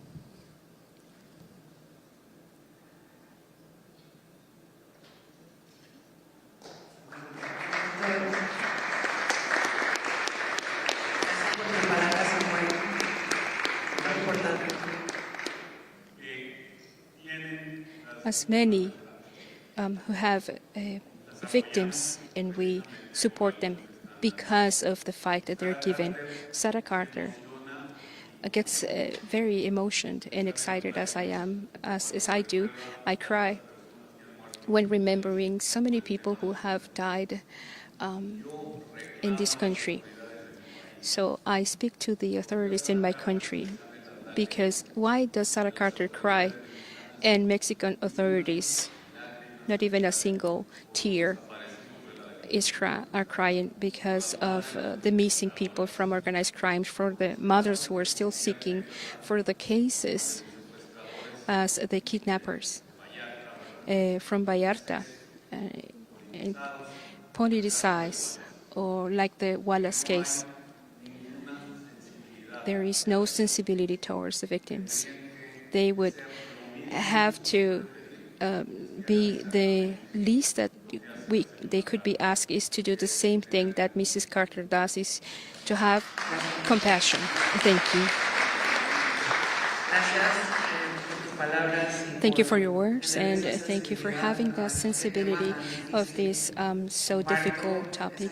I share these tears because I've had the opportunity to travel with Rosie to El Salvador with Mr. Bo Unami, founder of Boya Cares, and to see the children. We are talking about human rights, humanitarian aid. Los niños no tienen voz. That's why I said, because if God gave me a voice, because I have that passion, and at the same time that frustration, sensation of helplessness. Samuel, you mentioned something very important, the treaties and accords that are achieved, like the Palermo ones, and all the treaties that are signed daily in congresses, with the work that Rossi did. Who keeps a scorecard or a newsletter about those reports? With Adriana mentioned Haiti. That now I see people going to rescue children that are being sacrificed, trafficked in organs market, and sex trafficking. That was the first country. Why do we see this history? Why do we stand strong, current, and active? Who keeps those scorecards nationally and internationally?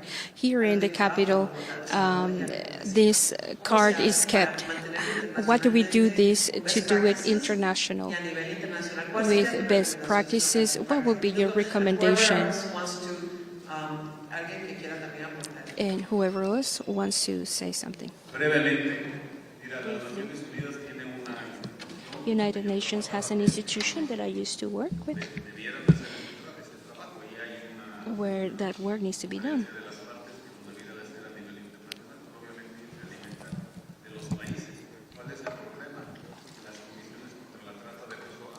What is the topic against the human trafficking? These countries don't see the information, correct information. Who else wants to say something? I didn't get it. Yeah, it's basically who keeps the scorecard about all these opportunities and agreements to fight human trafficking, not only here in our country but globally. I mean, to keep a scorecard of the resources, of the advances to fight and to continue to fight. What would you recommend, or what is your opinion about it? What can be done? What more can be done? Because this is a challenge. It is a very big challenge. So right now, the scorecard is kept by the Trafficking in Persons report that comes out annually. And that report is tied to finances, determining whether or not a country ranks Tier 1, Tier 2, or Tier 3, determines whether or not they'll be able to keep their global trade status. And so one of the challenges is that whenever you combine a human issue with a political issue, then you get corruption. And so there's a lot of messaging that then takes place within nations so that they can keep their trade status and their tier status, even though they're not necessarily in any way working to fix the human trafficking problem. And that is where we all come in, because we all have to be advocates, whether you're a judge or an attorney or a social worker. We all have to step in and start to use our voices to recognize these things. So for example, for a country to keep their tier status, one thing they will do is say there's no trafficking within this country that's happening from, the country person to country person.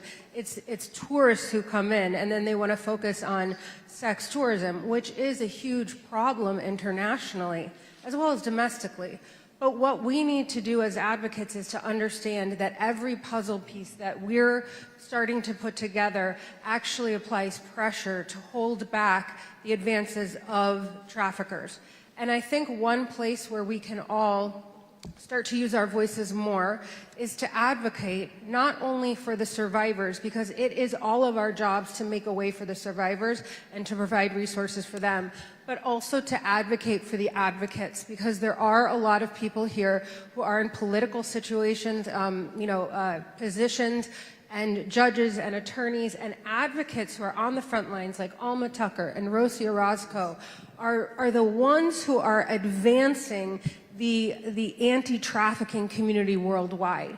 And so there needs to be increased protections for the advocates in every country, and it's very important for us all to know that we have to protect the few advocates, because you can always tell a true advocate because they're tired and they're working tirelessly on behalf of the survivors. So I think that's a way that we could all do something to help advance the mission to stop human trafficking worldwide. That is very important. En resumen, creo que todos los activistas hay que ayudar a las víctimas, pero también a los activistas que están en la lucha, en el frente, como personas como Rosy Orozco, lo que le llaman los advocates, porque son las personas que dan la cara. Muchas veces son perseguidas, son amenazadas, y yo creo que los recursos, alzar las voces todos como comunidad, desde nuestros diferentes ángulos, profesiones, para poder mantener esa lucha, porque este tiene que ser un frente unido. Si ustedes están, por lo menos en sus países, yo los invito, estando yo en Washington, D.C., pero también que vayan a la embajada americana. We have to go to the U.S. Embassy. Sometimes, y también mandar copia a Washington a quienes contactaron cuando ven cosas que no les parecen, porque eso tiene consecuencias.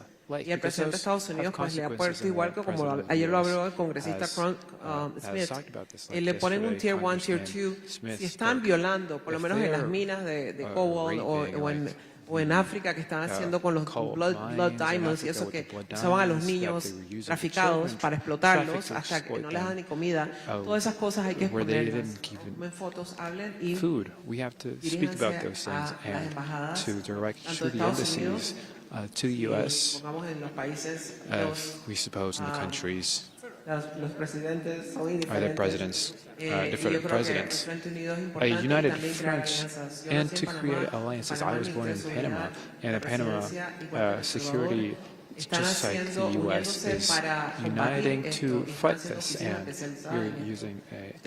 we're creating offices to fight this, attorney generals that know a lot about this and have shared their experiences. To protect the advocates about this. Anyone else would like to say something about this?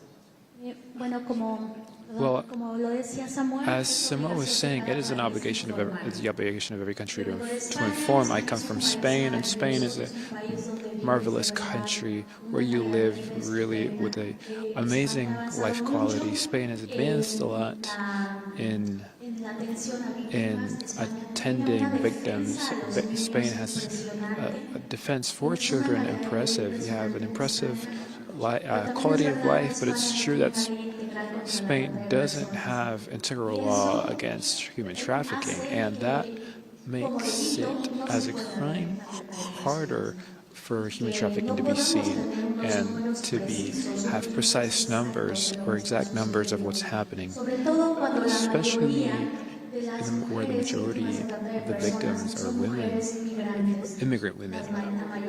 The majority of the victims in sexual exploitation are Colombian women, followed by Venezuelan women and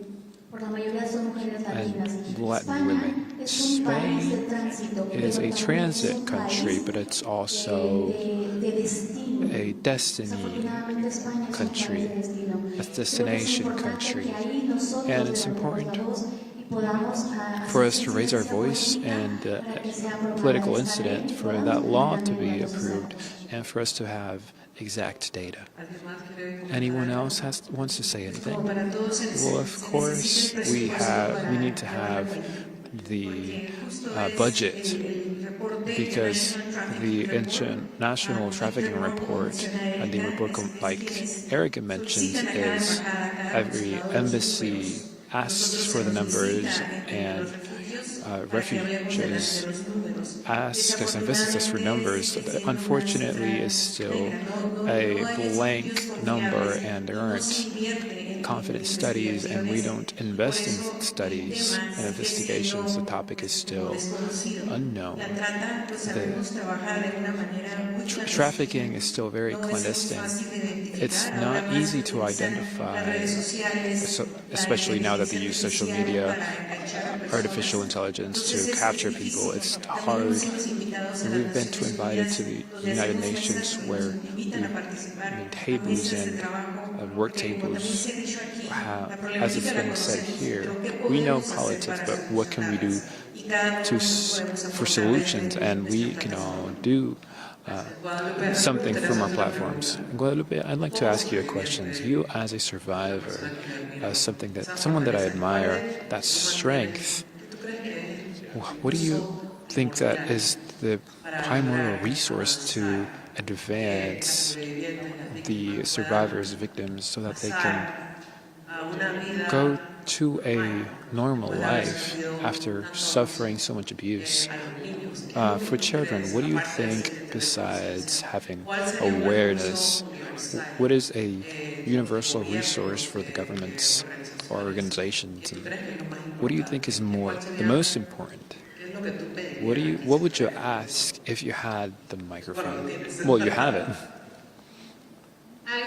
Something for me, primordial, that taught me is that the governments, the civil society wasn't indifferent. I see a lot of indifference right now to a world level. I think we're all disconnected.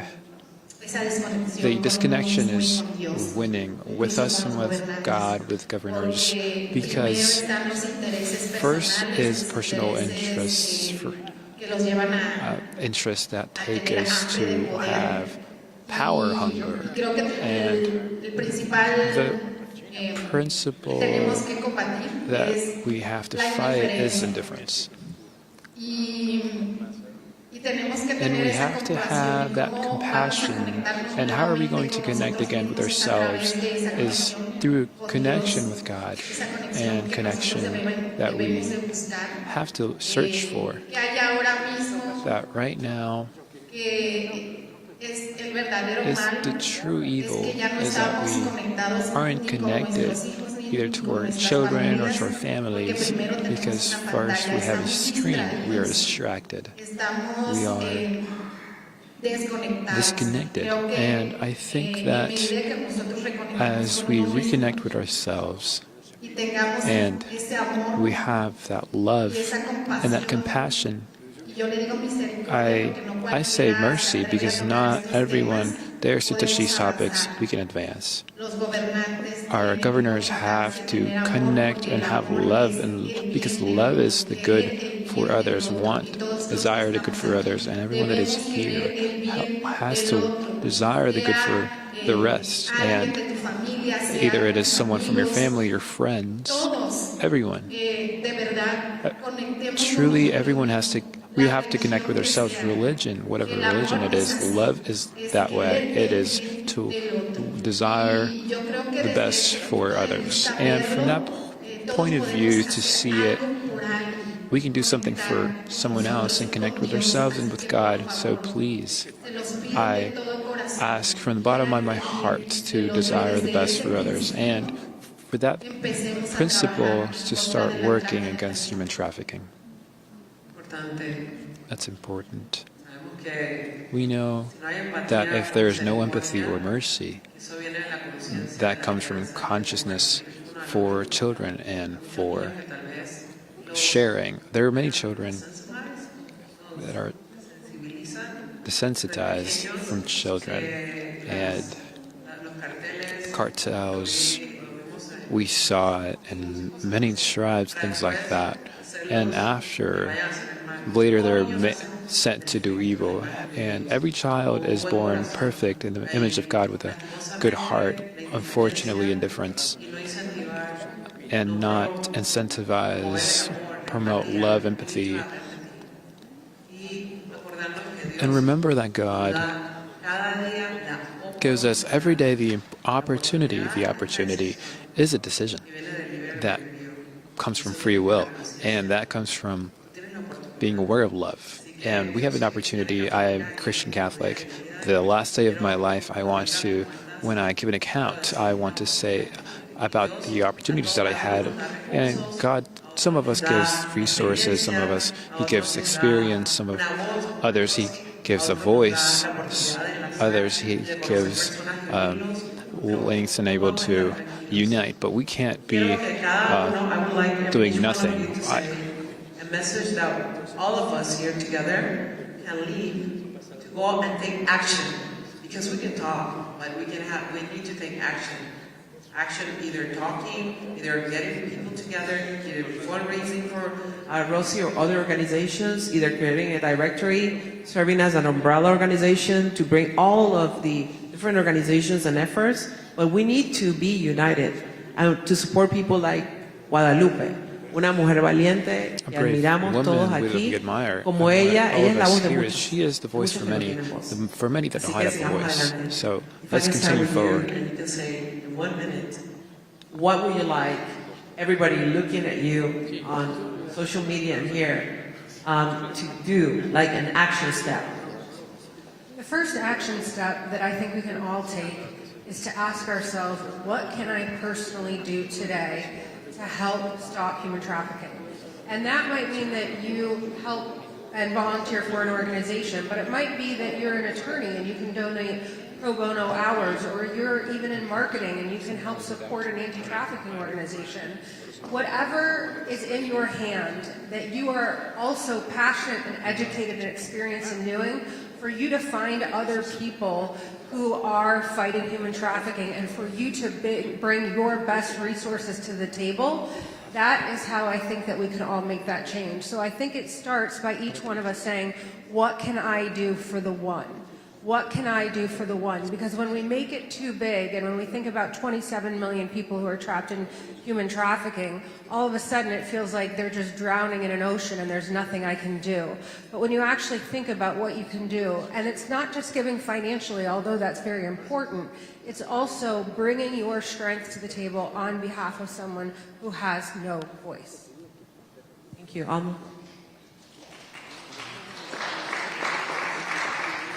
En mi experiencia, como les decía ya de algunos años, he visto cómo llegan los niños, las niñas. Years ago, I see how boys and girls are coming destroyed. Like Rosie was saying, a destroyed plate, a shattered heart. What we see as the biggest thing that they take away from boys and girls is innocence, instead of thinking of dolls and numbers and letters, is remembering the things that they lived as they were in captivity. And that is what personally wakes me up every day with enthusiasm to see what other person can we help. Once that you know about this topic and you know that this exists, how would you not do anything? You have to do something for someone. You can choose many organizations to help with. Here we can see many, and some can do it with help. Some can help for these organizations, for these children to continue this work. Some can do direct volunteers, but here we are in the first line fighting. But seeing these faces that have come with their eyes to the floor with shame because someone forced them to do something that they didn't want to, but slowly they start lifting their eyes and smiling, and it takes a while, but they begin to trust, and it's not something one day. Rescue is important, but healing and treatment that they have to go through with that is time and a lot of money, but that's why I invite you to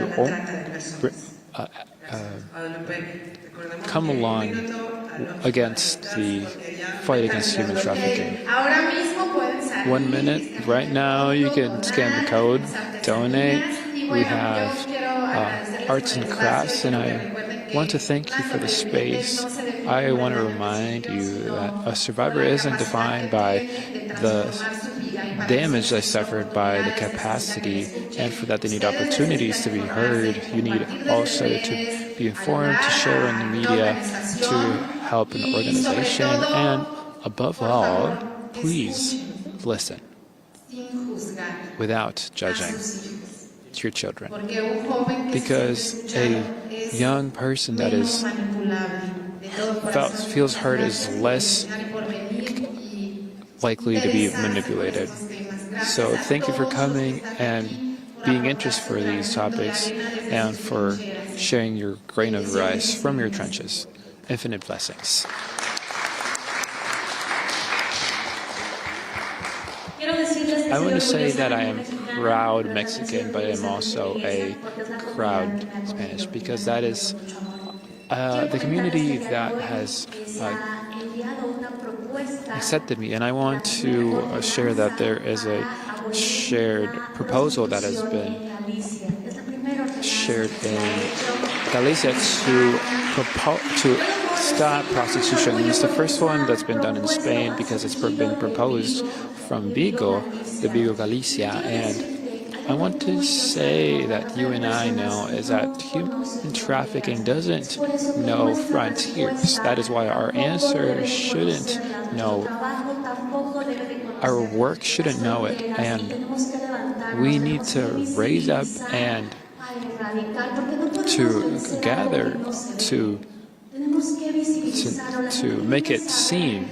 And we could fight, because we can't find something that doesn't see, so we need to make it seen. And that's why it's important for us to raise our voices from our trenches. You know why? Because our children, boys and girls, children of God, aren't for sale.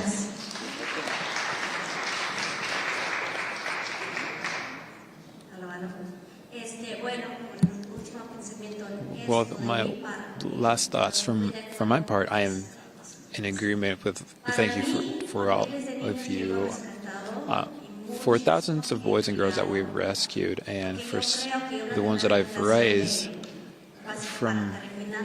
to end human trafficking is prayer, it is finances, but it is also prepare families to receive these children.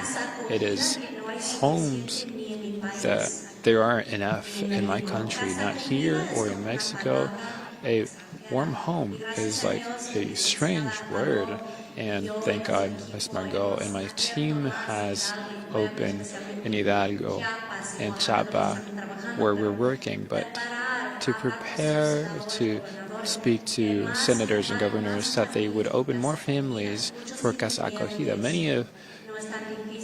Many people are afraid of that, and many times it is hard, but we can all do it together, and it's important to have families and friendships that all share the same vision to end human trafficking and teenagers and children. We put in Casablanca children for adoption, and I see that if a 10% of Christians here in the U.S. would only adopt one children per family, there wouldn't be any orphans or children abandoned in the United States or Mexico. Let's work. Blessings.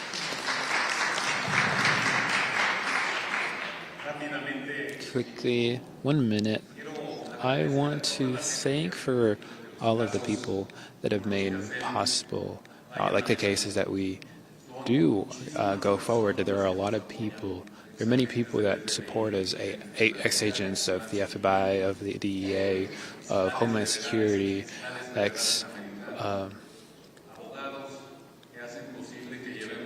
ex-attorneys, and they're the ones that are able to push forward our cases, and it's a network that doesn't distinguish between Democrats and Republicans.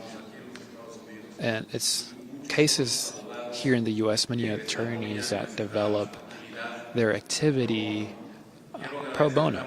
I want to thank Mr. Sanchez Sorono that his very valuable support, everything that he's doing to support these cases that we have, he wouldn't be able to do. And also Rosie Orozco, the fight is very hard in every aspect of what we do, and precisely without the participation of many people, it would be impossible to continue with these complex cases that we have developed. So thank you for everyone that is here, everyone that has collaborated, and for that, my biggest recognition. I want to thank everyone that has participated. Remember to visit Kaleido and the Faith Office, because it has a foster care program to help families that want to adopt children, and we want to be here in the orders to help you, to support you. My name is R-N.J, and you can connect with me through Rosie Orozco to help you be a voice. Let's continue to be educated, because it's important to speak with strength, faith, and let's be united. Thank you. Pueden poner los micrófonos prendidos, sin apagarlos, sobre los asientos. Viene ahora la foto, ¿verdad?, del panel. So, aquí miren a la fotógrafa, sonrían, metan la panza. Todo el mundo. Exacto.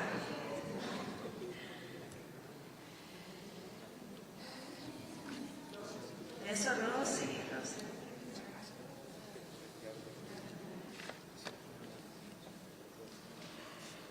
Esa es tu agua.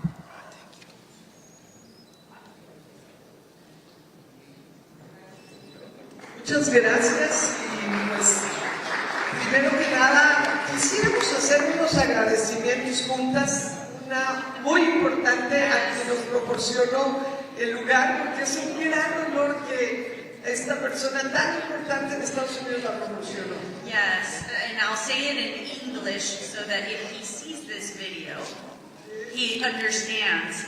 To Speaker Mike Johnson, we want to thank you, because you were the one that helped us book this room today. On behalf of Kaleido and Faith and Freedom Coalition, thank you. CPAC and everyone, and all the locals, all the organizations. Thank you. And then, before we go on to the next panel, vamos a presentar una organización, una entidad muy especial, muy importante. We have a video. Vamos a lanzar un video primero para darle la bienvenida a Enrique Navarro con la Universidad Santander. Para que miren la pantalla.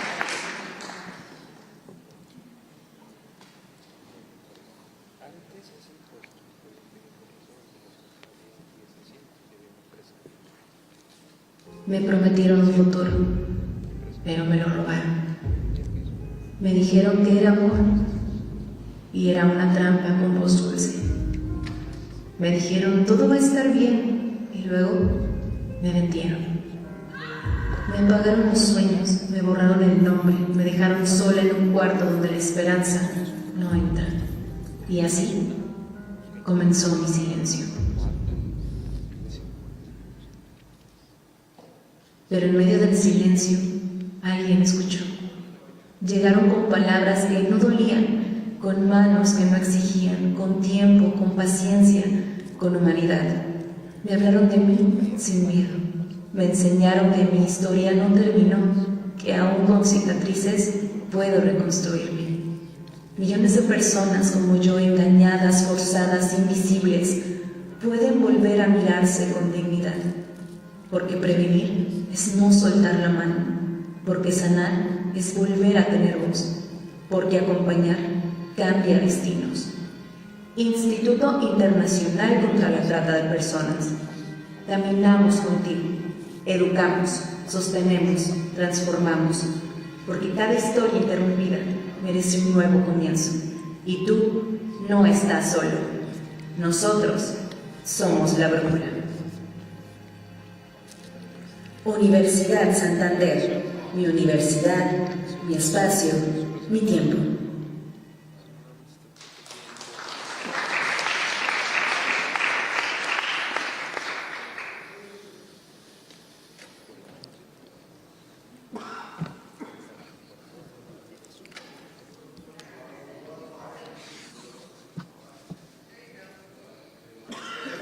We everybody have to be here in front of this great moment. Really, what we needed special attention. You know what's happening in the world? To help us. Somos los indefensos. We are the defenseless. There are predators, there are psychological problems, there are people that they don't have any human possibility in life because they have problems for more than we can think, por más que lo pensamos. Ellos son cazadores. Están esperando el momento que estamos distraídos para precisamente dejarnos fuera de la jugada. Leave us outside the game. They abuse from us that we cannot have something with what we can defend ourselves. Y estamos ahí, entonces esto que tenemos aquí está clarísimo, es educar a fondo, llegar lejos con más educación a las autoridades, to the authorities, to public in general, to all of us, to children, young people, teachers who share the voice, and that's why this diplomat that we are creating in this institute, we are going to be a part of it against what is human trafficking, what is organ trafficking. Here it's very clear. The action plans are very clear. Prevention, response, justice against human trafficking. That's the way it is. Education, not anymore. And we need to find the way, all the authorities together for one only law against this for humanity. Thank you very much.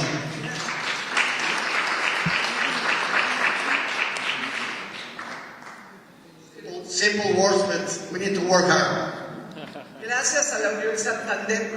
Thank you to Santander University because besides they are donating this training. This is a wonderful thing. And when I'm talking about donating, I'm serious because when first I heard, it was the first one who donated some diplomats to President Bukele in El Salvador. It is real. We have already been there, and he's doing it in other countries. He will be donating the diplomats, and it is also a thank you to Santander University. Un favor, Nina, ¿puedes poner otra vez la imagen? Me emocioné mucho. Aquí está el código QR, ahí se puede inscribir. Put the image or show the image over there. The QR code is there. All the countries are there. We are going to do a massive. We can host 100,000, 300,000. Nina, would you please share the image again? The slide. That QR code is very important where you can go in and register. Of course, we're going to do the formal invitation to all the presidencies of countries to join. And of course, the professors we will teaching that we there, they are all judges are invited, but the dates are the starting dates are already there. September 13 is the inauguration, and it will be asynchronic. September 13, 17, 24. The platform it will be asynchronous, and it will be a very formal academic process that will be very, very powerful. Wow, buenísimo. It's so good. Let's take advantage of this opportunity. I want to leave this for now so that you have time to log in. We continue with the same panel, and I want to tell you we still have coffee if you want to have some.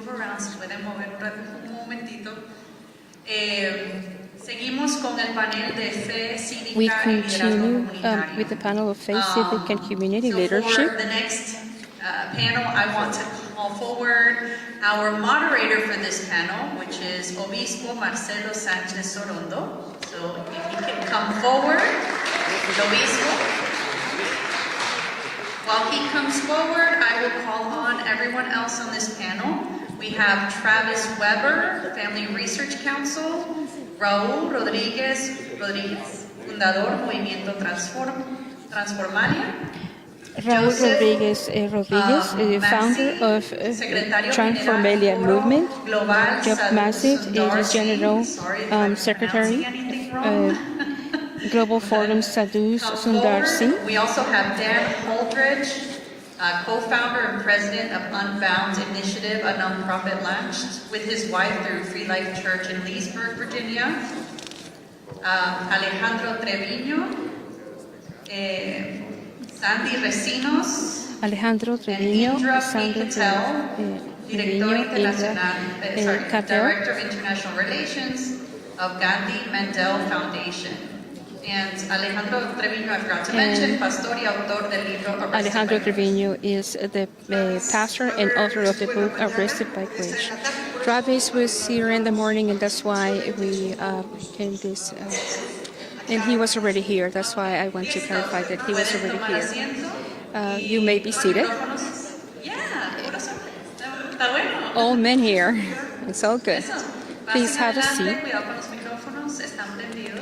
And they're ready to go. Solo Sandy ahora. Yeah, she's going to the corner.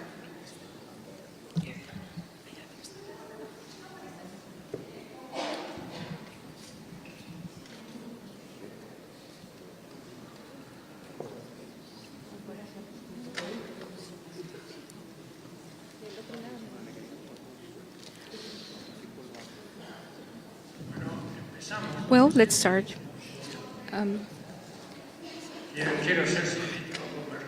I want to be as splendid as the dean, as he's very brief. And I want to tell the story of why, as a Catholic Church and as the Chancellor of the Academy of Sciences, we have come into this field.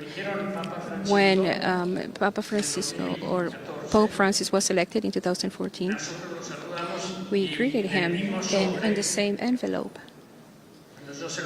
When I showed, he said, but he didn't have another way of writing. I said, just in the envelope. But he said, Marcelo, I want you to take charge of human trafficking and forced labor, prostitution, and if you can, organ trafficking. So the first thing, the same year, we called in a summit for religious leaders, the two most important currents, India, Ama, and I don't remember the name of the other leader, Lutherans, Anglicans,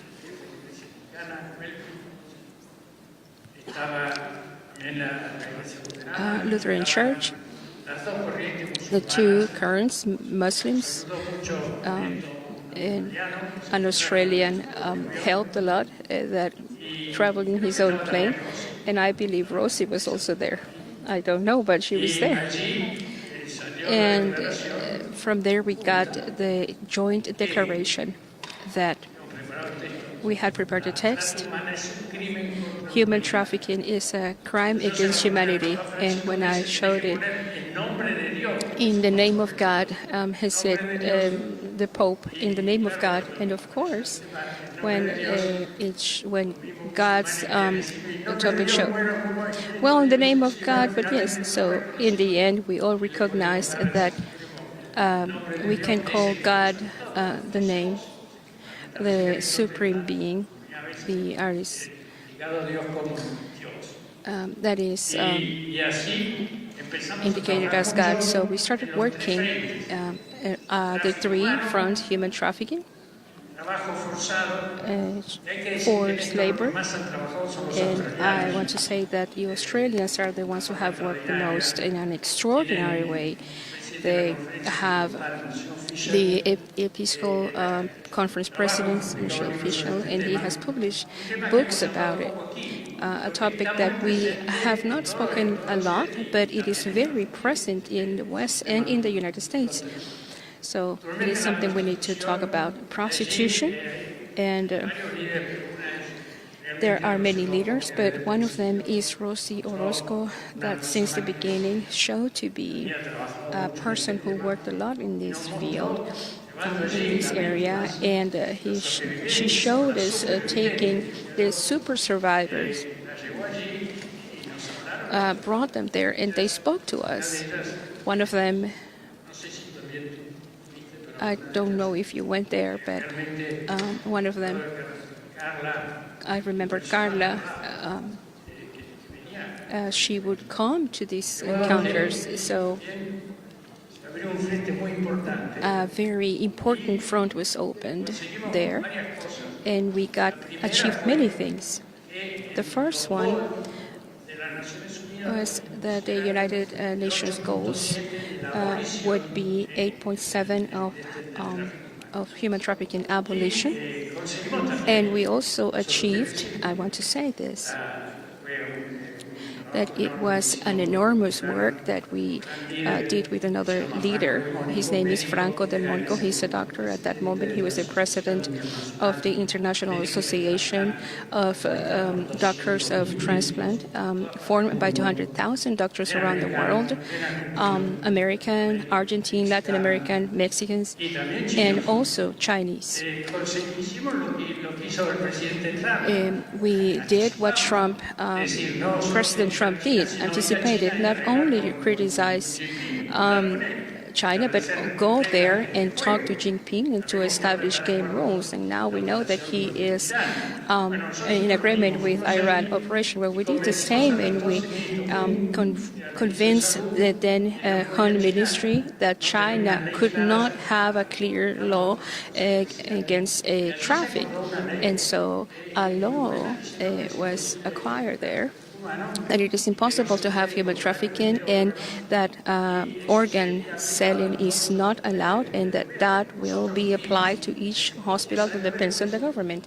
10 years after, we went there to the most important hospitals in the city of China to see if that law was being applied. Naturally, I left it because I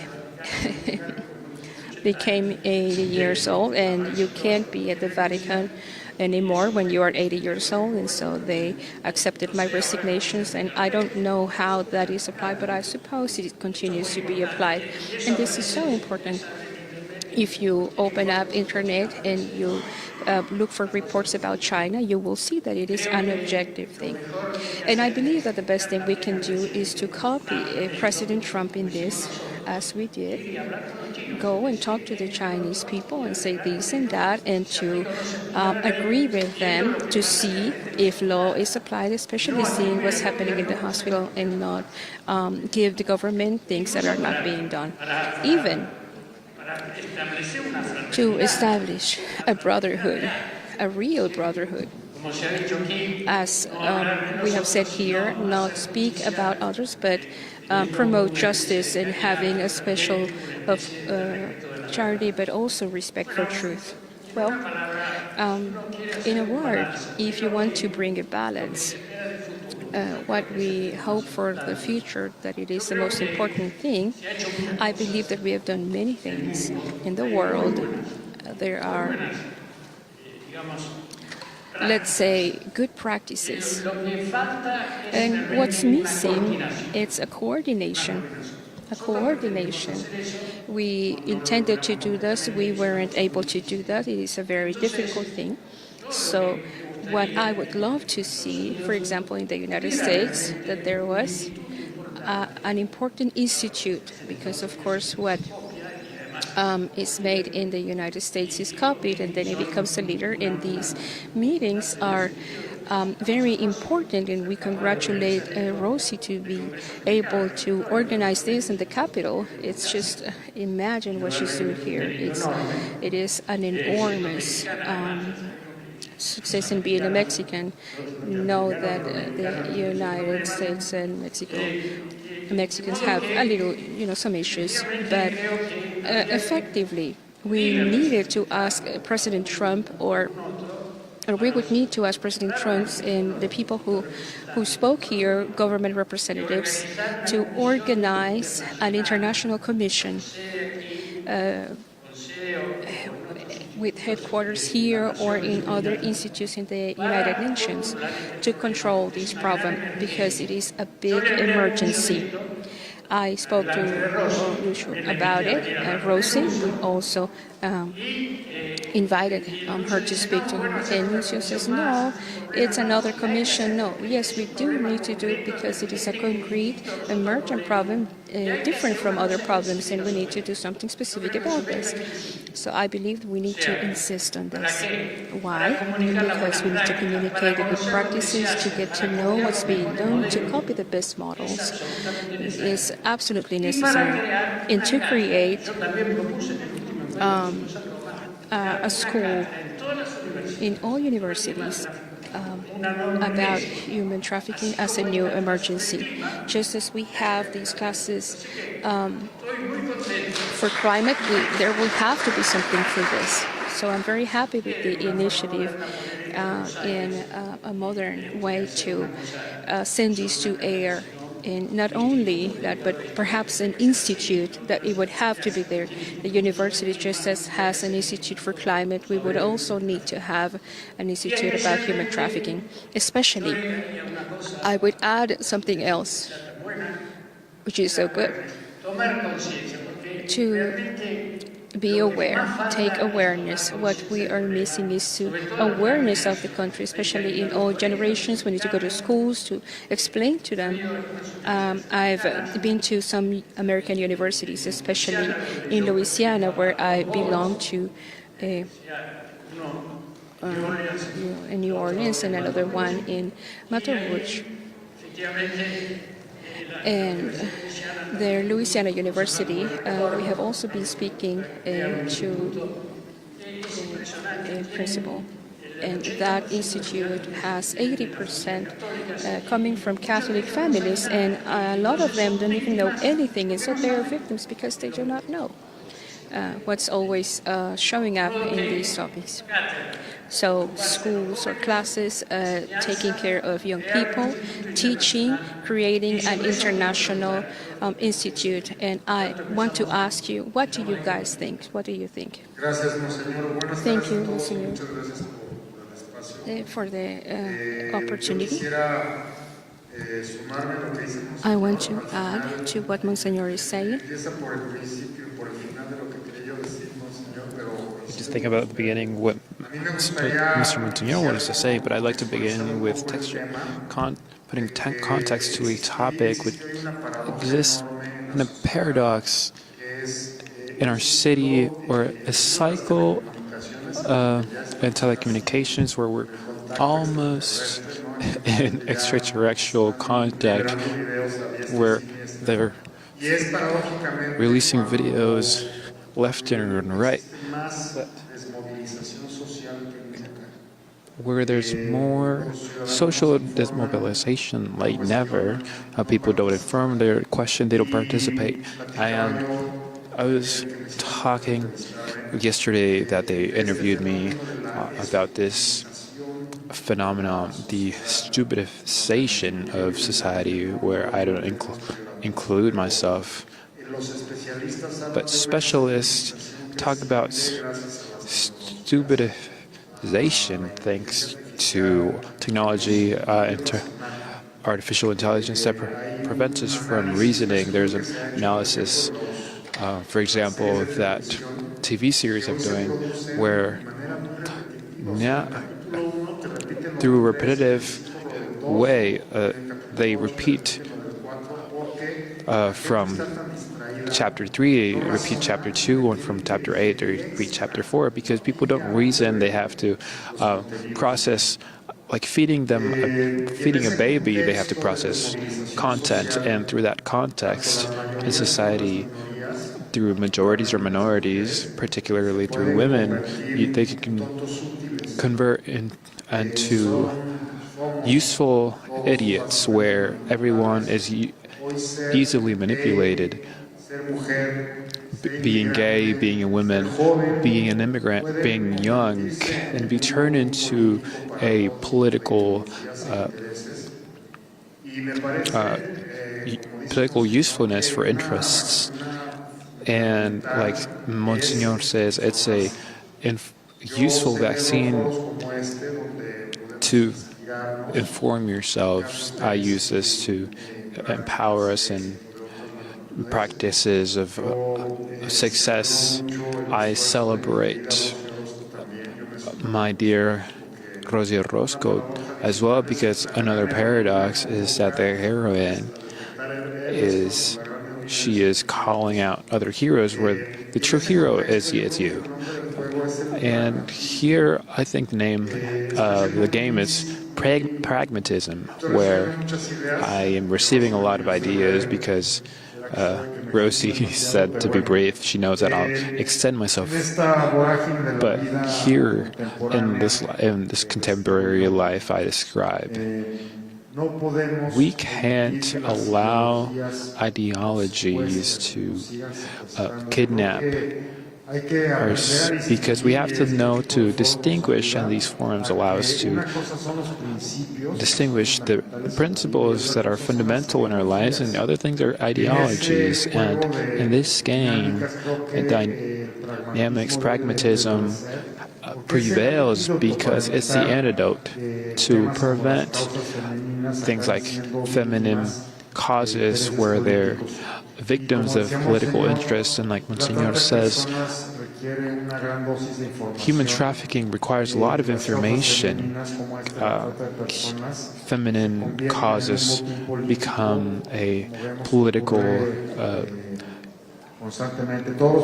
banner, like these political propagandas to a world level, like we say in Mexico with legislations Buenaví, or the Senator Anorbe says the application of these laws is legislatures, senators, congressmen, and the entire world don't make themselves responsible for the Frankensteins that they make to this legislative level, but their corrupt implementation. Mexico, for example, has one of the most advanced constitutions in the world.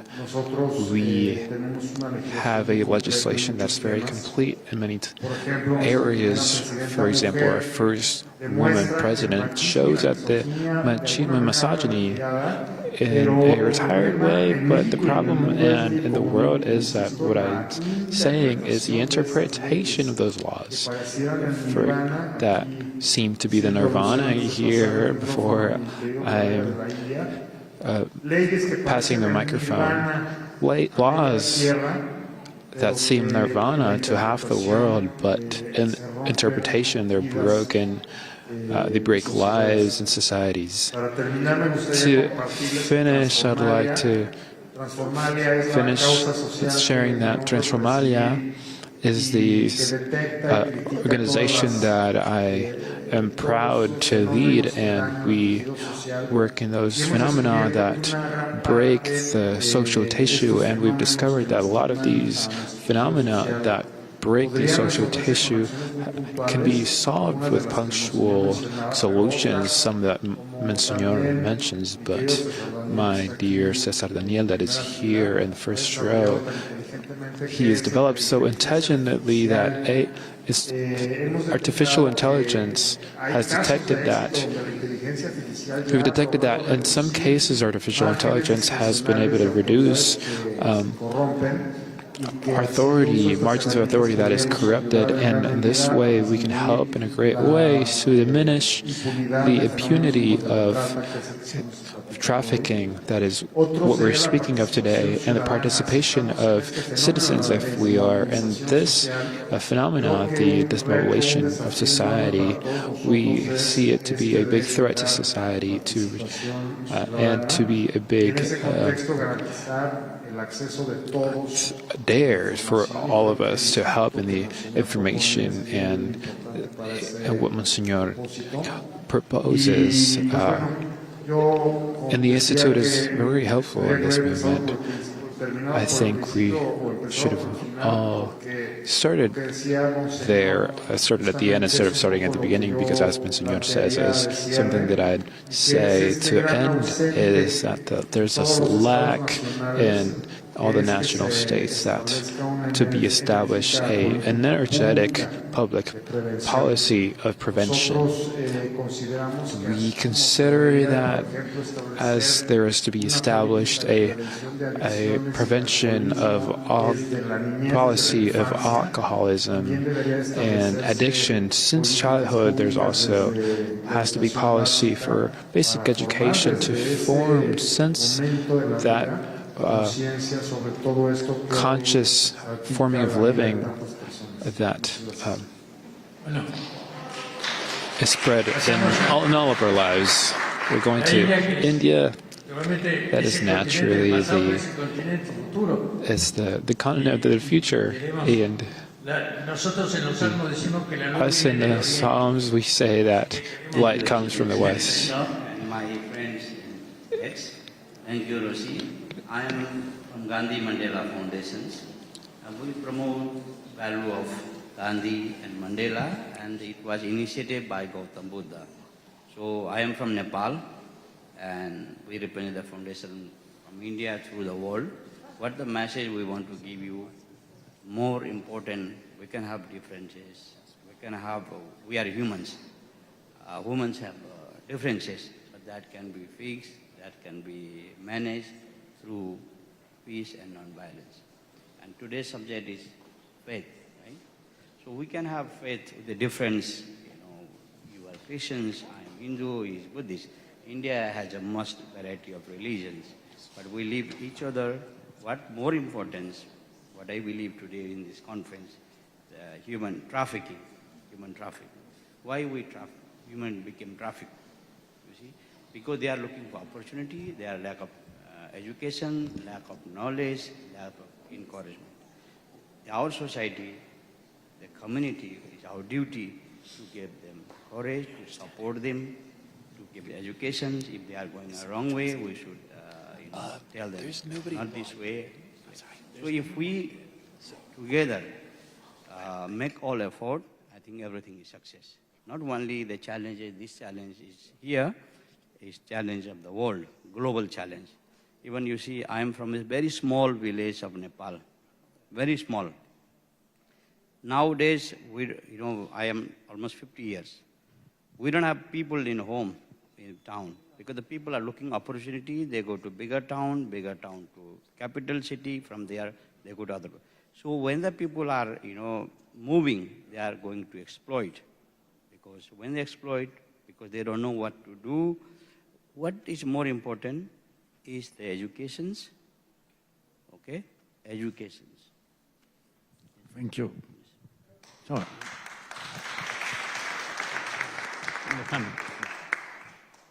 bueno, antes que nada, no se ve de 80 años, se ve como de unos 60, 70 años. 70. Congratulations. Good afternoon to everybody. God bless you. I am Alejandro Trevillo, pastor of the VP Church, Vida por Propósito in Texas. And fortunately, I had to live some years in jails. I worked in jail ministry. I worked in West and South, and the federal centers in Veracruz and El Paso in Texas. And we can understand what the Bible says. The Word of God says that Jesus that the kingdom of God is justice, and when the kingdom of God comes to someone, their life is transformed. And God can change your life from sorrow to dance, from curse to blessing. And now I can be proud to have written this book arrested by grace, and I was in the wrong place in the wrong time, and thanks to God grace, I say in the book that God put me his foot in front, and I tripped, and I was saved in the year 2000 in the Mexican International Airport. And that's when my biggest miracle started, is when God tripped me at that airport, and that's when my life was at the hand of the potter, and that's when I met Christ through the life of my amazing wife, Luisa Fernanda. She's with me. We started to go to Casa Sobre la Roca, where Rosie and Alexandro Roscoe, then they were at the front leading that congregation of 1,000 people, restored, saved, helped, in the city of Mexico and in other cities. And well, I met Christ through a cassette. Christ saved and restored my life, and afterwards I incorporated myself in the internal church. I was there, and the local church, Iglesia Libre, and I started to learn from the pastors and other leaders about God. And when I understood this, I understood by the grace of God that I started living with the traffickers, with delinquents, members of the organized crime, kidnappers, all sorts of criminals, very fine people, And the conclusion that we can get to is that we can help these people to have a reinsertion to society, to incorporation to families, to society, is through many steps. First step is to have leading them to the interns, so teachings of the Bible and to human relations based on the Word of God, and teaching them that first they have to start with accepting. First, we have to accept. I failed. I admit that my life was ungovernable, and I had made a mistake, and I was stuck in drugs and vices and these passions and this slavery. And I understood something. I studied a lot of people that drugged themselves, and I studied a lot of people that they were slaves to sexual immorality, pornography, and drugs, and all sorts of misconduct. And I saw something that I understood. They were searching for something. They have a thirst. And God said, if someone has thirst, come to me, and from them there will run rivers of living water. And I understood something, is that the only one that can change your heart is the Holy Spirit. And if you give God your heart, your life will change from the inside out. And it's very important that every person that is a slave of all of these vices and crimes can know the teachings of Jesus Christ. And that is what we dedicate. We're dedicated to do passionately. We started with 105 interns, and then after that, teaching and the works that God allowed us to do, it went to 2,500 people, and on Monday, Wednesday, and Friday, a lot of people are assisting to the teachings of Jesus Christ. It was a revolution in those centers where people were dedicated to organized crime and delinquents and trafficking and pornography and narco-trafficking. These people, God was transforming, and people were saying, I was an ex-kidnapper, I was ex-narco-trafficker, I was ex-robber, or ex-trafficker, ex-person that was a drug addict, but now I'm a new creature in Christ. And that is something that I'm announcing, the virtue of that person that called us from the darkness into his admirable light. The only answer is yes, education, yes, searching for justice, and yes, all those strategies, but you know what? Jesus Christ has to come into your heart. He is our creator, and you know, he has a purpose. He has a purpose for you, and your life has a purpose, knowing God through the Word. God bless you.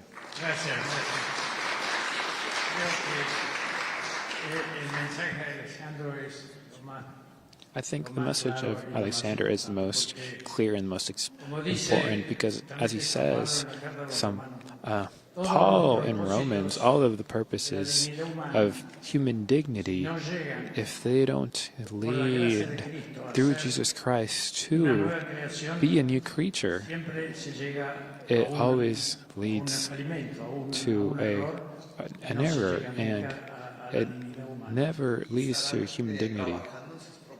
And they're working on their own strength, with their own intellect, with their own passions. But when you open their doors, open Jesus Christ, you receive the Holy Spirit, and now you're being led by God completely. I participate in that idea. Without grace, we don't obtain human dignity. That you be the only woman here in this group.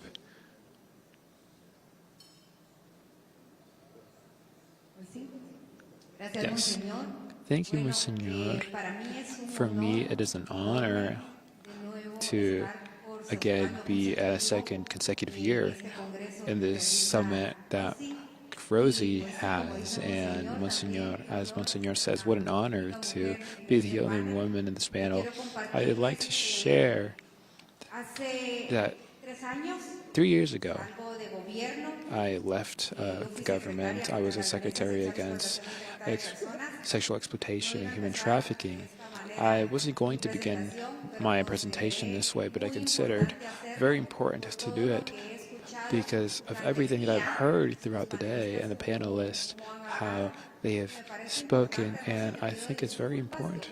Rosie, I'm sorry to use this space to say what I say. I left the government and I said, what am I going to do after working 4 years and hearing so many testimonies of victims and going to the furthest places in my country where where the traffickers and organized crime is to capture victims, and then I go to my office, my company, and then I say, what is going to happen to all the work and what I've lived? God, what am I going to do? And I receive a call from Rosie, and she says, Sandy, what are you going to do? And I said, you're not going to believe it, but I've been thinking about it for 2 days, not about what I'm going to do, and I'm going to analyze, and then I'm going to tell you what I'm going to do. And she says, human trafficking doesn't need to be thought over. Human trafficking doesn't have time. So you don't have anything to think about. You start working, and we're going to have a webinar. We're going to do it Friday. Today is Tuesday, and then you're going to prepare, and you're going to come with us. And she said, Rosie, let me rest. And she said, human trafficking doesn't rest. So I know we have clapped and applauded her a lot, but I think it's important for us to do it again, because if we look for heroes, like we are looking for here, but for 5 years to summon so many people that has worked on this so much as you. And thank you for giving us the opportunity. As well, in my experience that I was able to have in this job in this state of Guatemala as a secretary is a secretary that depends entirely on the vice president of the republic, allowed me to recognize that if very well it's important to fight human trafficking through legal persecution and sanctioning of the traffickers, it's also important to work on the factors that allow populations to be vulnerable before traffickers' actions. We can't fight human trafficking if we don't attend those needs that are attacking our boys and our girls, our teenagers, our women, in our countries and our communities, because there will always be factors that they take advantage of, the organized crime, to capture victims. With those, in that account, and with my experiences after leaving government, I decided to continue in this work with civil society to tend to the call that I was doing, that human trafficking has to start with institutions and the private institutions since academia. And I applaud the director of University of Santander to allow the space for more people to be informed about human trafficking. And even though we say that we know that we've done a lot, and I have to recognize that the efforts have been great, we still have to continue. And some of our communities still don't recognize human trafficking as a crime. Boys and girls still see it as a work to survive, and as there is poverty and there isn't health and no education or access to all these, for all these populations, to allow conditions for that women, boys and girls and teenagers have better life conditions, there will always be vulnerable before organized crime and traffickers. As a president, I believe that in this nonprofit for solidarity of children, and we work on prevention through education. We work with schools and communities hand in hand with governments, local governments. We create digital spaces for children to strengthen their knowledge, and we have been able to change the youth's thinking, but more importantly, parents, because how to see the better opportunities that their children have, they also change their way of thinking. Guatemala is a country of transit and destination and return of human trafficking. We have 3 borders: Mexico, El Salvador, and Honduras. And through those points, victims of human trafficking go and leave every day. Guatemala makes it one of the most vulnerable territories for human trafficking. Estipulas, which is a territory that is close to Honduras and El Salvador, now is a city that is cosmopolitan, because now we have people from Haiti, people from Venezuela, Colombia. Because of immigration and irregular immigration, we have population from people from many parts of the world, including Asia, and that's made our conditions for many ways to make us victims of human trafficking. And the work that we're doing with local governments, with mayors, has allowed us to make people aware, and now it's been becoming aware from childhood and families. They know what can make them, place them in a state of vulnerability, and this helps us make families aware. They have changed their thinking, because then school was 6 months.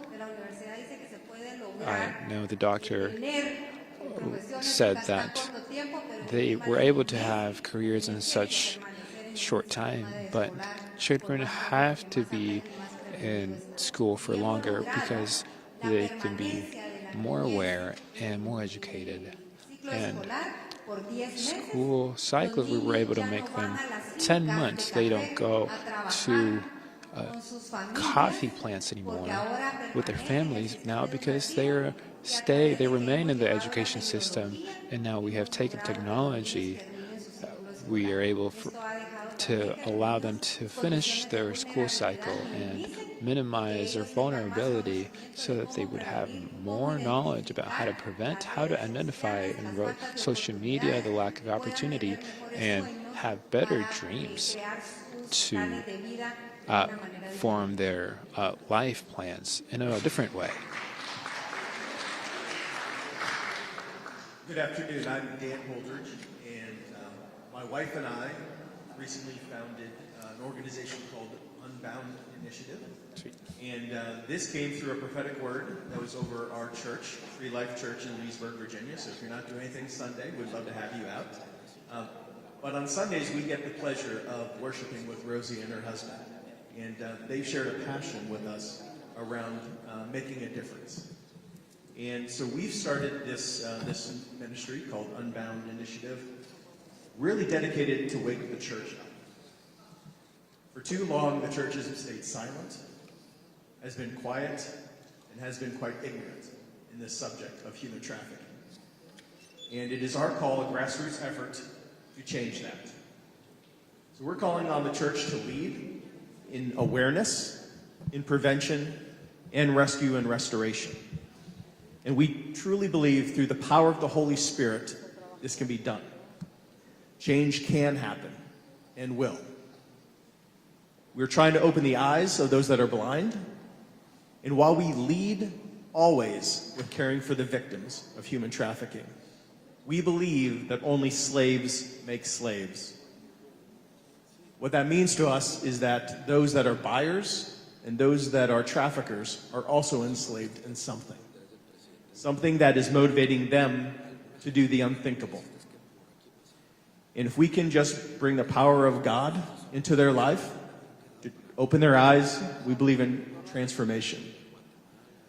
Unbound Initiative is really new, and I'm humbled to be even speaking to you today. I'm inspired by all the wonderful things that you are doing. Your hearts are inspiring to me. And we just want to really pray into restoration for everyone that is being touched and harmed by human trafficking. So we covet your prayers. We welcome your wisdom. And thank you for allowing me to share. Thank you.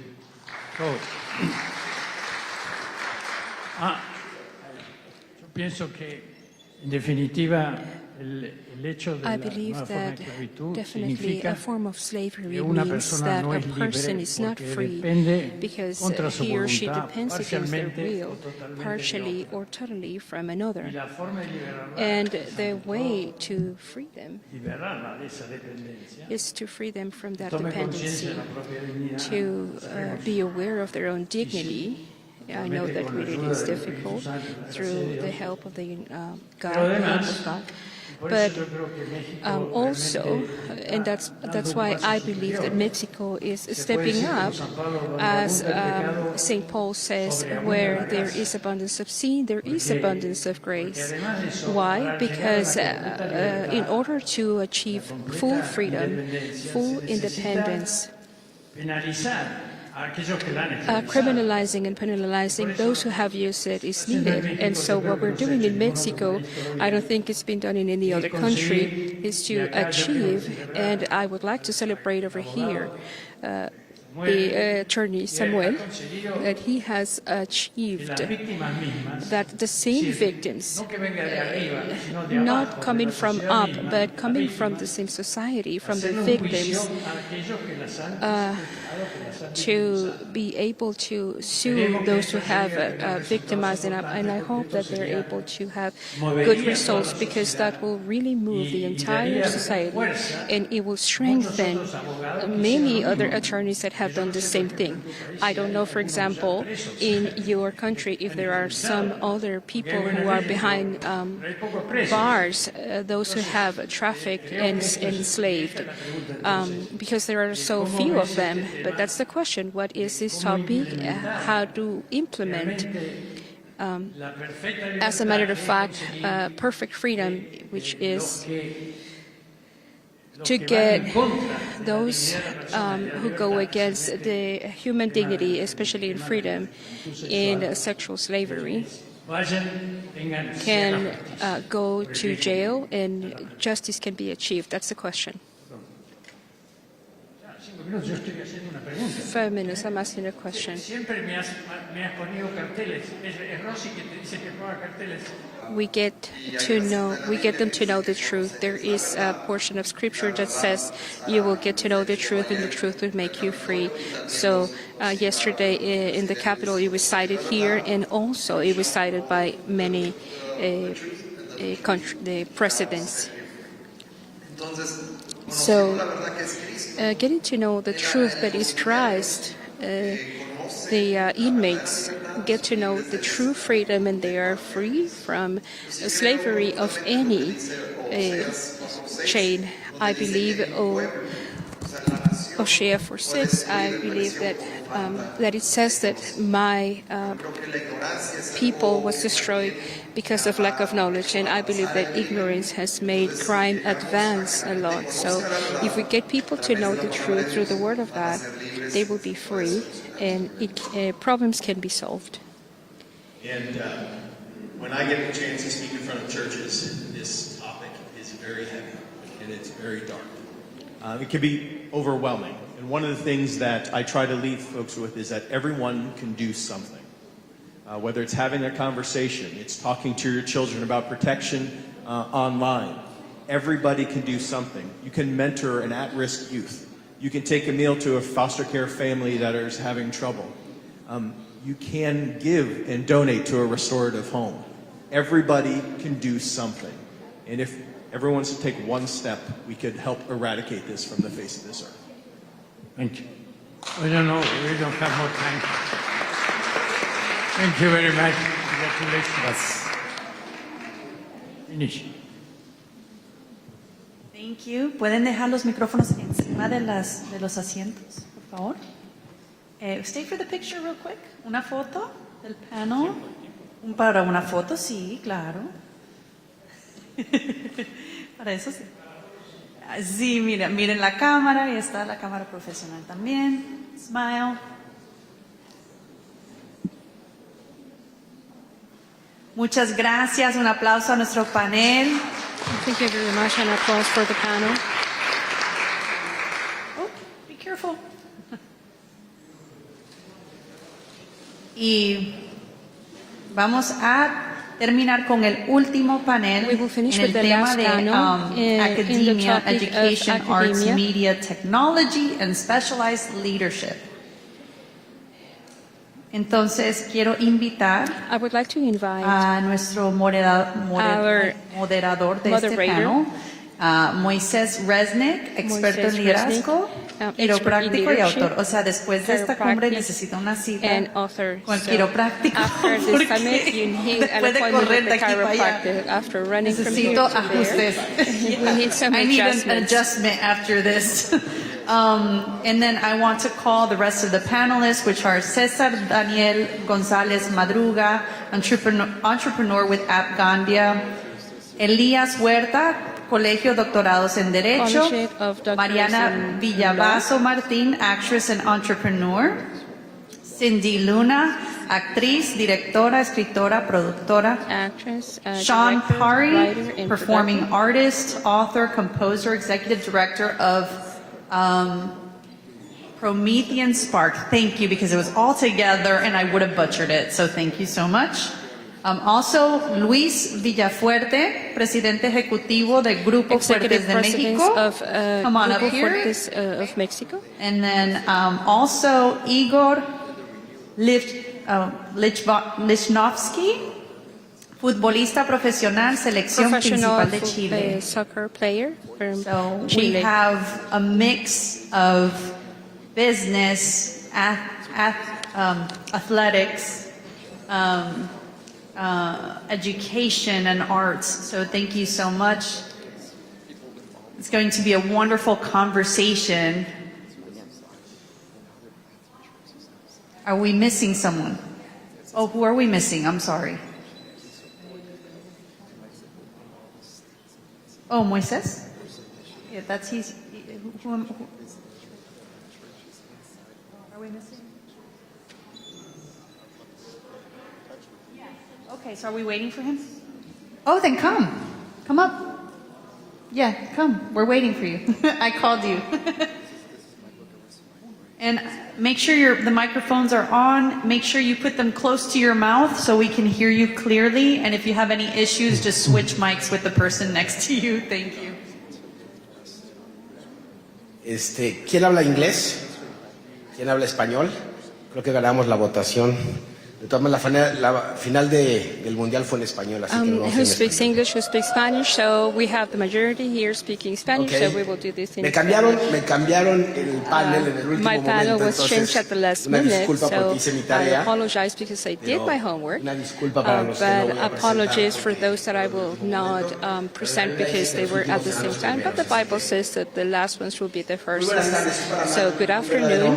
It is for me a true honor to be here in this 5th International Summit against human trafficking. Last year in Washington, through Rosie, Alex, we had the enormous privilege to receive the Freedom Award and to receive an award that has the word freedom against one of the worst forms of modern slavery, human slavery, made us reflect deeply because an award not only recognizes of what you've done, but it also enhances your responsibility of what you will do. In Dollar Fin, we are an enterprise dedicated to health, chiropractic, and professionals that are looking to improve our patients' health. But many years ago, we understood something. We not only have responsibility with our clients and collaborators or stakeholders, we also have a social responsibility. And I would like to share briefly a philosophy that has been implemented through many years in our enterprises. That is called Latiwit Zanahoria. You can get it in Amazon. The responsibility system and responsiveness. And what does this mean? That it is not enough to know what you do, but to also to respond for what we do and what we don't. Our model is inspired in Deuteronomy 28. Our decisions and acts have consequences. When we do something correctly, we will have positive consequences, and when we don't, we will also have negative consequences. That's why in our enterprises we have decalogues. It is not hidden. It is something that is dependent on us. It depends on all of us. Corresponds to the consequences of our decisions. When somebody accomplishes, exists something that's called the carrot. Recognition, responsibility, when we give them an award in front of their family. We train them as something that makes them improve in their intellectual.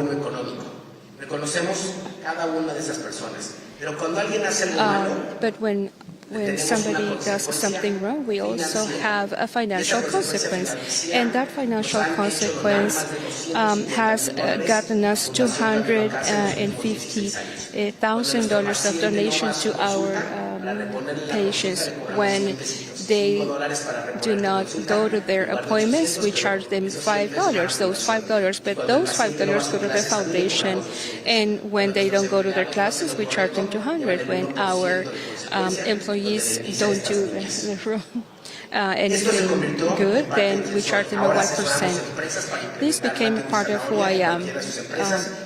And now we can implement that, and this is free. We want to share it with you. We want your enterprise to be successful, and only 200 enterprises earn this award. During the last years, we have supported a foundation, Camino a Casa, through a business. This model can be included in anyone who wants to be interested. It is not enough. We cannot fight human trafficking only with human ego. We cannot think that it only corresponds to government. We cannot think that it only corresponds to foundations or to police officers, law enforcement, or judges. And we cannot also give a single check a year saying, I already did it. We have to go from philanthropy to responsibility. And from responsibility to multidisciplinary action, because a multidisciplinary program, a multidimensional problem, needs multidisciplinary solutions. And that's why this panel is so important. Today, we have seated in these tables representatives of some of the most powerful tools that exist to transform our society: academia, education, rights, law, business, art, media, entertainment, and leadership. Academia can research, education can prevent, law can protect and to promote justice, and they can make visible those who can. Art can touch the heart in a way that they cannot hear. And technology can be exploited by somebody who doesn't know, but also to prevent, to detect, and to combat. Enterprises can set aside some resources and capacity of execution, and the leadership has a responsibility to make this become an action. If each university would make something, each business person would do something, if each media would do something, if each artist would do something, if each responsibility, maybe none of us would be able to do something. Maybe we wouldn't be able to solve alone the problem of human trafficking, but we can all do something, and we can all solve this problem. Because Talmud says, the one who saves a life saves the world. I will introduce panel number 6 with these spectacular panelists, and I hope that it is a blessing for you. Well,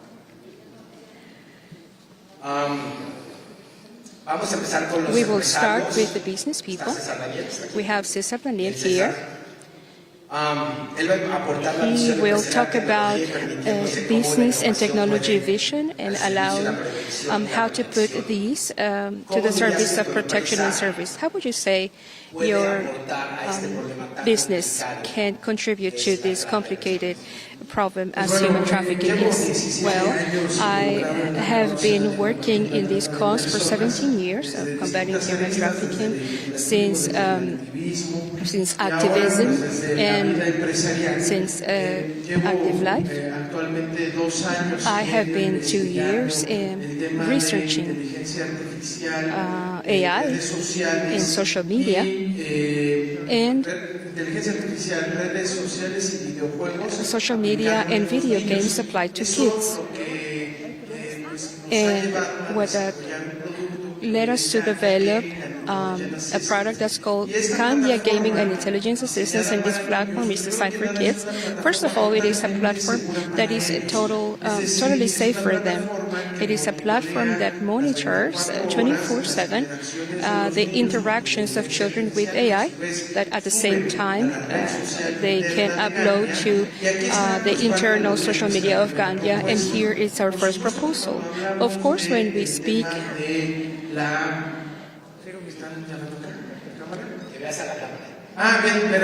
for you to see.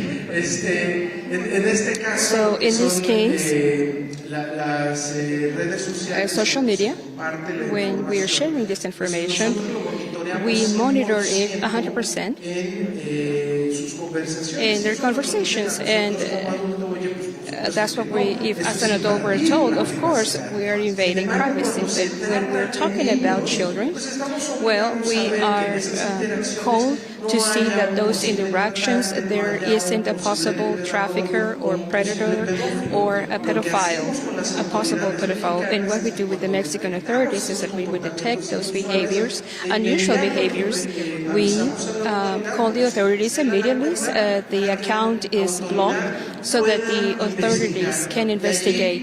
And 2 of the first 2 proposals of this international commission that was proposed in last panel. One, that when it comes to privacy and to guarding privacy of conversations in adults, definitely we need to protect that privacy. But we're talking about children. We need to be able to get balance, so to have a responsible supervision and oversight. And second, because we're talking about electronic platforms, what happens, for example, if the detected account is here in the United States or is in Guatemala? Who do we call? How can we intervene immediately in a timeable way? So this commission can have as topics these two ways, so that business, emerging AI businesses can prevent human trafficking in children. The second topic is parental control. The algorithm is defined by the parent, for example, in terms of ideology and religion, sexuality. We give it in a direct conversation to the parents for them to be able to say, well, I don't want my child to, or I want them to see value. I don't want them to see communism. I want them to see more topics about critical thinking or mathematical thinking.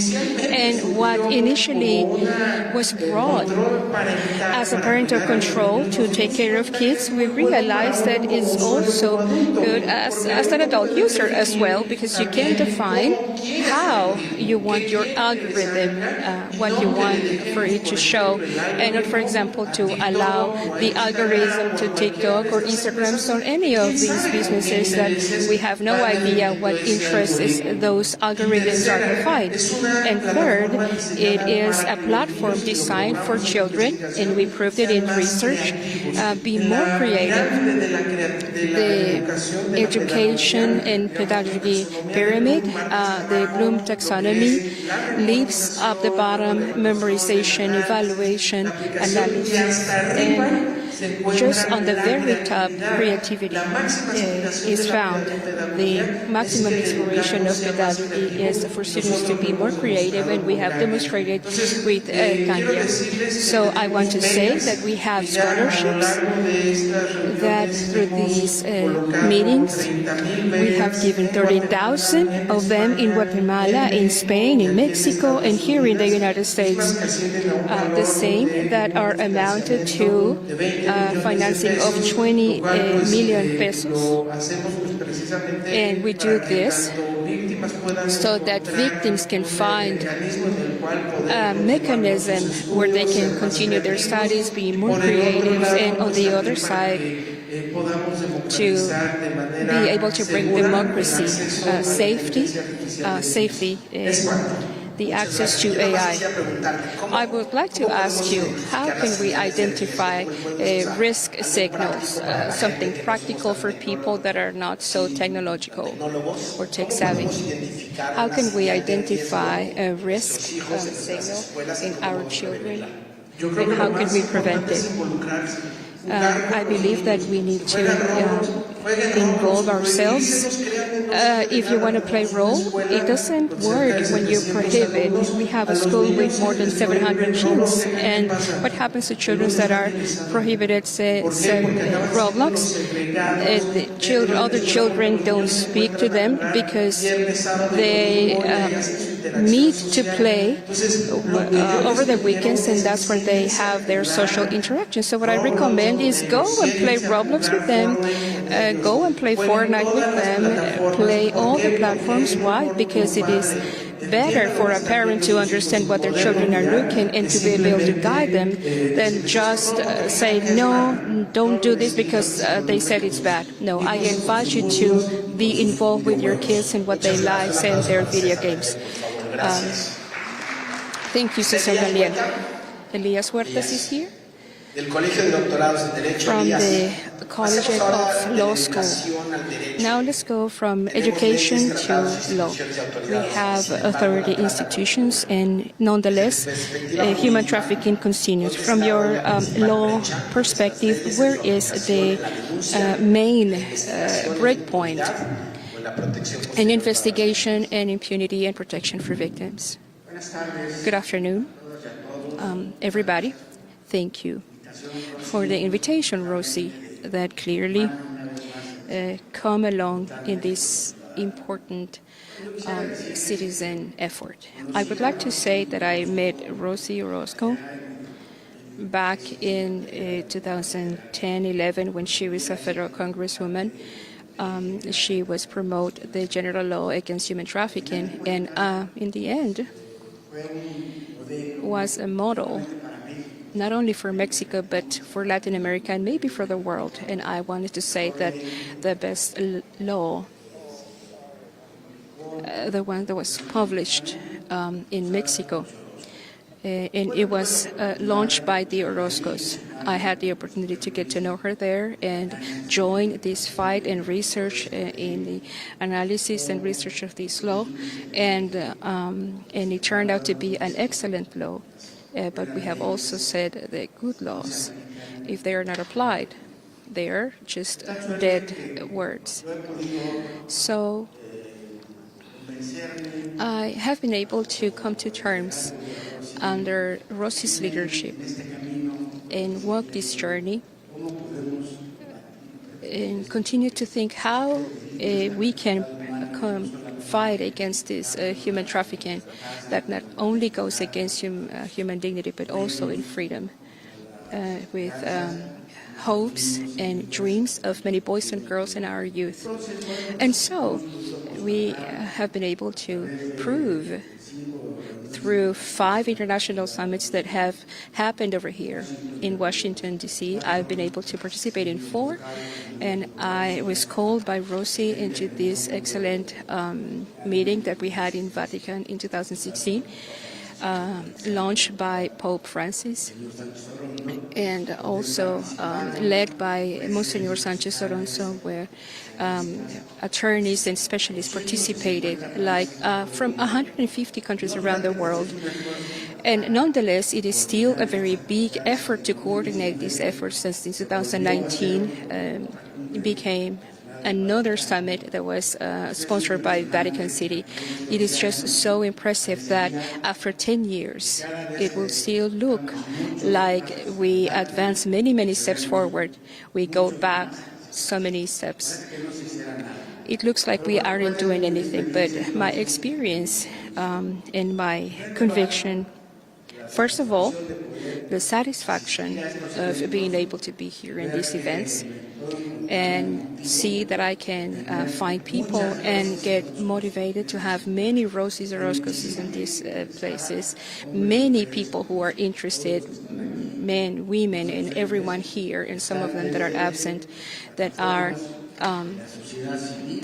in platforms like the civil society fighting and making such big efforts.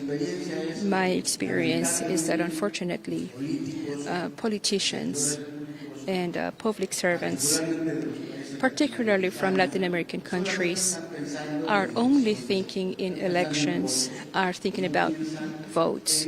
They are not thinking about human dignity and the benefit of people. And in that relationship and that experience, I believe those of us who are doing the best effort and the ones that are more effective are the members of our society, just as these Rosie Orozcos, and in which you all participate, business people, academics, people that are interested in saving families and saving victims. Unfortunately, as Senator Añorbe was saying in his intervention, in Mexico we're seeing some going backwards. Unfortunately, it's also aggravated by a crisis that the country is going through, that not only we have had to live 6, 7, 8 years, more corruption and more authoritarianism and anti-democracy movements. But we have also seen a judicial reform that has been done, and it just makes us go backwards. And it has deepened the empowerments of organized crimes in the country. Even though we don't have official numbers, we have a reality of a third of our national country that is controlled by organized crime. And, well, what does this mean for this? We have this summit, well, with this organized crime is more powerful, it has more impunity, it governs in many other areas in the country, and they are these organized crimes in these sections which promote the crime of human trafficking. So thank you. After the arms dealing and drug dealing is human trafficking. So how can a citizen realize about this country without getting into risk, and the victim for those people who are watching us? How could we help detect a problem without getting into risks or setting the victims at risk? What would be the project channel? Well, from our respective fields of influence and professional platforms, academics, we have to broadcast and help bring awareness to this problem, because if we don't do it this way, then authorities won't do it. Authorities are just thinking they are not seeing a citizen or a person who deserves a better health and better quality of life. They're just thinking about votes. So they're really not interested in promoting the society benefit. It is us, by ourselves, who have a danger in front of us, who are a risk, our kids, our children, daughters, nieces, sisters. Until we don't live it, we won't have the awareness. So we have to step forward and have collaborations. I believe is so important to be agents of change, like University of Santander, that more than a course or trainings, we need to use these instruments and tools to teach citizens and society in general, parents through parents' organizations in schools. We need to be aware of these phenomena and combat it. Please clap. Pues vámonos de las leyes a la actuación. Tenemos dos actrices aquí, está Mariana Villazo y está... Going from law to acting, we have two actors here. I think the questions are for both that have to do with your media. How, as actresses and businesswomen, what responsibility do people that work in entertainment to make this problem visible? Well, a couple of years ago, I decided to lead because I wanted to tell the story of the survivors, and I don't want to spend too much time talking, but showing, and what I've been doing with the support of people that have believed in me to direct this, and especially the survivors that have trusted their stories with me. So I'm going to show the sizzle of the documentary From Trafficked to Triumph. We can turn off the lights, please. And I was young, I don't know, a lot of my dreams. My dreams were always to help people. When I was little, I wanted to be a designer.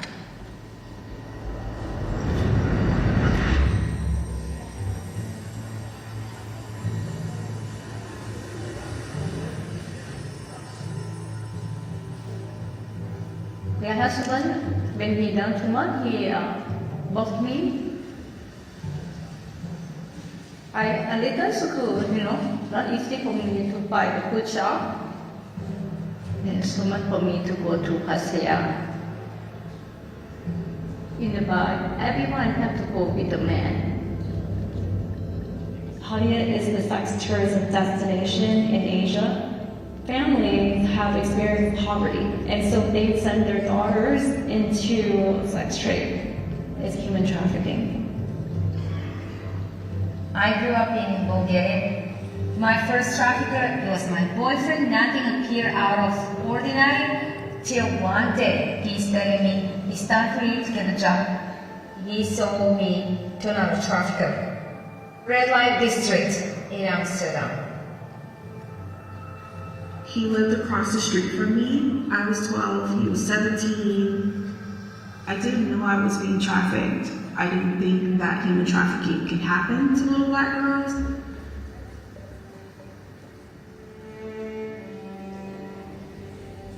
After I go with Medicine, I really feel bad with my body. You feel like performing nothing. They make you feel like you're nothing. It was ingrained into me that all I work is sex. I think I cannot to say her anymore. My only way out was dying somewhere. Wherever you see the sex industry is thriving, you can count on the fact that there are women there who are trapped.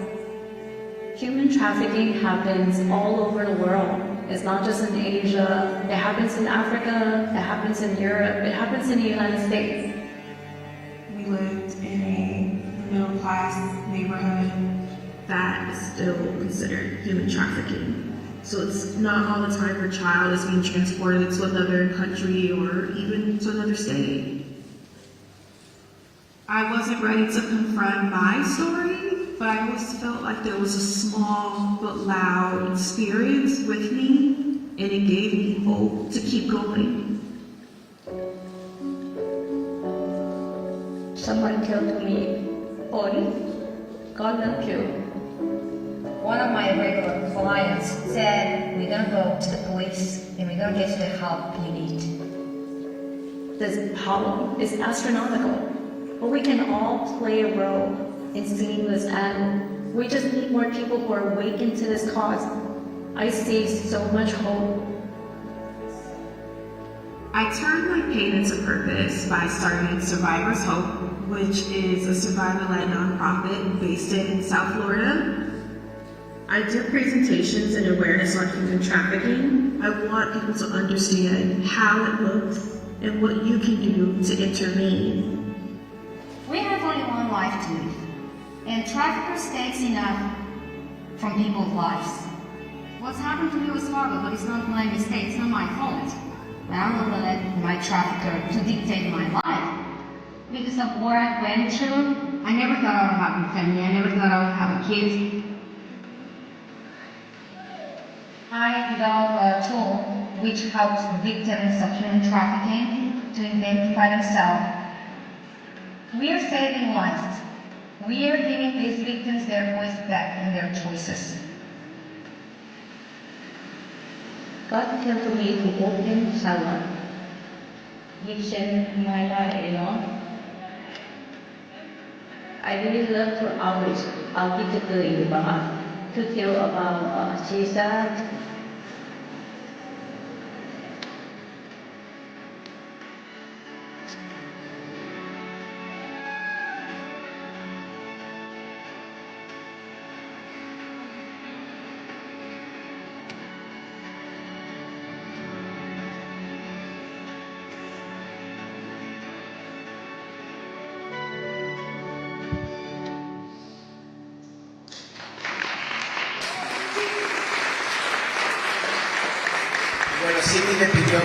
Well, Cindy asked me if you want, if we have a QR code. No, I don't have a QR code, but I'm here. Anyone who wants to collaborate.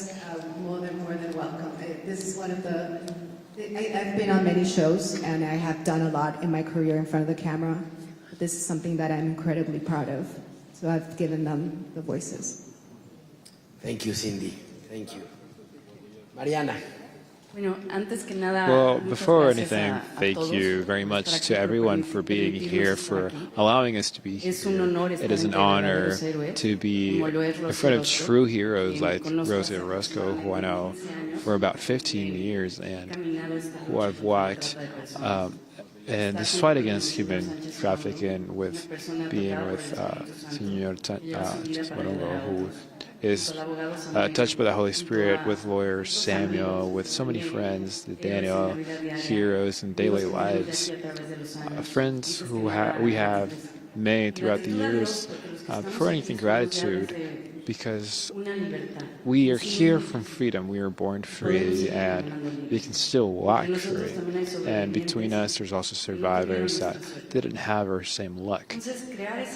Having that awareness that this crime exists and exists today throughout people that are so fortunate in the lottery of life, where you can make a difference and not make one, I think it's incorrect.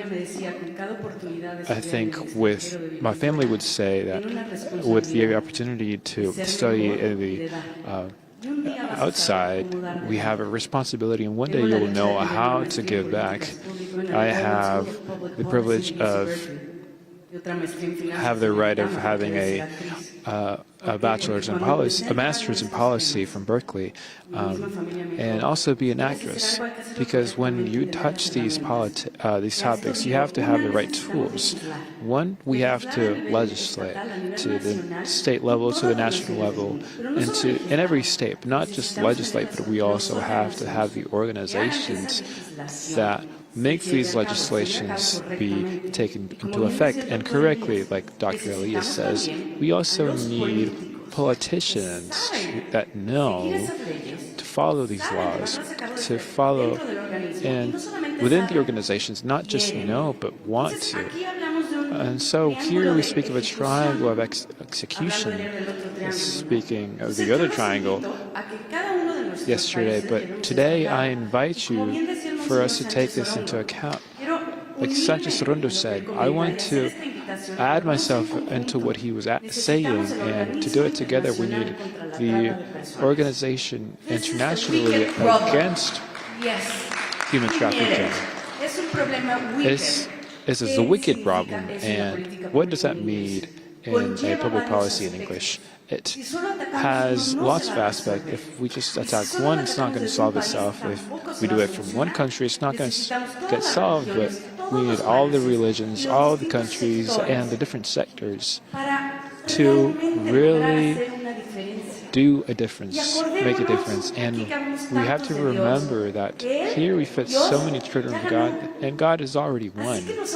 Now we have to fight this fight here on earth, but at the end, good has already won.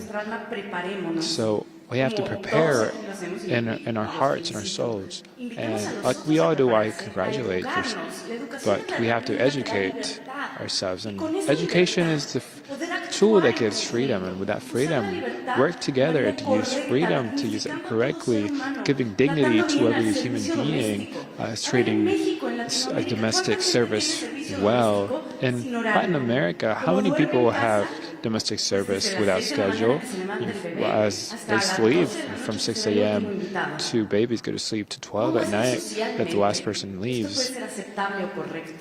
How is this socially acceptable? So I invite you to talk about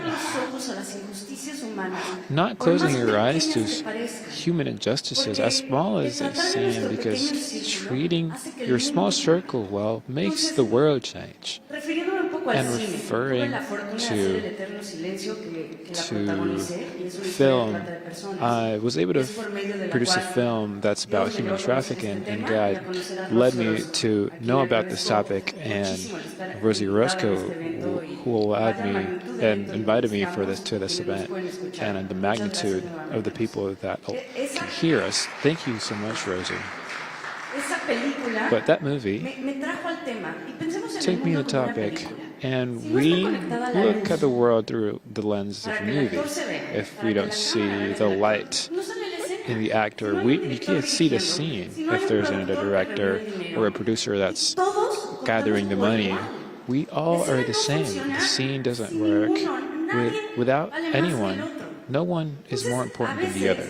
Sometimes you see a simile between film and how the world is going to conduce itself. We all are worth the same, and we work together. Everyone has a role, and we all work together at the same time. We're all children of God, the same. We are all loved, and we all are worth, and we have to worry about all of us in an organized way. I want to leave the message that we should act, and let's make this an organized intention against human trafficking, and let's see legislation nationally, and that those national legislations are taken into effect. Let's fight for Mexico, for all that disappeared, for all those keep disappearing every day, and let's not stop, and that's not all of us stop, because we're a light, and let's continue. Fiestas. Gracias, Mariana. Muchas gracias. Thank you, Mariana. Sean. Thank you. Sean. How are you, Sean? I have a question for you. What have you learned through Promethean Spark that you could be replicated internationally to use art not to only raise awareness, but as an actual instrument of prevention and human transformation?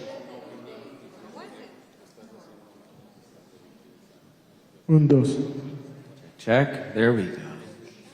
Great. Well, first I want to say one thing that's been on my heart, and then I'll jump into that. But this whole time I've been thinking about what is a hero. And here we are, filled the room with heroes. But who is the ultimate quintessential hero? Who are we all trying to be like? Jesus Christ. Jesus Christ saved all of humanity and lifted humanity. And so here, the only way for any of us to claim, oh, you're a hero, I'm a hero, is to join the cause of lifting humanity. And Jesus Christ is that leader, is that hero that we all get to become soldiers in that fight. And we have an army right here of soldiers who are heroes under the general, Jesus Christ. So I just wanted to recognize that first and foremost. And then to address the question, so Promethean Spark International is a nonprofit organization that does life coaching for extremely impoverished and at-risk youth. So the life coaching that we do is experiential. We believe, and it's not a belief, it's something that is true. So we learn by listening, we become by doing. And this is something that we can all apply in our own lives across the globe. If you want to become disciplined, sure, we can sit around and talk about discipline all day long. Are you disciplined? No way, no. You can talk about it. A lot of life coaching, a lot of therapy, a lot of is just talking about it. And so if you want someone to become something, you get to experience it over and over and over and make a habit out of it and become that thing. So we teach discipline and focus and goal setting and perseverance, emotional regulation, but we do it with them. First we sit in a big circle like we're around a campfire, and it's experiential. And so this is something that I wish everyone understood, that talking about it is the first level. Then you have to take it to the next level and help them to actually implement it and apply it. Don't say, oh, good luck, go home and try to apply it in your life. No, they don't have the tools to do that. So we do a deep dive. Maybe it's about inner voice, the voice inside your head. Maybe that's the life skill of the day. And then after we do this deep dive into it, we stand up, we get in lines, and we do it with fitness and dance and yoga. And every session, we spend at least an hour implementing that life skill. Doing it while we're struggling, while we're sweating, while we're crying sometimes. And we're like, oh, this is hard. Are you going to give up? It's really hard. Are you going to give up right now? Life is hard. Are you going to give up? No, don't you dare. Don't you dare. You promised me. And to keep that going. And so I'm going to tell you just a short little thing that happened in Camino a Casa to show something I learned from the girls. So we work mostly in leprosy colonies in India, in prisons and slums, orphanages in Africa. We've been going for 19 years now. So thousands of youth going through our long-term programs, and in trafficking shelters in Mexico and Nepal. And so the first time I remember I went down and spent time in Mexico in Camino a Casa. So Rosie Orozco, she invited me and we went down. So we went through the whole program as a couple of months every day pushing, and they learned all of these amazing skills. They did a big performance, and of course I was, very, very, very careful when I started to the relationship, right? To be, because I'm a man walking into the shelter, and at the beginning they were all very offish and wouldn't. But by the end, it was hugs, and they'd jump on my back, and it was wonderful. Big hugs. When I had to leave, I'm headed out, and they all came running back in, and the girls, they said, "Wait! You have to come back, come back." I was like, "I have to catch my plane." And they said, "Come fast, come." So I went back in, and they said, "You have to do the trust fall for us." I said, "Me?" I said, "Yes, you have to do it." Okay, so I stand there, and they're all ready, and I just kind of lean back and I fall. They catch me, and they said, "Now you have to do it standing on the chair." So they made me stand up on the chair, and they're all lined up in the line, and I'm standing on the chair, and I was like, "Are you gonna catch me?" But will you just put your arms out? So they had their hands like this. And I was like, I'm heavy. If I fall, I'm going to go straight through. And so we had them come closer. And then they caught me. Well, and then after they caught me, I thought they would lift me up and have me on my feet. But they just held me there. And I was like, okay, you can put me down. Like I was thinking this, but they all just sat there quietly, and they started to rock. Oh, that's nice. And they started to rock me, and then they started to sing a lullaby. They all knew this lullaby that their parents had sung to them when they were young, when they were babies. And they rocked me in their arms, and I just sobbed as they sang this lullaby to me. And then they finished the song. And I thought they would put me down, and they didn't. They started again, and they sang the song again. And they just rocked me, and then they finished, and they were crying, and they lifted me up, and big hugs, and I left. And I learned such a profound lesson from that I hope we can all take with us. Thank you, Sean. Thank you so much. Let me finish what the whole point. The profound lesson is, you cannot have dignity if you have nothing to give. They had to give in order to feel the dignity, not just receive. And so if you're only receiving, you can't step up and take your place in the world to make a difference in the world. And so I just want you to recognize that as you're helping them, give them a chance to step up and give, not just receive. Thank you. Thank you so much, Sean. Y bueno, para cerrar tenemos a Juan Jiménez, que es actor y productor, y ganó Mejor Actor de Cine en el Festival 32 en Miami. Muchas felicidades, Juan.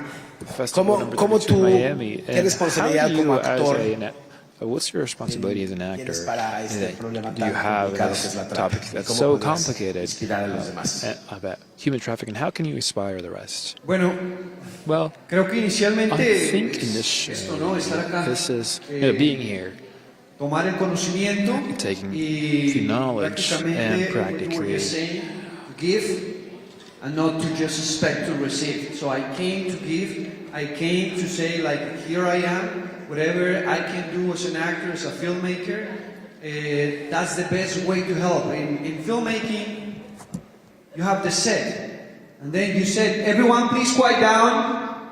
Everyone please quiet down.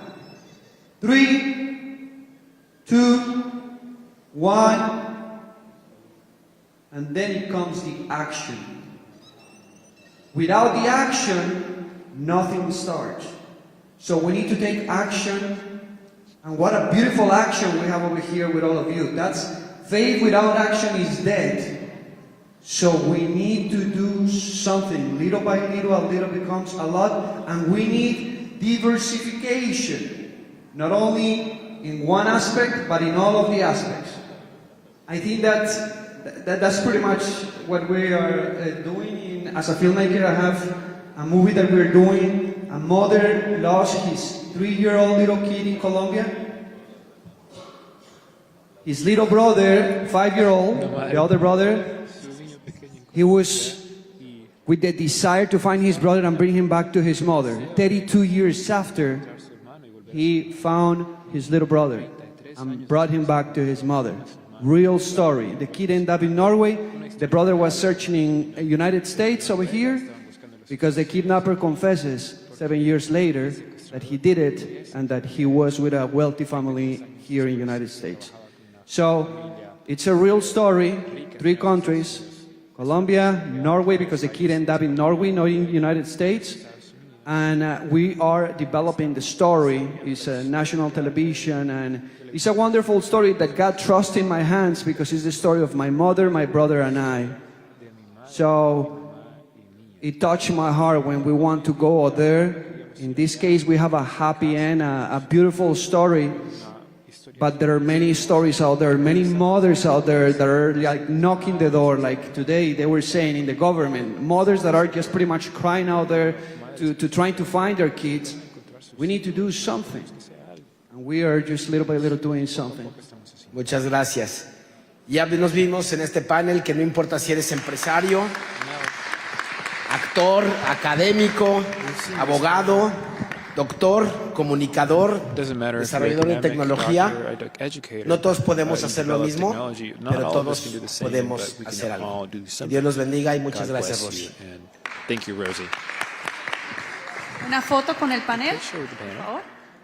Pueden poner los micrófonos sobre el asiento.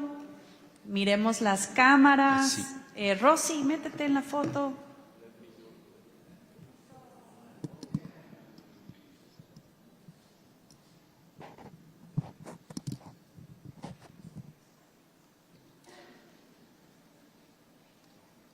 Queremos dar gracias especialmente a una persona que de veras no tiene ni idea lo que ha trabajado para este evento.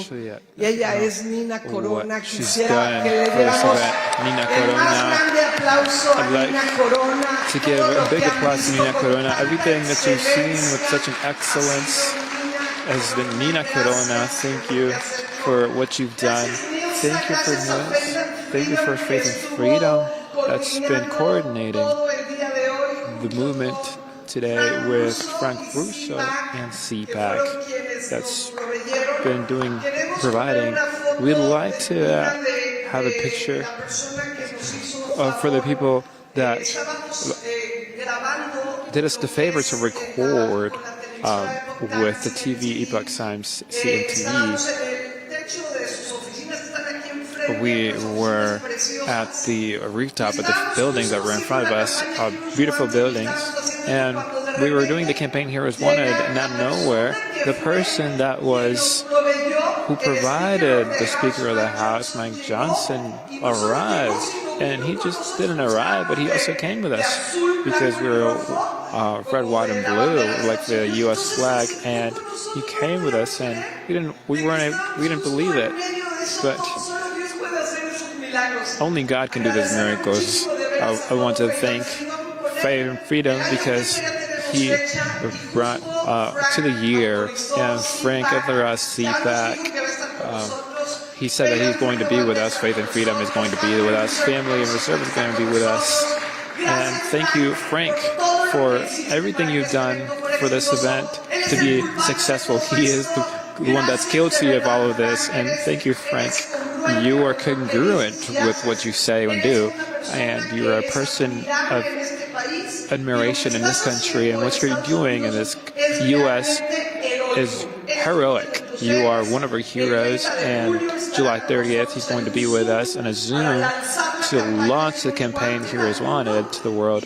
And I know that you're going to be one of the heroes. Vote for Frank, please, because there's going to be voting that day. Vote for Frank. He is a heroic.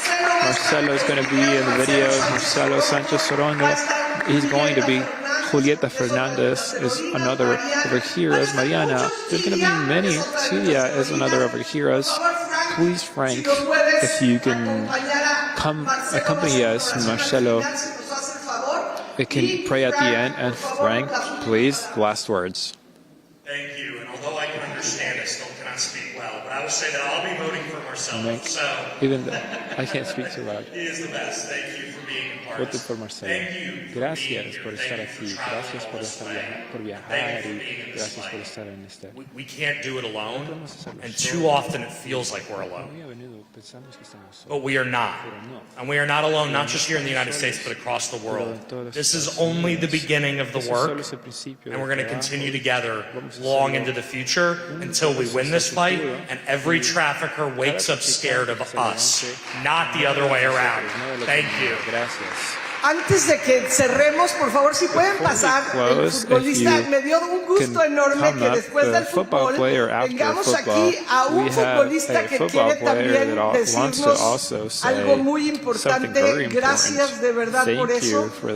Últimas palabras, aquí me pidieron esto y creo que es muy importante, por favor, que nos hagas el favor. Él es Igor Lishnovic. ¿Le pueden poner? You can put it up.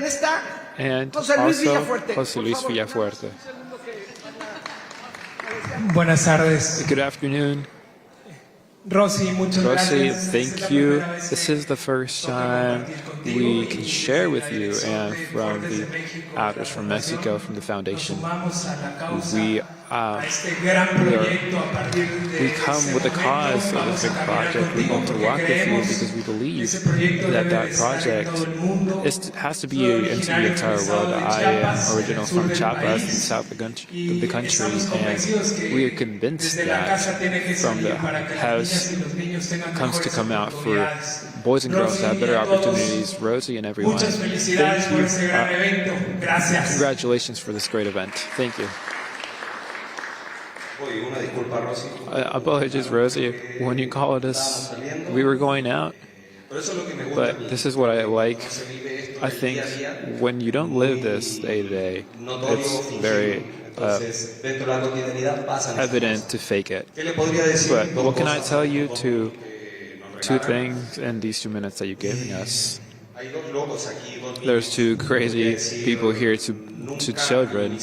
Let's never minimize what is a life, trafficking, and what is to save one person.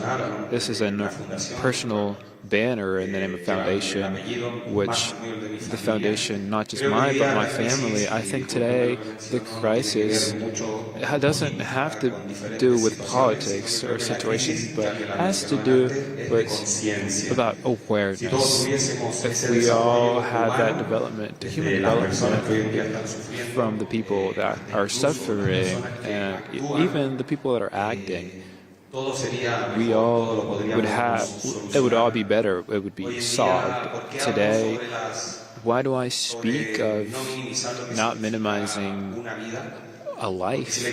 Is because if I told you about all the projects, Rosie, that I'm meeting you today, you'd say, oh, there's such a big organization and we here are working together. I have to be careful with how I say, but after participating in taking care publicly of war, but border, we find a path for football players. Let's use us, and share the information because soccer players, since they're children, they come from this world. We are here, almost these people that are suffering from this, and soccer saves us. I found a way that is to raise spaces for talent, and I think it's very hard to make a professional passionate, but more easy to professionalize someone that's passionate. If I explain myself, I think it's easy to cover the need. It's a chaos to a national level with water, so we go to places, we create a space to solve that, and people feel thankful because it's not worth anything if we're to talk if we don't do anything. So after going to these places without water, so I say, how are these people living? So we raise stadiums, sports places. It's not necessary to name the countries, but Africa, Mexico, South America, with my partners Water is Life, another nonprofit. And after this, which is my passion, it's not just to give it up, but also involve other partners about human development. Is to say, all this that I'm mentioning about the strong information foundation of Keynote is the integral partnership. I don't know if that's the solution. Rosie, I share with the people that are affected with trafficking, and with much care I mention it. I also see people because they get motivated with soccer. I see people that have to do with this world, human development. I think is what we all need, and thank you for this moment. Rosie, a pleasure to meet you, and I'm excited for what we're doing. A detail, I think this is typical for football players, but I brought my last game was with my national team, Chile, and this is my shirt. There are more valuable ones with the soccer, but this is Chilean. Likes to do things outside.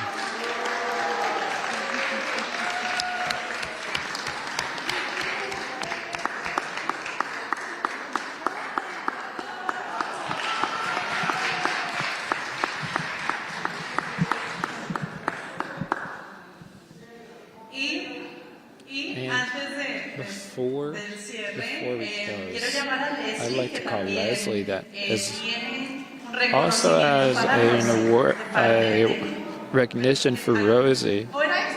Is it this one? Oh, this is it. But I like to. But she also wants to give some words to close with prayer. Well, I just want to recognize Rosie in front of everyone.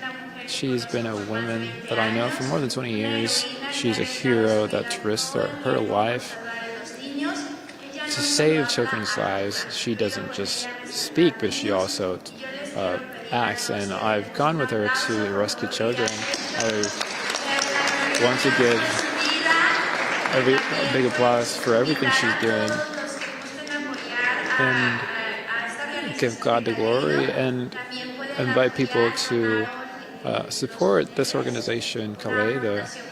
Also, if you want to support, if you want to go to Cancun, it's great. You can contact me, and anyone who wants to be heroes can come with us to Africa. So we're going to go rescue children, so please come. We need to unite for these children and put everything that we've heard to action. Thank you, and God bless you. Well, let's end with gratitude first of all to God and Jesus Christ that has united us, as we have heard in all of the panels that we've had. Really, as Alejandro said, we need grace, and without this we can't do anything. So I'm say, let's give thanks to God, but also let's make a memoriam. It's important for us to remember everything that we've heard. It's remember it in our hearts deep down, and that reminder be alive, and for a sense of purpose, to not abandon those fundamental ideas, to go against human trafficking, to respect human dignity, and naturally to thank God for that memory to be fruitful, so that we have the strength to do it, because it's not easy.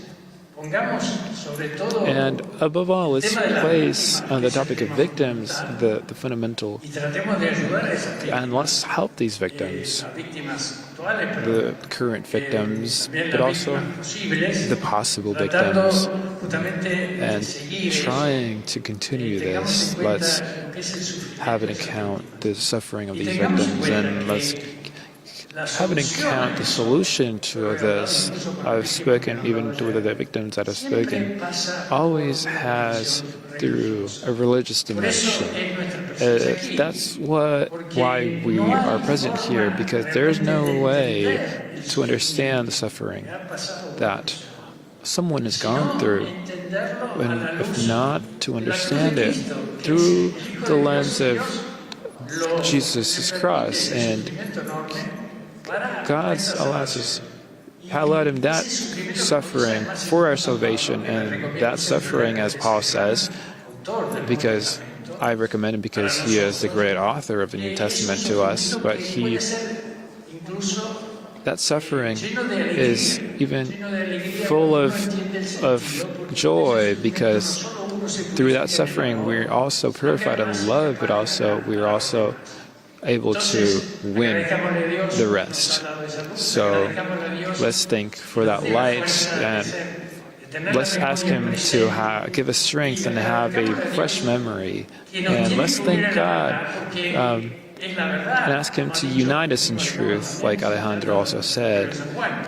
I said in John, who sets us free, and let's not be divided by the devil with lies, who is the father of lies, and injustice. So let's be thankful in fruitfulness and purpose to fight against human trafficking. Thank you to Victor Rinal, thank you everyone, Juan Pablo, Attorney Asiel Lopez, for what you're doing in Quintana Roo. If you want to know about what happens in Quintana Roo, he is here. Thank you to everyone. Thank you, Carmen. Thank you. I don't have more words to thank everyone. Let's pray. Let's pray. Let's pray. Our Father, which is the Father, our Father who is in heaven, hallowed be the name. Your will be, your kingdom come, and your will be done on earth as it is in heaven. Give us now our daily bread, and forgive our sins as we forgive those who trespass us. Don't let us fall into temptation, and free us from evil. Amen.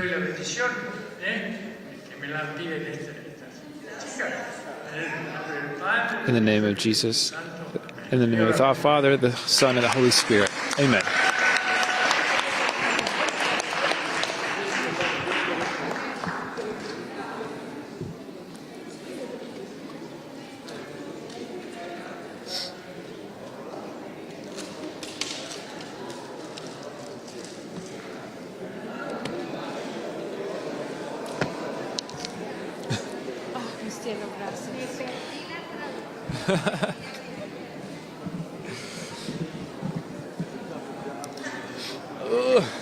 Qué gran esfuerzo, los felicito. Muchas gracias, Pero ayer me muchas pasó gracias. algo. ¿Qué pasó? Estaba tan emocionada escuchando y de repente se perdió la comunicación. Yo volteaba a ver así como...